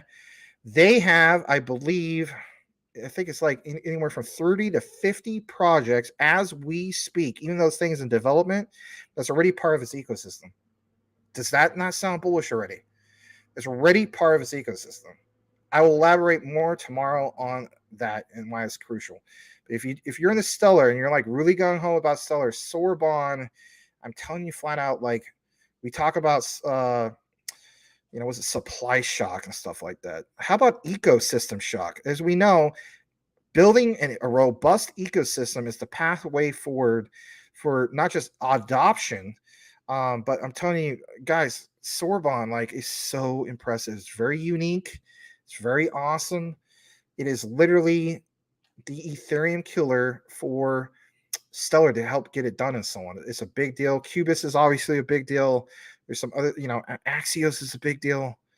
So I don't think that Stellar should be in the same classification of everybody's always I should say everybody. I love CryptoSmith. This is not disrespect to CryptoSmith. If we were having back on, I'm telling this. He was saying in the future, once he's more convinced with the adoption, he'll get back into it, and that's cool. But my thing is that separates XLM from Stellar's XLM from Ripple's XRP. And don't get me wrong, I'm not disrespecting Ripple. I mean, I own it. I understand that they have, what's it called? Rage or whatever, that game. It's being built. They have other things, right? Some people say metaverse. There's healthcare. There's more to it than just the payment rails. I totally get that, XRPL and whatnot. But my thing is, if anybody was impressed with Ethereum back in the day, because let's face it, it is the world's biggest ecosystem. If you're going to get technical about it, right? That's what stands out from them, even though they're slow. We have to understand that in the future, I think they're going to get dethroned. I really, really feel as though they're going to get thrown. And then some people feel as though, no, bro, like with what Vitalik is mentioning for the end of this year. That was even talked about last year, right? Everybody was gung ho about ETH 2.0. We'll see what happens, but I still don't think that. I just think I think the days are numbered. I know some people don't like me saying this, but this is my freedom of thought. I think the days are numbered as far as BTC always being a number one. I think the days are numbered are obviously of Ethereum always being number two. And I honestly think that like Stellar, XRP, especially QNT, it's just there's too much there. There's too many utility layers. XLM has too much ecosystem going on for it. Some people are like, well, not now, Max. Yeah, not now. But you want to know something? Sorbonne. So by all means, look more into Sorbonne, or if you're like, no, that's why I watch you as a content creator, Max, you'll give me the Sorbonne updates. That's fine too.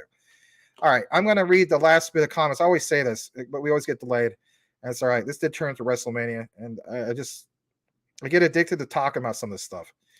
933. I've been holding with all these good knees and partnerships. Price never moves. I mean this with all respect. Have you ever experienced a bull market before? Just don't let your emotions get in the way, my friend. I know it's hard to do that. Try to finish this race. It's a marathon, man, but you'll be glad that you finished the race. Just try to be patient. I know it's really hard to do that. Ghost, BlackRock, are greedy outfit, but hey, what do we care if they gobble up a crypto at much higher prices? That's a great PowerPoint, Max. We are all going to excel in due time. Oh, that's a great pun you got there, not intentionally. Get it? Excel, PowerPoint. Anyway. GS, Shibarium is going to be a flop, most likely. That Satoshi clan will hype. It pumps. He sells, dumps, and walks off into the sunset. I don't know, man. I'm willing to give it one last try. And the reason why is because I remember the time I went through with all the FUD about Shiba Inu and having to sit through that for over 6 months of everybody saying, like, this thing's a joke. And I was like, I don't think this is a joke, I mean, granted, I didn't research everything of the utility-based stuff because, I mean, I literally went from DOGE to Shiba Inu. I mean, I got into Crow. I guess you could say there's utility with that, but I honestly think it could surprise some people again, and that's why I'm holding it. That was my top performer 2021. Obviously, like I'm sold on believing in it at least one last time, but you better believe I will probably, that might be one I just completely dump the whole position. There's going to be ones we dump the whole position, we take the profit 100% and not necessarily go with the whole thing of like a separate moon bag. That might be the one where, hey, you know what, Max, I own, this is me, I own 49 different total cryptocurrencies. If that thing went to new all-time highs, I might just dump the whole thing. I don't know, but I'm kind of leaning towards that. We'll see. All right. Let's see here. There's a few more. What are you guys saying? You guys need to watch this video of the Amazon executive at the London BSV event. How about this, cool cat? Let me pull it off the other screen real quick, and I'll save it for like tomorrow because this is going about 4 hours. Sorry about that. Let me see if I can pull it. And I'll save it in my notes. See, I don't like to be the guy. Sometimes I get on some things. I probably am that guy who says, hey, oh, cool, man, I'll look into that. And I never look into anything. But let me see if you still have that comment up on the other screen. And it went away. Damn. Let me see if I can pull it up. Shucks. Well, hold on a second. Let me write that down. Hold on a minute. I'm literally manually typing this because there's no way to copy it over on StreamYard. So, and I can't pull it off on the other screen from YouTube because the comment went away on YouTube. All right, so http://u2.be/4wxgkldaik capital A, list equals LL. Why don't you just screenshot it? Well, I'd rather just do it this way. That way I could copy the link. All right, BSV research notes. You think I don't take notes? Like Biggie Smalls, relax and take notes. Hold on a second. Let me save it to my research folder. Boom, there we go. All right, thank you for that. And then we could probably pull it up tomorrow. You know, like I'm always trying to find some good content to bring to you guys, and you think that's where it's at, then we want to acknowledge that, man. BSV is tagged. Appreciate you, cool cat. Don't think we dismiss you, man. All right, agreed. GS. All right, let me go further down, and I think I'm really going to wrap this up. I swear. Cordellos, what do you think of Near, Dot, and Cello? Oh no, I'll have to get in a different day. Near is a great project. Investor Place has literally like given them a stamp of approval for quite some time now. I think Cello's good. Dot, as we know, is a layer 0. I think they're decent. I just don't know if I want to necessarily get invest into them. They did really well last bull market. I mean, don't get me wrong, but if I had to pick one, or if I had to pick one out of the 3, I'm gonna go with Near. And if I had a second choice, I'm gonna go with Cello. Anyway, yeah, there is. All right, let's see here.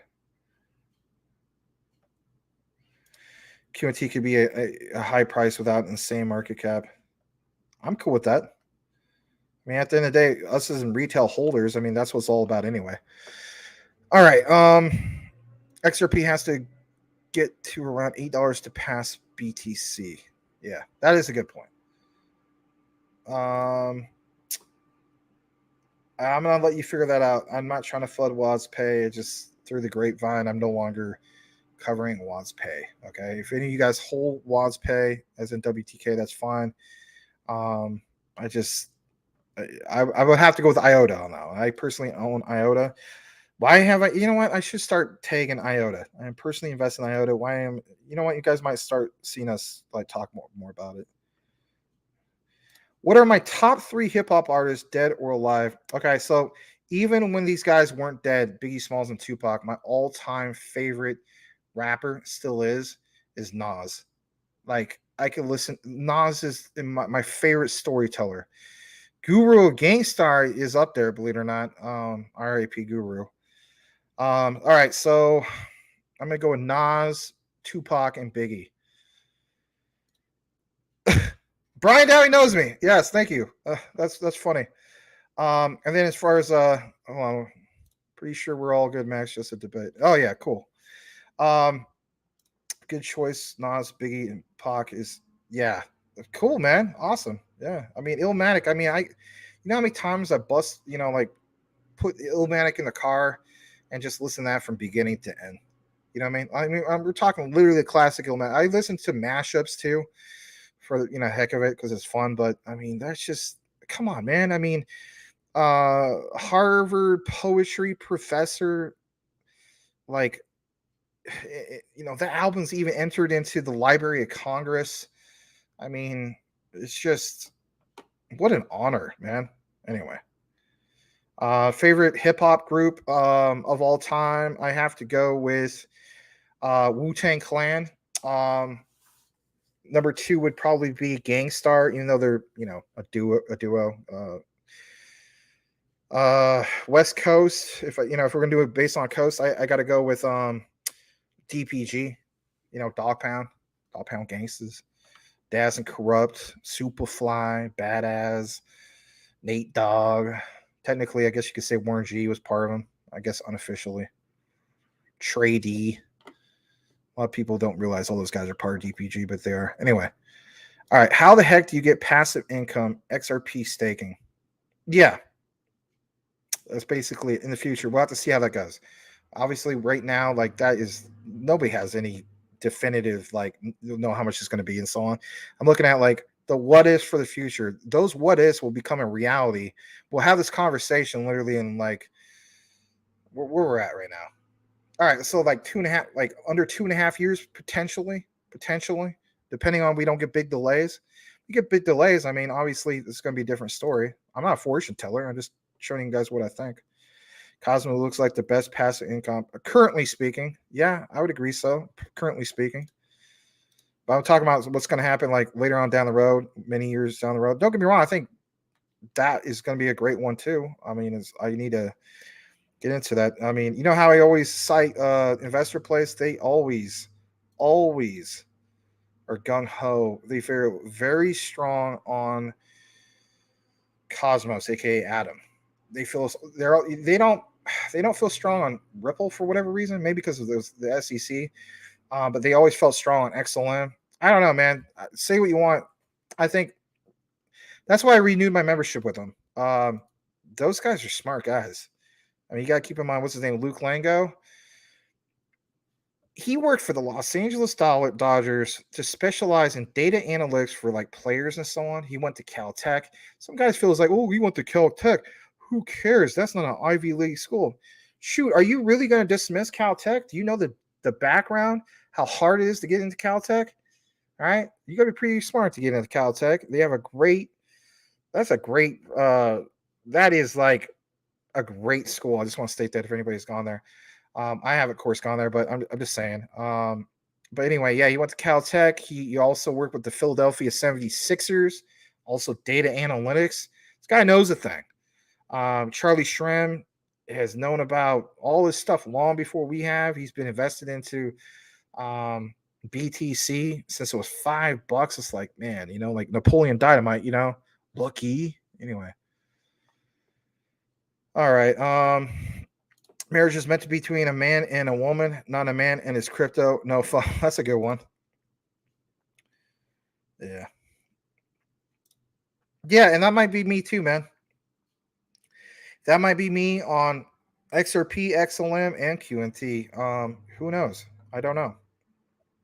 But this is, again, why I feel as though, like, am I going to be married to my Filecoin? No. Do I love my Filecoin? Yeah. You know what I mean? Like, Filecoin is still my best performer of this year as far as, like, actually making profits. So, but, in the future, I think that we're going to smash previous all-time highs. Maybe we should get the tokenizer back on here for some Filecoin. All right. Any thoughts on render token? I plan on still doing a deep dive. I know some people are like, man, you've been talking about that for a couple months. I know. There's just so many things to talk about. You're baked or you bank. I'm out. That's right. I make bank. I'm out. Oh, okay. I see what you're saying. Yeah, that's fine. That's fine. My thing is, though, Boomer, I mean, I don't know if you have like 5. Some of you guys are like focused on 5. Some of you guys may be focused on 10. For me, this is where I get criticism, but I'm able to back this up. So it's like, if I get criticism about not being the guy who only focuses like on 5, but I'm diversified in like close to 50, it helps for the future. I'm planning on for the future where I don't have to necessarily be, I can be married to a few. And that way I can take nothing but profits, like solid 100% profits on the ones that go to new all-time highs. You better believe, and hey, I'm saying it right now, not like anybody's going to really, nerd it out and be like, well, Max said this on this date. I don't know. There might be one person, but I'm telling you flat out, you guys know I'm big on also Filecoin. I may not cover Filecoin on your channel a lot. Why don't you do that, Max? You own Filecoin. Why don't you cover Filecoin more? Well, I don't know, maybe I can, but my point is this, all right? So with Filecoin, real quick, because you know what, I do need to get going. I'm sorry to keep people waiting. It was very impressive what they did with the last all-time highs of the bull market, all right? But I really think that they will smash those previous all-time highs in this next boom cycle. That the height of actually the bull market, not just the boom cycle. That right there, if they, or I should say if, but when, that's like 250 grand just off of my Filecoin. All right, that's not going to make me a millionaire. But my point is, if I have 50 in my portfolio, 50 different ones, and I have a few really good ones like that, which I do, then yeah, you better believe like I could become a millionaire within, God, I can't believe it, maybe 2.5 years, something like that, right? Yeah, that's like a realistic expectation. I know that sounds nuts, you guys. Maybe you're in that same boat, and maybe you're not. But that's why I like to be so far diversified. And then on top of that, that takes the pressure off of me, feeling like I have to just dump all these darn things, and 100% sell it all for I can, feel like I have something. No, some of these I'm going to do that, and some of them I won't. But I can't blame you. We all have our plans. That's just for me personally. I don't want to be that content creator. And I always say content creator, not influencer, right? Because we've seen this in the past. What about those guys, those top influencers? You know who they are with the meme tokens and so on. Oh, look at this, guys. Shiba Inu's at all-time highs. Yeah. Congratulations, everyone. If you bought it at this price level, I didn't sell a single token. Okay. You know how many people follow you? You better clarify that that's just what you are personally doing. But some of those guys didn't do that. And some people, I understand we're all accountable for our own actions, but also be responsible to realize that you do have a massive following of over, 100,000, 200,000 subscribers for some of these guys. I'm not saying the whole 200,000, because realistically speaking, some people are subscribed to some of these guys and they stop watching them. Let's just say hypothetically like a solid 50,000 people, right? Watch them consistently. Now those 50,000 people, 10,000 of those people decided, I'm going to do exactly what this guy did. I'm not going to take profits because he says that by 2030, this will be worth a penny, Shiba Inu. I think that's irresponsible personally. I think that's really, really bad because that means 10,000 people didn't take profits and then they get wrecked. And then that was their entry point into crypto. And then they become part of the other narrative of people who don't want to have anything to do with crypto. They end up being like, what's his name from Gotham? The actor that wrote a book. I forgot his name. You know who I'm talking about. He's a big proponent who's anti-crypto. They end up being like him and joining up in that army. That's bad. You'll take profits. All right. Yeah, absolutely. You never plan to see, okay, you're married to some. XRP, XLM, BSV, Cosmos. Good. That's good, man. I mean, you have a plan. That's the bottom line. The dollar will be dead when they go up. I might sell it for the dinar.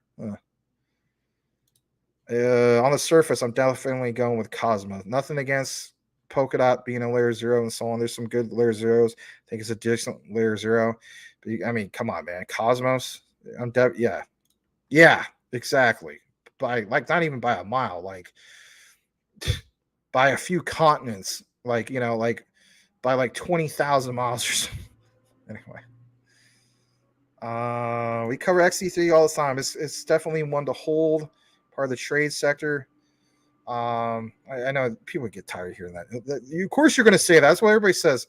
We've done enough videos to talk about that, and I can't believe I just went 4 hours on this. I got to get going. You guys got to get going too. I do appreciate you guys. All right. So good night, Max. Get rest, bro. Yes, all you guys. Yep. This is where I could tell come on, Max, wrap it up. Right. I agree.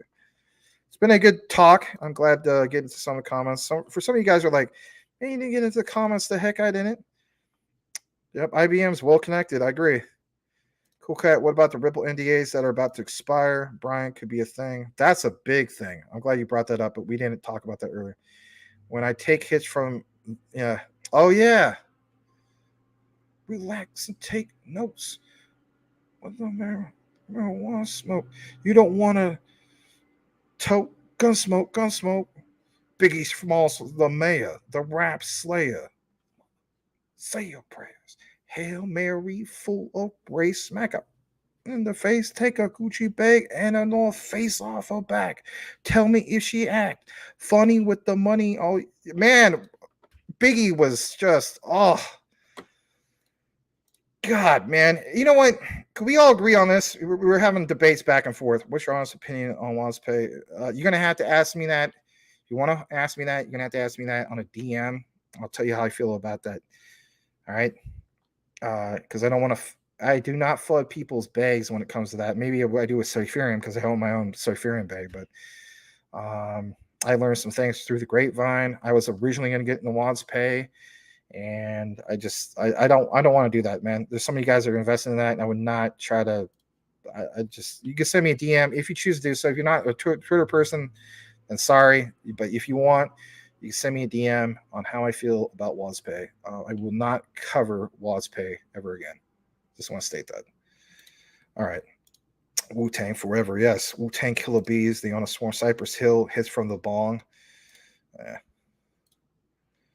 You know, like Illusions.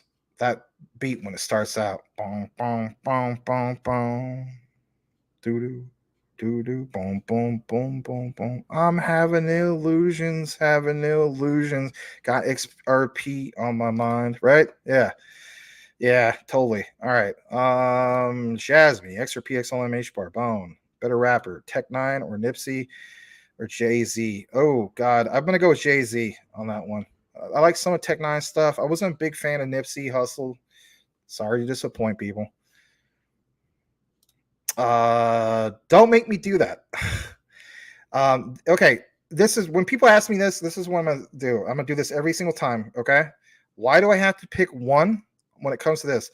When it talk about Jasmine or Filecoin, so for one, different utilities, right? You know, we understand the thing about personal data lockers and Filecoin, like, you know, mass storage holding like terabytes worth of data, right? Yeah, both are data related, but like totally different use cases. Yes, both are great, you know, utility ones and so on. And yeah, I'm not in the profits anymore with Jasmine because we took a drop down earlier today. I used to be in the profits. I used to be on the profits of Filecoin until the SEC went after him. But anyway, so this is the way I look at it, right?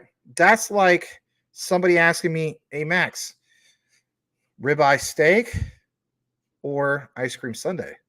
Well, sometimes I'm in the mood for ice cream sundae. All right. Both data related. Okay. Ribeye steak, T-bone. Well, I guess that's a bad example because I'm going to go with the ribeye. But, you know, you get what I'm saying? It's just like, I'm not going to trade my ice cream for, you know, my ribeye. Some of you guys are going to be like, I'll do that for you, man. I get what you're saying. I'm trying to make an example. Dang it. Maybe that wasn't the best example, but I think both are obviously going to be great. Jasmine, I'm looking to make at least $1 million off my Jasmine. Filecoin, I'm looking to make at least $250K off my Filecoin. I'll just leave it at that. I mean, from Coolcat's perspective, as far, you know what I mean? Like, can you blame them? I mean, but yeah, both are, I would say for the most part, like when it comes to researchers, more researchers are going to go with Filecoin, right? But looking for the perspective of like that risk to reward ratio, this is the selling point for me, at least when it comes to Jasmine, right? Very, very attractive risk to reward ratio. That risk to that return on investment to me seems so much more greater if I have to look at it from the long-term approach compared to Filecoin. Some people are gonna be like, dude, you're out of your mind. And that's okay. That's how I feel about it. For me personally, the way I'm going to go about it is, and I get it, Brian, you're saying don't mention all this stuff, but people already know how much I got. So the way I look at it is hit my goals for Jasmine. I want to get like another million Jasmine, right? And that would be like for my $5 to $10 bag. So yeah, first bag is $1 million. Second bag could very well be 5 to 10 million. People think that's crazy. They hit the KPI targets with what I own right now. That'd be $17 million off of Jasmine. But with Filecoin, even if we double, let's say we smashed the previous all-time highs based on what I own, right? I put originally in, was it 7K into not Jasmine, into Filecoin, and I made, it was slightly under 7K, like 6,900 or something like that. Maybe you guys know the story. 3K in 3 days, because at the time that was the bottom. And then of course did a power swap. And then I got back into it because I was like, this is pretty solid. Made a mistake on that because how am I supposed to know the SEC was going to target them? They could target anybody. But my point is that I stated that I feel as though Filecoin will go to new all-time highs. And when it does that, that in itself, based off of previous all-time highs, means that I made it $250,000 off of it, based off of my holding that I have right now. Okay. So with that also said, All right.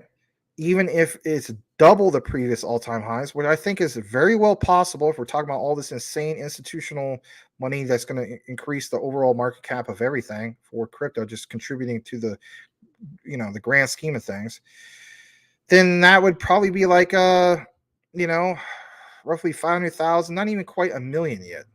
So for me, yes, I'm still gonna go with Jasmine, but both are great. I hold both. Jay-Z more popular, but Nipsey. You like Nipsey better? Huh. Here's the thing with Jay-Z. I like him in his early days. I don't know if you ever seen that freestyle he did before he changed his style. I understand the slower style is more popular. But I'm sure you've seen it, man. The freestyle was Jay-Z, Old Dirty Bastard, Biggie Smalls, Tupac, Big Daddy Kane. That was a great freestyle, man. Was it I don't know how it goes. I gotta remember how it goes. But Jay-Z had like the fast rhyme. Nobody like pictures Jay-Z as a fast rapper, but on that verse, it was just like, wow, man, Jay-Z was killing it back then. Yeah, that's cool. Oh man, like we're gonna do the coconut, or is it a steak and lobster type thing? I'm gonna go with Eminem. I do like Outkast. Don't get me wrong, but I listen to a lot more of Eminem. I mean, you guys remember back on the first album, Brain Damage, from is it Marshall Mathers LP or Slim Shady LP? I can't remember those ones. This is where I'm pretty good with my hip hop, but sometimes I forget. But off the first album, Brain Damage, I always love listening to Brain Damage. It's a great story, but it sounds crazy. It's like if you think of like One Flew Over the Cuckoo's Nest, like the hip hop version of it, a storytelling, it's basically Eminem's Brain Damage. Hey, you're very welcome. All right. You're welcome. No problem. Everyone's tired of Max at this point. I can't blame you. And you guys have a great night. Quant, thanks, Boomer. Can you cover Rio again? Yep, I think I answered that the other day, but I can do that. There's just too many things to cover. Almost so much time in one day. What are the Jasmine partnerships? Check out our video section. Multiple deep dives of their many different partnerships. Okay, the Care Project. You have. Oh God, it was Avita. You have clearly Sony. You have Panasonic. You have the Toyota subsidiary. God, man, we could go on and on. Wits, what do you want to call it? A lot of them are subsidiaries of the parent company. Oh my God. All right. I'm glad you guys are having a conversation. This is good. All right. So Jasmine goes deep as F. The posse was the freestyle. Yeah, you know what I mean? It was just like, I don't know, for how the exact rhyme goes, but he's like, then he introduces ODB. He used to also go by the name of Ason as a nickname. I don't know. It's just like, so Ason, if you're down with the beat, my mellow, get on the mic. It's time to show and prove. And then ODB's like, Wu-Tang, killer bees on the swarm. Jump in your area, disco dorm. Slippery when wet and don't give up. Because the way that I rhyme, Chris style go wild. Make a person like Edward Vincent go wild. Even in a party or just in bed, all thoughts on Vaseline. Keep that in your head. Caroline's the one that wants to spit. Get with who? Max, who likes to get with who? The one who spits the rhyme so ill. Going with me in the Sugar Hill. Let's end the song and let's end the beat. Come back tomorrow at 9 p.m. Eastern is where we're going to meet. Anyway, all right, we're done. Have a great night. I'm going to end the broadcast, and here we go. Be back for some updates tomorrow. All right. Have a great night, everybody. Peace out.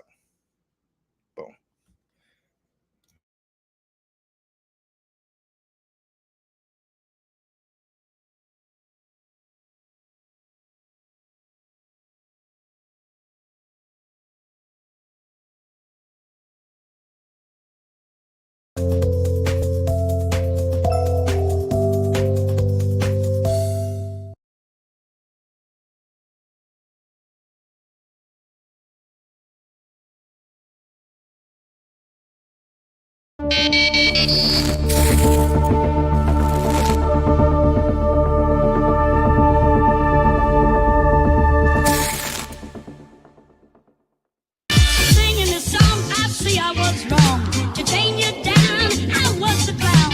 I'm singing this song, I see I was wrong. To tame you down, I was the clown. I know now what you're all about. I've had the time to run out. I pray for the touch of your hand. Your love is so, so grand. Oh, baby.